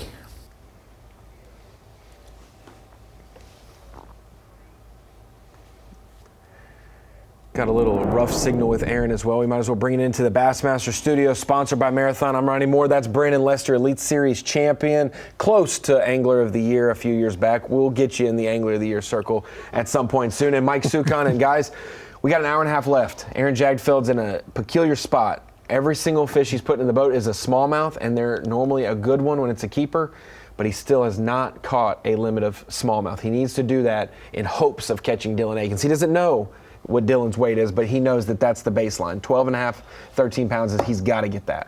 He knows Dylan's had 16 pounds plus the last 2 days, and he knows he's going to have another good bag today. We saw him make a little bait change over to a small finesse jig a few minutes ago and caught 3 or 4 fish just back to back to back. So he's still got time, but he knows those demons are ticking in his head. I can promise you. As the day goes on, that clock starts winding down, and you're like, man, I've got to get my job done, and he knows that. Such, have you been impressed with the 8 anglers we saw on camera throughout the week? We got 4 universities represented with Emmanuel, Lander, South Carolina Union, and Adrian College. All 4 of those schools are rising programs with scholarship opportunities, and multiple regions of the country represented over here in a central Tennessee lake. Yeah, just to get this far, to be the champions of your division or the team of the year is a big prize, and to get this far, to make the final day and lose, I mean, it's going to be heartbroken, but just to get there, he's got to be pretty proud of that. I know you're going to walk away and feel pretty bad for a while, but probably should acknowledge to yourself, hey, I made it. Yeah, I made it pretty far. Most anglers just want a shot, just like the Bassmaster Classic. Yep. It doesn't matter if you're second, 55th. You don't want to be a loser in that event, but you just want to have a shot. And knowing today had to be the weirdest feeling ever, leaving the dock with 2 boats. One of you guys has a 50% chance of doing it, and I only need 5 keepers to possibly make the Bassmaster Classic. You said it. I will take a 50% chance of the Classic any day of the week, but they have gone through thousands of college anglers throughout the year to get to this point. You're going to hate missing your shot, though. Yeah. I know it. The guy who leaves. Exactly. He's just going to feel pretty dang bad for a while. Yeah. We talked about it, Brandon Lester not quite won a Classic yet, not quite won an Angler of the Year yet, but we would not be shocked if you did that in a single season. You've been close. Let's take it back a couple Classics ago, a couple years ago, where Brandon Lester did have a really good shot in his home state. I'm not a Rocky Top fan, I'm sorry. But I know you were humming that going down the river, and honestly, both Classics here, if you had 15 more minutes in the 2023 Classic, it might have been yours as well. Yeah, man, I've got a lot of good memories right there on that stretch of river, and I'm quick to remind people that is not where I'm from. I'm a Middle Tennessee guy, but Fort Loudon's been good to me the couple times we've been there. I love that place, and it's typical Tennessee River stuff, man. Of course, last time we had the Classic there, we saw Gussie win over on Tellico. I typically stay on that Loudon side just because it fishes more like your more traditional, shallow water Tennessee River. fishery. But man, just to be from Tennessee, take off in downtown Knoxville every morning, run by Neyland Stadium, see all those great Bassmaster fans down there. I mean, they packed it out every single morning. And it gave me a lot of pride being from Tennessee, I can promise you that. Well, it's shocking when you miss a classic. We expect you in all of them. But when you're there, you're either going to miss the cut, which that's no shame in that, or you're going to be in the top 10. And you getting a 6th there in Knoxville both times we've been there, a 7th at Guntersville in 2020. I really thought you had a good shot to win that classic as well with the dock flipping pattern and a lot of other things you were mixing in. But I really think that key in 2019 was that I rode with you the final day of practice. I think that we really unlocked something on Knoxville. I'm glad I could help. You think you were the good luck charm, Ronnie? How many eventual winners have you gone with on that final practice day, Ronnie? Did Christy? I went with Christy. I had a streak there where I think 6-7 years in a row I went with someone on the final day of practice that finished in the top 10 in the tournament. But I only cherry picked the good guys, so that's why I went with Brandon in 2019. We're going to investigate that. Yeah. See what you told him. Yeah. Right. So Brandon, on the lake, we've talked about where these guys have moved around. Explain a little bit of where Dylan's at. Is this a place you guys have seen him the last few days? Yeah, he's pretty much been hanging out right down by the dam, over to just a little bit towards Timms Ford State Park, and then right now he's up the Lost Creek arm of the lake, which is if you follow that arm all the way out, it'll basically run straight into the dam. He's up in Lost Creek a little bit right now at the mouth, sitting out on the mouth of a big main lake point right there. And then you have Jagdfeld over there. He's more mid-lake, Big Hurricane Creek area is where he is. Where's the Jack Daniels distillery? They're up to the left. Let's see. The distillery was there. He said the point was there. The distillery is not far away though, and it's in a little town called Lynchburg, Tennessee. Big facility though. I looked on the map. So we mentioned it. Until we see it, we don't know if it's true, but here's some photos from Chris Decker, great writer and photographer, filling in this week for Dalton Tumblin. Dalton had to go home because his house was hit with the hurricane as well, and so we appreciate Chris pulling double duty, writing and taking photos of Dylan catching his limit just a couple minutes ago. Sent those into Bassmaster.com if you want to get a full, he had 3 emails worth of photos, so plenty of photos on the website to check out Dylan's possible magic day where he could look back and remember forever. This was the day I made the Bassmaster Classic. And hopefully for Dylan, not his last classic, but definitely a great opportunity for him and his school, Emmanuel University. And we're seeing both species still coming into play. We've seen them on this morning, largemouth and smallmouth, but we're seeing them even more into the afternoon for him as well. Look at these college guys. We had Tristan McCormick win the college bracket. Next year he wins an Open to get back to the Classic. Then Easton Fothergill wins last year. Doing the same Classic deal. bracket. He's won 2 Opens this year, and he's going to vie for the EQ Angler of the Year title next week. Well, let's take you through our Strike King rewind of the final day here. Aaron Jagdfeld from Michigan, Adrian College. He calls himself a Lake St. Clair guy, not far from there. Got second in an Open a few months ago to be able to go to the Bassmaster Classic. So we said, hey, you got another shot in the Classic bracket. Looky here, he has a shot, 50-50 shot to make it. Today it's been all about just short fish, 17 and change, and non-bass, catfish, hybrid. Those have plagued him today. It's been a little bit of a trying day, but like you said, Brandon, the last 30 minutes, a bait change, has some good momentum rolling his way, and a couple of the right bites, and he could be right there. He definitely could. He still has time. We saw him spend a lot of time running new water the first half of the day. He's back where he's done most of his damage now. Dylan Akins here. We saw him the first couple days. He has, he's been pretty dominant in this event with that chug bug style bait. You see it right here. We've seen some awesome topwater bites from him, largemouth and smallmouth, fishing right down next to the Timms Ford Dam. Within a couple of miles of there, this young man has put on a show. I mentioned it yesterday. He seems like a cool, calm, collected cat that does not get rattled, and I like that in a fisherman. I heard one of his it may have been his coach, it may have been the other coach for the other school this morning, but I heard somebody say, don't get too high and don't get too low, and that's what you want to do as a tournament angler. Well, I see the success that Coach Pam Martin-Wells has had in the fishing industry. Now she's taken her talents to mentoring and coaching this Emmanuel University team. And I saw her pride well up in her when they were the overall team of the year. I can't imagine the tears and happiness that could be shed later if one of her anglers gets to make the Bassmaster Classic. Got a couple more hours to decide that, but we'll be right back.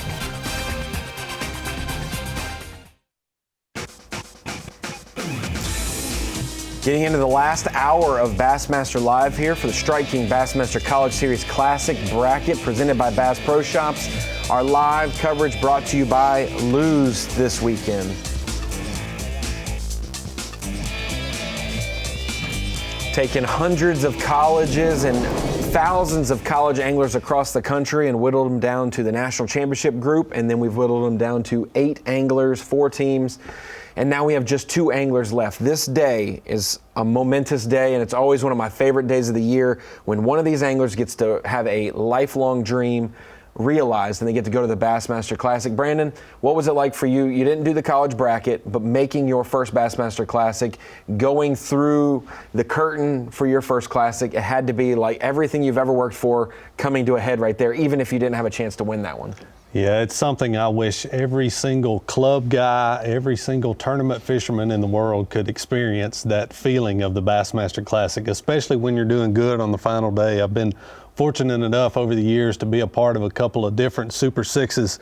Man, when they pack that arena all the way to the ceiling, they wheel you in, they raise that curtain, and you just see people packed in there. It's one of the coolest feelings that there could ever be, and I've said it before, I'll say it again, it's as close to a rock star as we're ever going to get in the fishing world, man. It's really cool. Such, any big takeaways from this week? Some guys that maybe didn't make it that you think you could see on the Opens in a few years and really maybe make it to the Elite Series? I think Garrett Smith and Bland, the Landers guys, both look like they could make it along in the Opens world. Let's see. I remember, Brandon, the crowd cheering at the Tennessee events for you. Tennessee's own Brandon Lester. You got some big cheers. I want to report that our cameras are down, but Mr. Aaron Jagdfeld has caught a 2-pounder. He's up to 8.5 pounds.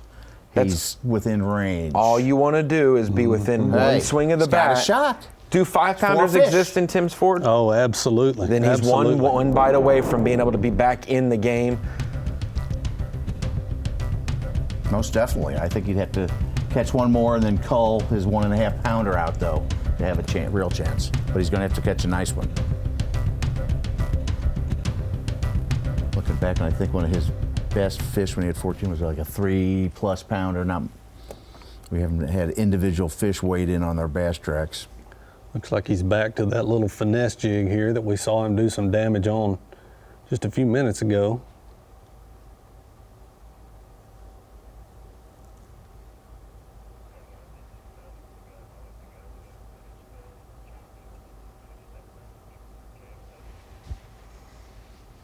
Did get reports that Dylan Akins' weight, 12-13, is accurate to what he does have. That's updated to this. And then this is another look in moments ago of Aaron Jagdfeld's 4th keeper. It is a little bit choppy. That's why he was out of service when it happened live. If it's a 2-pounder, Brandon, you know it's got to be right on the line as well, which means it might be a 4th keeper, but it might not be one he wants to take to live or to the weigh-in at all. It looked like it was a little over 18. It didn't look quite as close as that one he put in there, but like we said, Bassmaster rules, they just have to touch 18 inches. So, and you can't pinch it, you have to fan the tail. That's right, you fan the tail, yep. Close the mouth, fan the tail. I made the joke earlier about flip the board over because we had an Elite Series pro one time. Instead of flipping the fish on the board, he just turned the board around a different direction, and that doesn't do anything. And I'm gonna measure it from this side. I'm gonna measure it from this side. No, flip the fish on the board. He was like, hey, wait, how does this work? Do I do tail first? What?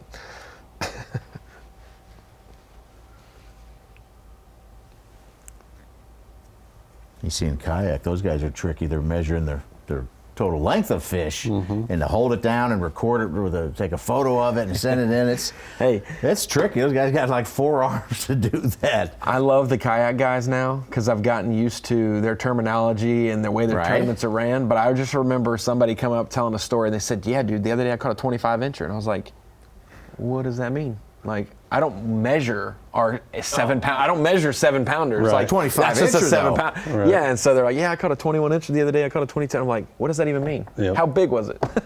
Show me the weight." But yes, they do the inches measurement, and they have to also take photos and submit it on the lure for it That's all pretty to hard be to do, to hold it appropriate down. for yeah. I remember people used to be like extrapolate from the length and girth how much it would weigh, how much a bass would weigh.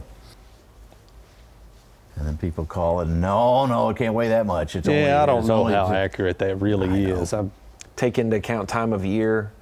You know, maybe if it is a post-spawn fish, you can subtract a 0.25%, you know, like whatever.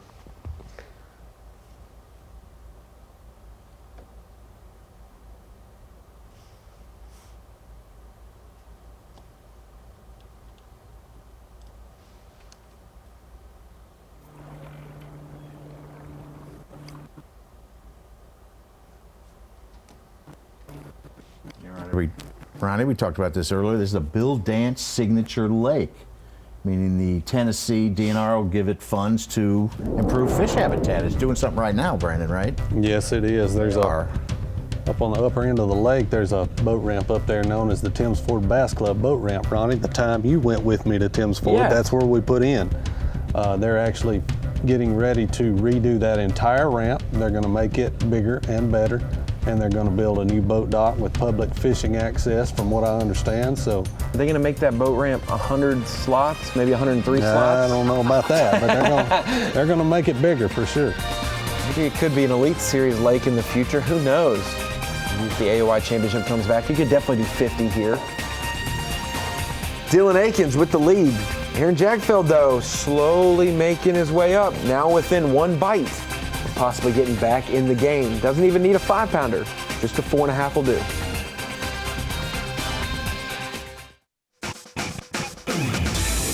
Bassmaster Live here for the final hour of fishing for the Strike King Bassmaster College Series Classic bracket. If you don't have a limit, you better get one quick, and Aaron Jagdfeld is 1 fish away from getting his limit. Needs about 4 pounds and change to catch up right now unofficially to Dylan Akins, but Dylan has been a little bit low on Bass Track each day. I'd expect that 12 3/4 there, Brandon Lester, to maybe be 13 and change for sure. Yep. It has been a somewhat flawless week for Dylan Akins so far. This is his worst day of the week, but even if he reaches 14 pounds, he would have had 4 straight days of 14 pounds or better. So absolutely phenomenal days of fishing here at Timms Ford. We see him bouncing around a little bit on the map. We're hoping to get a couple fish catches fed to us. I've heard that it's in the works. So before we leave you today, I don't care if we have to stay until 3 p.m. We will show you some Dylan Akins afternoon catches. I think, Such, right? He was a little low on the second. He had 12-4 on Bass Track and came with the big bag of 16-0. So he could have considerably. He was closer yesterday, though. Of course, he had 16.7. Yeah, he was pretty low yesterday too. I think we had him at 14.5. Yeah, I think he was about at least a second day. pound and a half low yesterday, which I'll normally give you guys a little bit of slack on, about a pound low. 4 ounces of fish, right? 3 ounces per fish is a pound. You know, I'll give you that. Pound and a half tops is allowable. But I'll keep all this in mind. I think people, they see us talking about the Patrick Walters and the Greg Hackneys of the world, 10 pounds low. And when they're like, 4 to 7 pounds low, and they have 13 and they come in with 20, you're like, at some point you just stopped caring about putting it in, which we appreciate. Everyone who does oblige, helps tell the story for sure. My biggest introduction to that was Cliff Pace. At the Tulsa Classic, he won. Had like 17 on Bass Track, came in with 23 or 4 pounds, I think, on day 1. Day 2, he comes in, he's got a 6 and 7 pounder, and at the bump station, without 15, 20 people around, but 30 more gathered, he pulls out those 2 big fish and shows them off. And that is not like Cliff Pace. he knew he was on it. He had a big bag that day too, and took the day. And then that final day, he only had 4. Yeah, right. He didn't have a limit that day. That was scary. Just found out this week that we're going to be seeing Cliff again. Yes. On the Elite Series. Yeah. What do you think about that? No, I'm just kidding. No, Cliff and Randy Howe joining on Legends exemption. Perfectly fine with me. Both of those are 2 of the good guys. Yes. I like both of them. Cliff fishing all the opens this year and really had a good shot in the EQ points. He was in the top 20, but then did not make it back from one of the locks at the Mississippi River. Took a 0 for the day and dropped down to 42nd in points. He was in the top 20.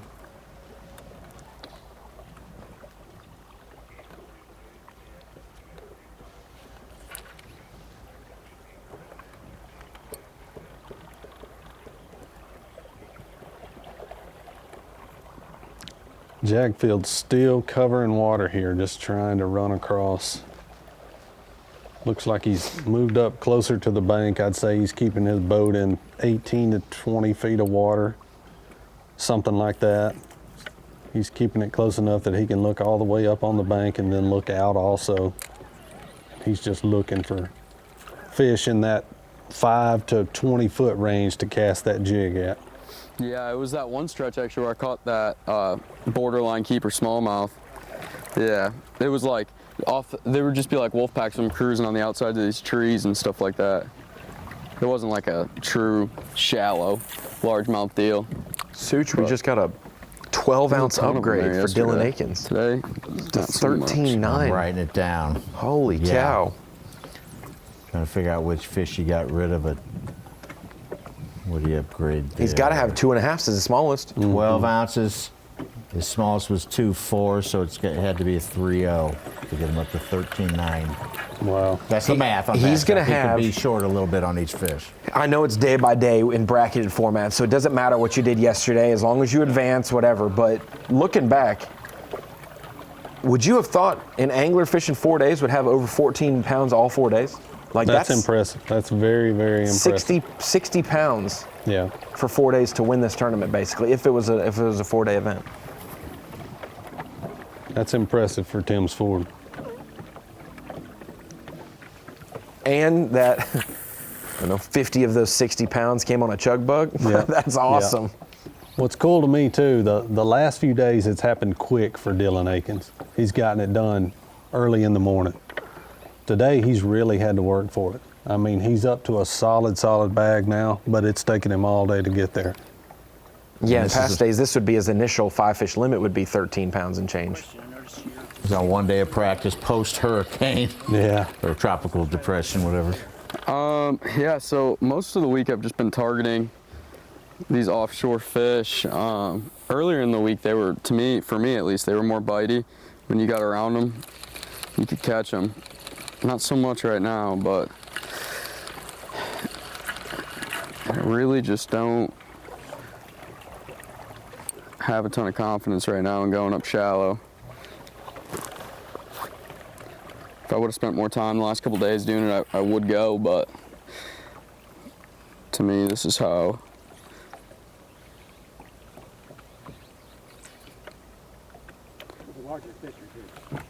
Yeah, I think so. I mean, I think you can get a big bite up shallow, but I think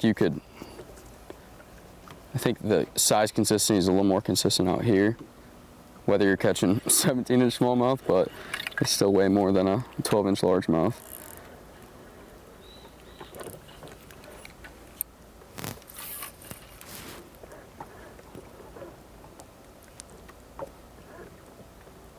If he knew he was 5 pounds down, he may go try. More bite. You know, Andrew Blanton caught the biggest fish we've seen all week. It was like a little over 4.5 pounds. Yeah. Oh, no, dang. That was weird.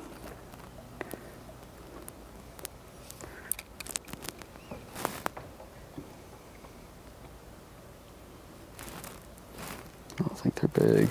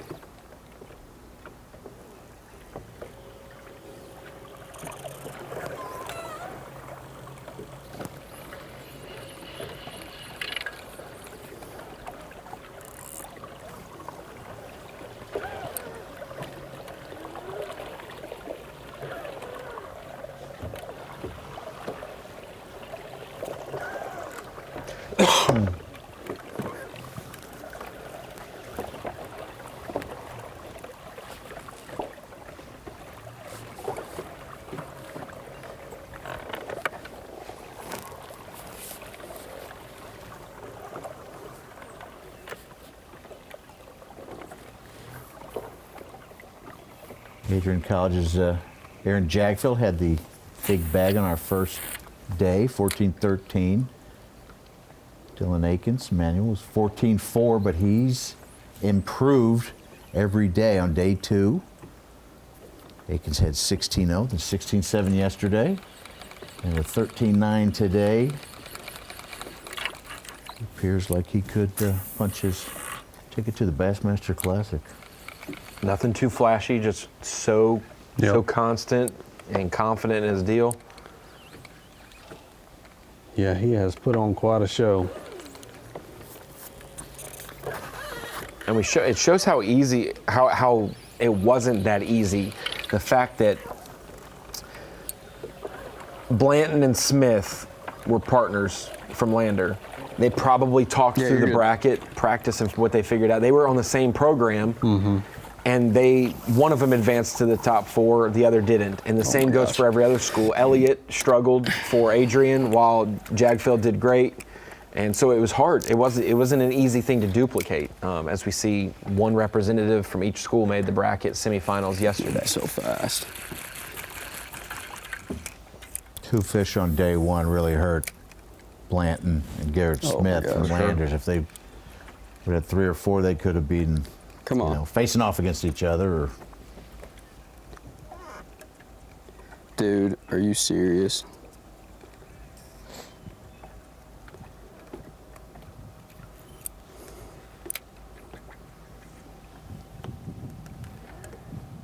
entered the final hour before they got to check in. Ooh. One ate it right at the boat. Not gonna happen.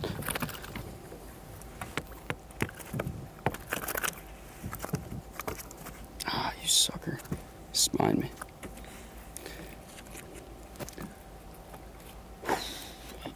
Thought that was it right there. This one got it good.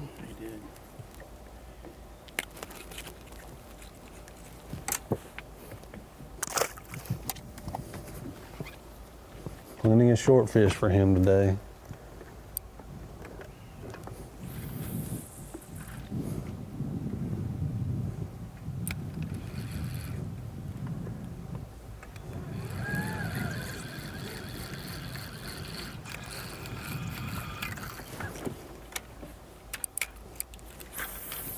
You know, we keep talking about that classic berth, and of course that's what they've got on their mind, but it's not just a classic berth. I think they get a Toyota Tundra, they get a fully rigged bass boat, they get some cash. $7,500. Yeah, $7,500. That ain't nothing to sneeze at. I mean, this is a big entry into one division of the Opens? Yeah, one division of the Opens. Or is it the whole division? Well, next year with it, That's we right. went from being all 9 to now next year's format is 2 divisions of 4 events.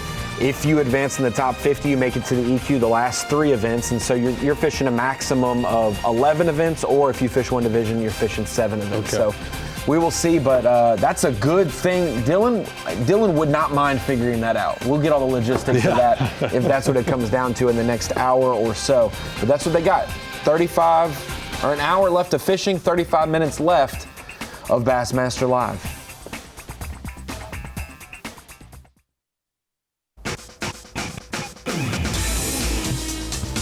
Final hour here, striking Bassmaster College Series Classic Bracket presented by Bass Pro Shops.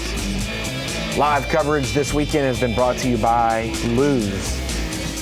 Tim's Ford Lake has been well received on Bassmaster Live this week. A lot of topwater action, even for those who did not advance to each day.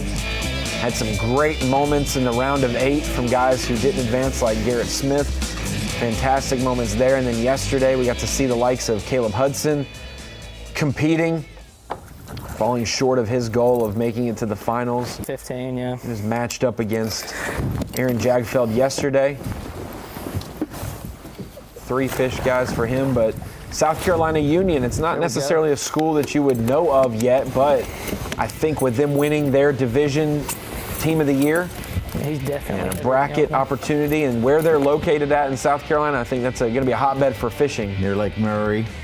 Draw some attention to the college. Absolutely. Anglers seeing it and say, hey, I may want to go there.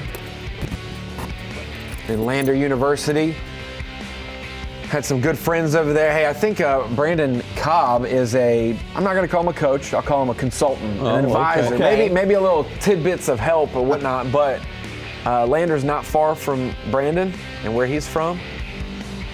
Maybe he gave these guys some tips on their buzz baits because they were definitely dialed in, especially Andrew Blanton. He put on a show with a buzz bait yesterday. This big one right here on a whopper plopper off the end of that laydown. Fun to watch.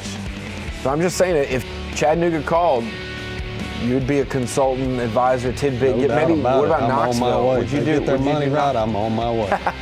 They might have found your gallery from 3 years ago saying what baits to use on Tim Ford in the fall. Hey, we could see some Elite Series pros retire and become coaches in college. I know Greg Hackney's eyeing the LSU Tigers role, but I still have to rib him for him not being a Razorback fan, I don't understand it, but welcome into the Bassmaster Studios, sponsored by Marathon. We've been seeing you quite a bit lately because we have 2 cameras on the water, and both of them have been in and out of signal going to uncharted waters. We've seen some anglers in some tight areas, and we've seen Aaron Jagdfeld cover a lot of water today, Brandon, looking for new fish, fresh fish, and fish that are bitey, as he called them. Yeah, we heard him say that bitey term. He's moving around different sections of the lake. He fished brand new water for about half the day today, and then I think he kind of got to the point, I'm going to dance with the one that brought me, and he's back where he did most of his damage throughout the week right now. And he's around some bitey fish, as he says. He's catching plenty of fish. He's just had a hard time finding those 18-plus inch smallmouth. You'd love those calm conditions and weather, most likely, but the little bit of chop on the water the last few days has had that topwater bite really fired up. Today, with it being slick calm, it seems like they were missing the topwater more, some getting hooked in the back, some coming off. So he's really relied on that jig head minnow a whole lot more today. But then there was issues with that. He's gone to that finesse jig. So he has given some trial and error in his areas. Yeah, he definitely has. Anytime you're on a Highland Reservoir type of situation, there's probably, on Tim's Ford down there where he's fishing right now, there's probably 10 feet of visibility, if not real close to it, 8 feet anyway. That water's super clear.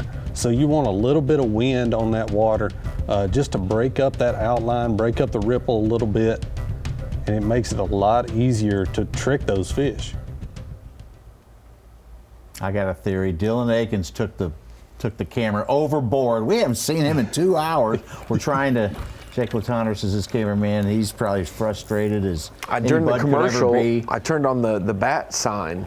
Yeah. For Batman, I did. It's the Bass Track sign. It's to send more footage B.A.S.S. and more feed there. Yeah. He's trying, right? He's trying. I think that they're getting the footage back in some capacity back in the truck, and I might even leave the desk right now to go help them if we need take to. hand drawings right now. You're talking about hieroglyphics? Hieroglyphics. We Man, do you're have a a big great fish. If you are watching and you've been watching the Aaron Jagdfeld show this afternoon, there is a full gallery of Dylan Akins' morning and midday once he got a limit by Chris Decker. That is on Bassmaster.com, and you'll be running there to see that because those photos, you don't really know. You're in the game and you're focused on what the goal is, and that is a good limit of fish to continue to get better and better.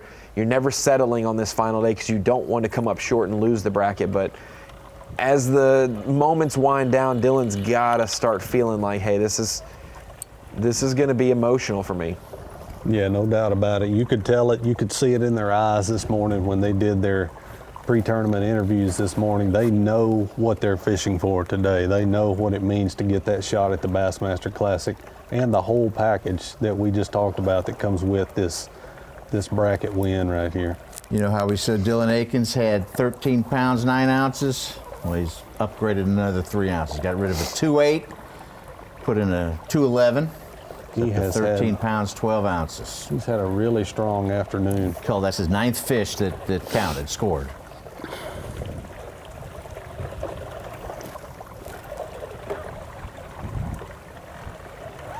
I don't know, would you want to lose one of these by 2 ounces, or you never want to lose, but yeah, you 2 never, ounces or 5 pounds? Give me the close loss. I don't want to be Would the you? bozo with 5 pounds and Aw. someone's got 20 pounds and I've come in and I didn't even have a shot. That just seems, that just feels weird to me. All right, let's roll. I've been the bozo plenty of times though, Yeah, we're gonna put it in another spot. Run back towards the bridge. What do you Sorry, feel, I should've Brandon? given you a heads up. Oh, no, it's fine. Go ahead. About? Losing close or losing Oh, big? I would rather lose by a lot, Ronnie. To be honest with you, if I'm gonna lose, I'd rather somebody beat me and beat me bad. I don't like being real close. You have to question every catch That's and exactly every. right. Yep. But I would feel good like, hey, I put myself in a good position rather than being like, If you're I in the slept position to it, you win, know? you're not a bozo. That's the way I look at it. Right. If you're in the position to win, Here you're not. That's But what- yeah, getting to this yeah. final weekend of this Strike King Bassmaster College Series Classic bracket. Yeah, You I get in keep- this thing, you've done something. Absolutely. I just keep thinking out of 1,500 college anglers and you're down to the final 8 to have a chance to go to the Bassmaster Classic, that is something to be proud of. I No wish I had the doubt full about it. numbers on the guys in the Bass Nation. How many guys have fished in all those state qualifying events and moving on regional, get to the national championship, and then 3 of them make the Bassmaster Classic. Then the team championship, how many guys that actually fish it?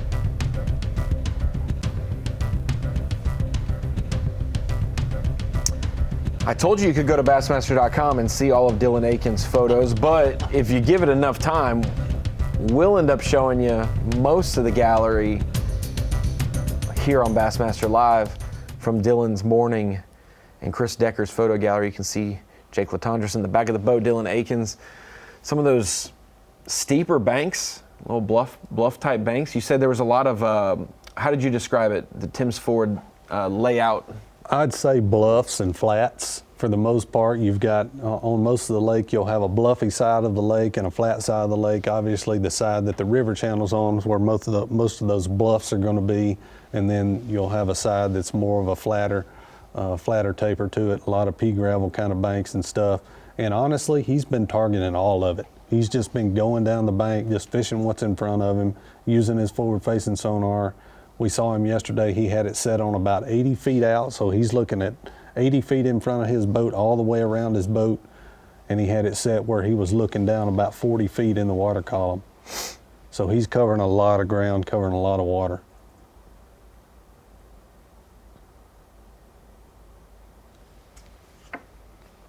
Looks like he's still getting it done on the chug bug.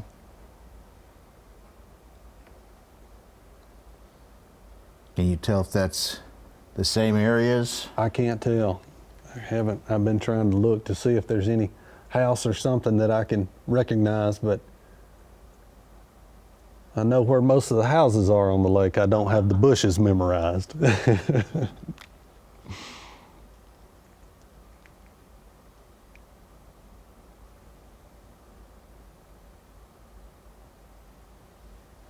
We'll have to ask Dylan later on if he's got any experience in the Fort Worth region, because that will be the Classic destination. It's not like it's a class. He would love to go to the Classic anytime. Oh yeah, you know that. Anytime, anywhere. With as many times as we go to the Classic at Hartwell, 4 or 5 times over the last 12, 13 years, you would love to win and make it to the Classic when it's close to home, because this is one I could maybe win, but Ray Roberts, it could be what do you expect it to be, late March in Texas? We were planning to go there in 2021 at that time, but we moved it back to June. Man, Ray Roberts at late March should be something special. I would have to think it's going to be really good. I kind of follow some social media posts on that lake and stuff. I see there are some monster bass in that lake, some 9, 10 plus pound bass that come out of that lake every single year.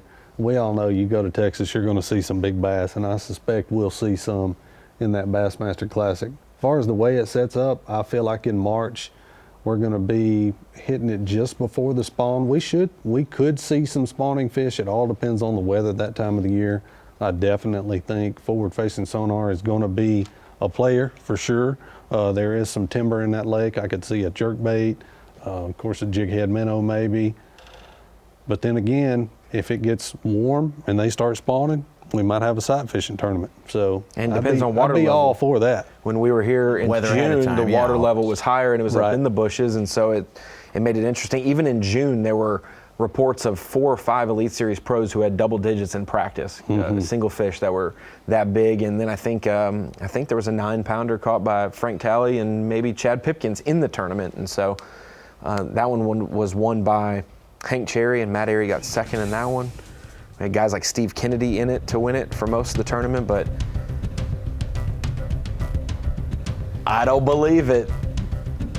I'm getting word in my ear. This is some footage from earlier today with Dylan Akins. I thought that was a very big largemouth. The way it was acting, it was like coming up slow and steady.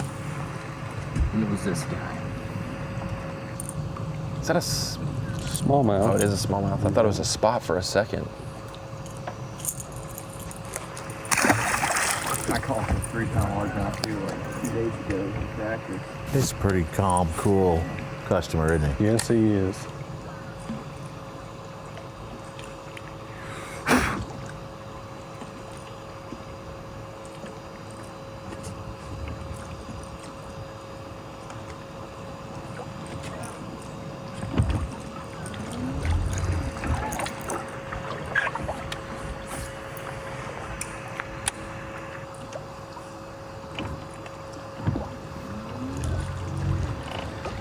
We have been without Dylan Akins for 2+ hours, so we're gonna watch every bit of this footage sent in from cameraman Jake Latondras. Jake came in clutch at Smith when it was pouring down rain, and then the sun came out and his camera fogged up with Taku Ito. He's still got the 6-pound spotted bass on camera, so he's doing the same thing for Dylan Akins right now.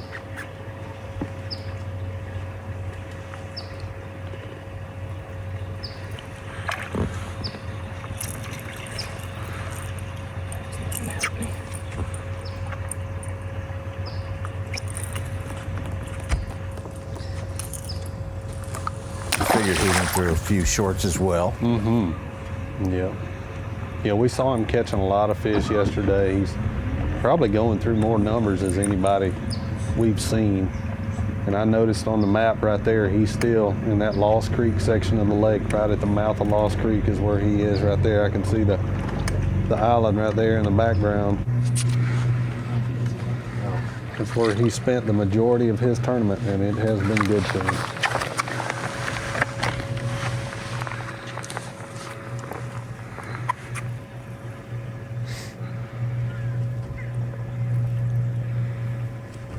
Is that an area of the lake that if you're new to it, you just come here, you practice, would stand out to somebody right off the bat? Probably so. It's on the very lower end. It's the deepest water in the lake. Knowing that there's smallmouth in a body of water, typically if it's a Highland reservoir, I'm going to go look within a couple of miles of that dam because I feel like because that's the deepest water in the lake, that's typically a very fertile part of the lake, and that's usually there will usually be a good population of fish that live within a couple of miles of the dam. Looks like a keeper.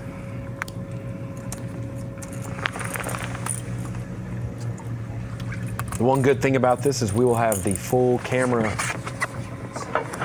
coverage of this for our FS1 show. We will have a 30-minute College Classic Bracket FS1 show where we'll get to see some of the great moments that Dylan's provided, that Aaron's provided, as well as the likes of Andrew and Chase and so many others. Garrett. 2-7.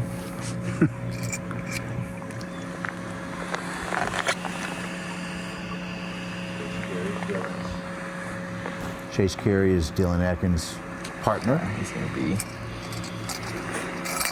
From the University of South Carolina Union, we have Caleb Hudson and Tanner Haddon. Adrian. It's Jagdfeld and Elliot Wigopolsky. There you go. And Lander University, Andrew Blanton and Garrett Smith.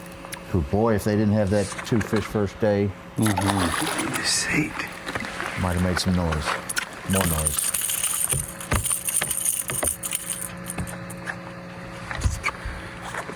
Congratulations for just getting here, fellas.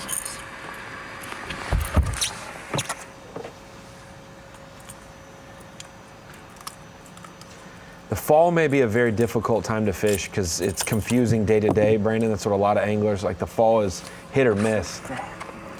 But man, it's hard to get a 4 or 5 day window where you can catch them on topwater every single day, and that is what the fall can provide, and that's what we're seeing this week. Smallmouth, largemouth, doesn't matter. It definitely can. The fall is a time of year where fish seem to be looking up every single day, whether they're eating. I've talked about it a lot this week. You've got those fish out in the middle that are feeding on threadfin shad. Then you've got the fish up on the bank that Garrett Smith and Andrew were chasing. Those fish are eating bluegill. Andrew Blanton, that's what I was looking for. Those fish are eating bluegill, and they're two totally different fish. Those fish that get up there and run the bank, they run in wolf packs. You'll hear us say that. That's just a school of fish. They get up there on the bank and just go, go, go until they run across a school of bluegill, and they'll ambush them. But yeah, you can, a great way to target those fish is just covering water with a topwater bait. The fish up there are real shallow. I like a buzz bait, plopping style bait. That's what we saw those two guys throwing, and then these guys out here in the open water, it's been more of a popping style topwater bait. Or a walking bait. We've seen a walking bait a little bit this week as well. That was an awesome bite. I thought that was a very big largemouth. The way it was acting, it was like... I think we saw this one right when we came in. Slow and steady. And it was this guy.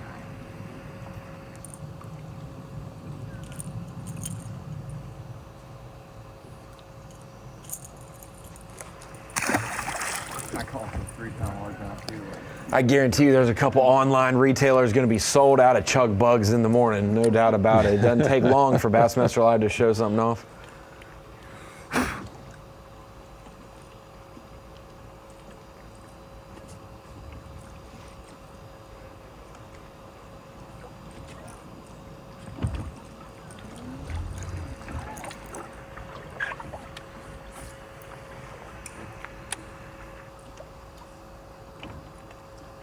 It's a bait that gets forgotten about in today's market a lot, but it's still a good bait. We saw it.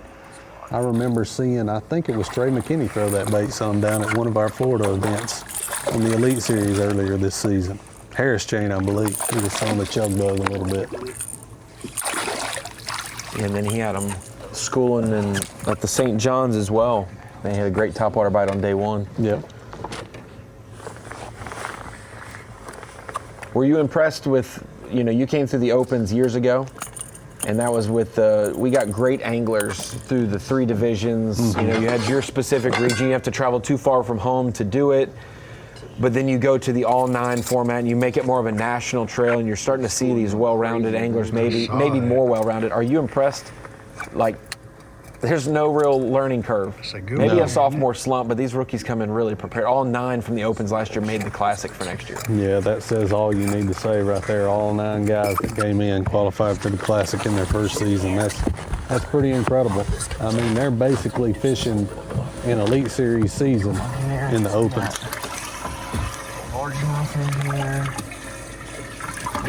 In this new format of the Opens, a slight adjustment, based on feedback from other anglers and things. We always have 3 Opens in the fall when the Elite season's done. And now with next year's format, those 3 events become the way you qualify for the Elite Series. You have to get through your gauntlet of 4 events, get in the top 50 in points, you get to this event.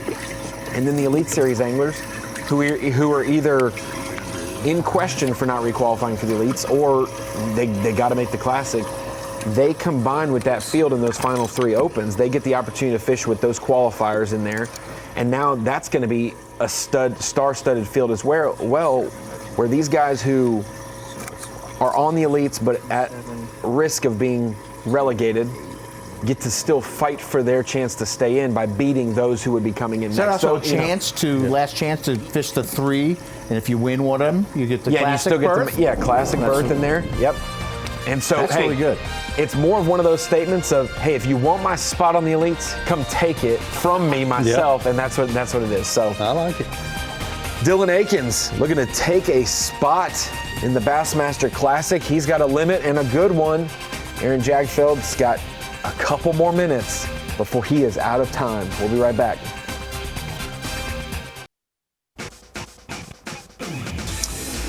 Last few minutes of Bassmaster Live for the college season. The Striking Bassmaster College Series presented by Bass Pro Shops.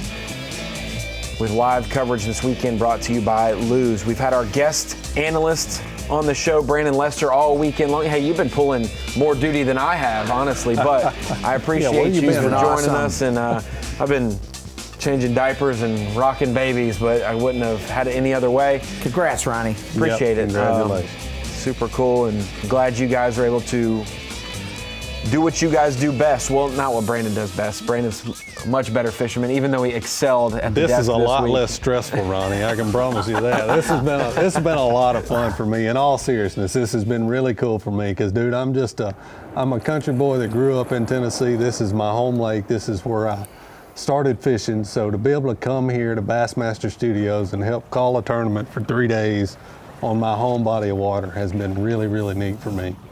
Well, now you know there'll be at least 2 anglers who really love this lake. You and most likely Dylan Akins, who should win today, barring anything in the last 10 minutes from Aaron Jagdfeld. But yeah, he will never forget the lake that he qualified for the Bassmaster Classic on. So yeah, no doubt. Absolutely a special week, no doubt about it. And we talked about just the path to get here. So many college teams, so many anglers per team.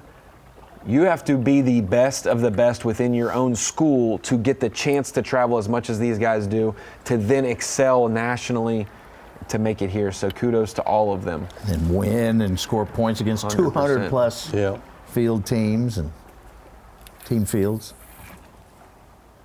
You gotta give Tim's Ford a pretty glowing report, Brandon Lester. I think our winner Dylan Akins is going to catch over 60 pounds for 4 days. That's pretty stout. That is really, really strong, especially for the month of September. That's a tough month. Any time you're in the southeast, we had good fishing weather this week, and the lake has really shown out. We were talking about that package that they win. They do get to have and use a new Toyota Tundra and Nitro Z21 for the year, next year on the Opens.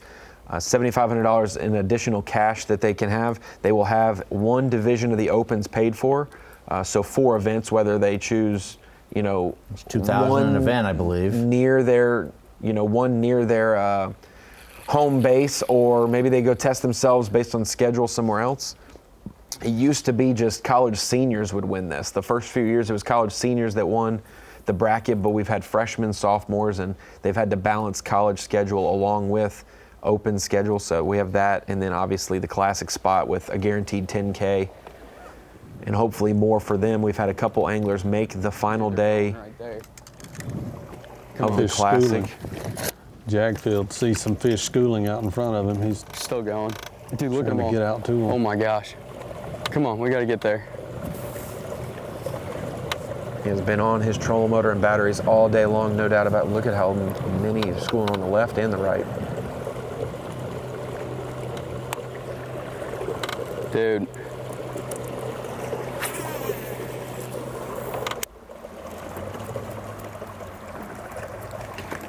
Come. Wow, oh my God.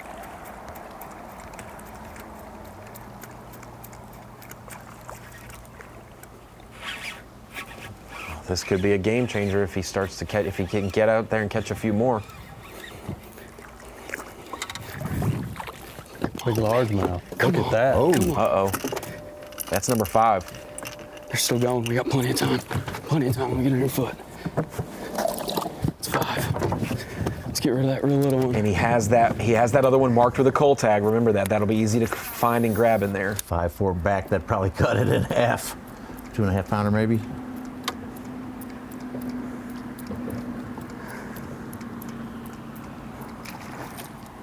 Got another one. Uh-oh.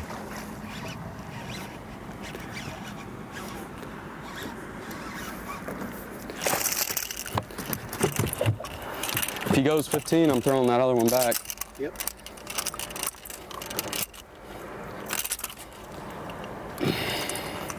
He's gonna go 15 too. Yeah, it's a 15-incher all day.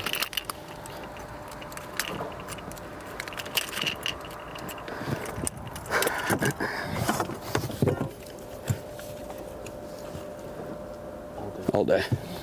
Come on. Jagdfeld's got 3 largemouth now. Is that? think he has 2 largemouth and 3 smallmouth.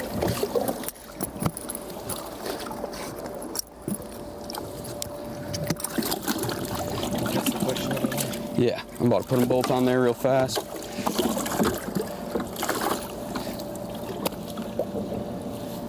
I can't remember. What time is it? The yellow one was the one that was 1:58. Line barely 18, yeah. The yellow one was the one he put in there. Yeah, that one's. Yeah, that's the one that goes. Gosh, dude.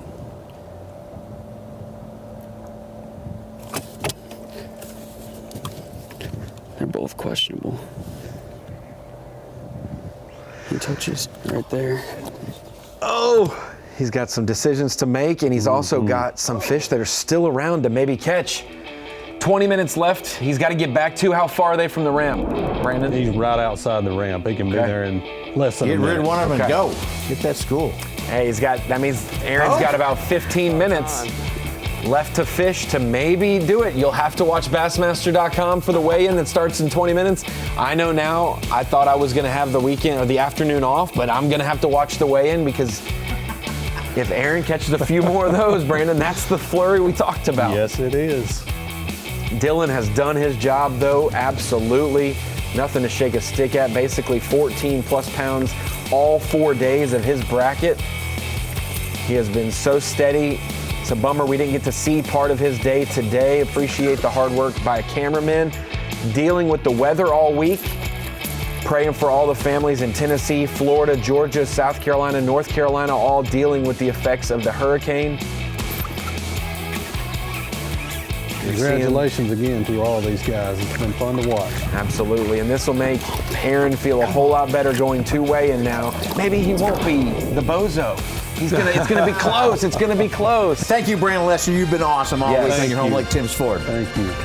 Brandon Lester, Opens champ, Elite champ, no doubt in my mind, possibly a Classic champ or AOI in the future. We will see about that. Maybe Ray Roberts next year against whoever wins today. We will see you at the weigh-in 30 minutes from now. Bassmaster.com. We'll see you there. Dylan Akins or Aaron Jagdfeld are going to the Bassmaster Classic. One of the two.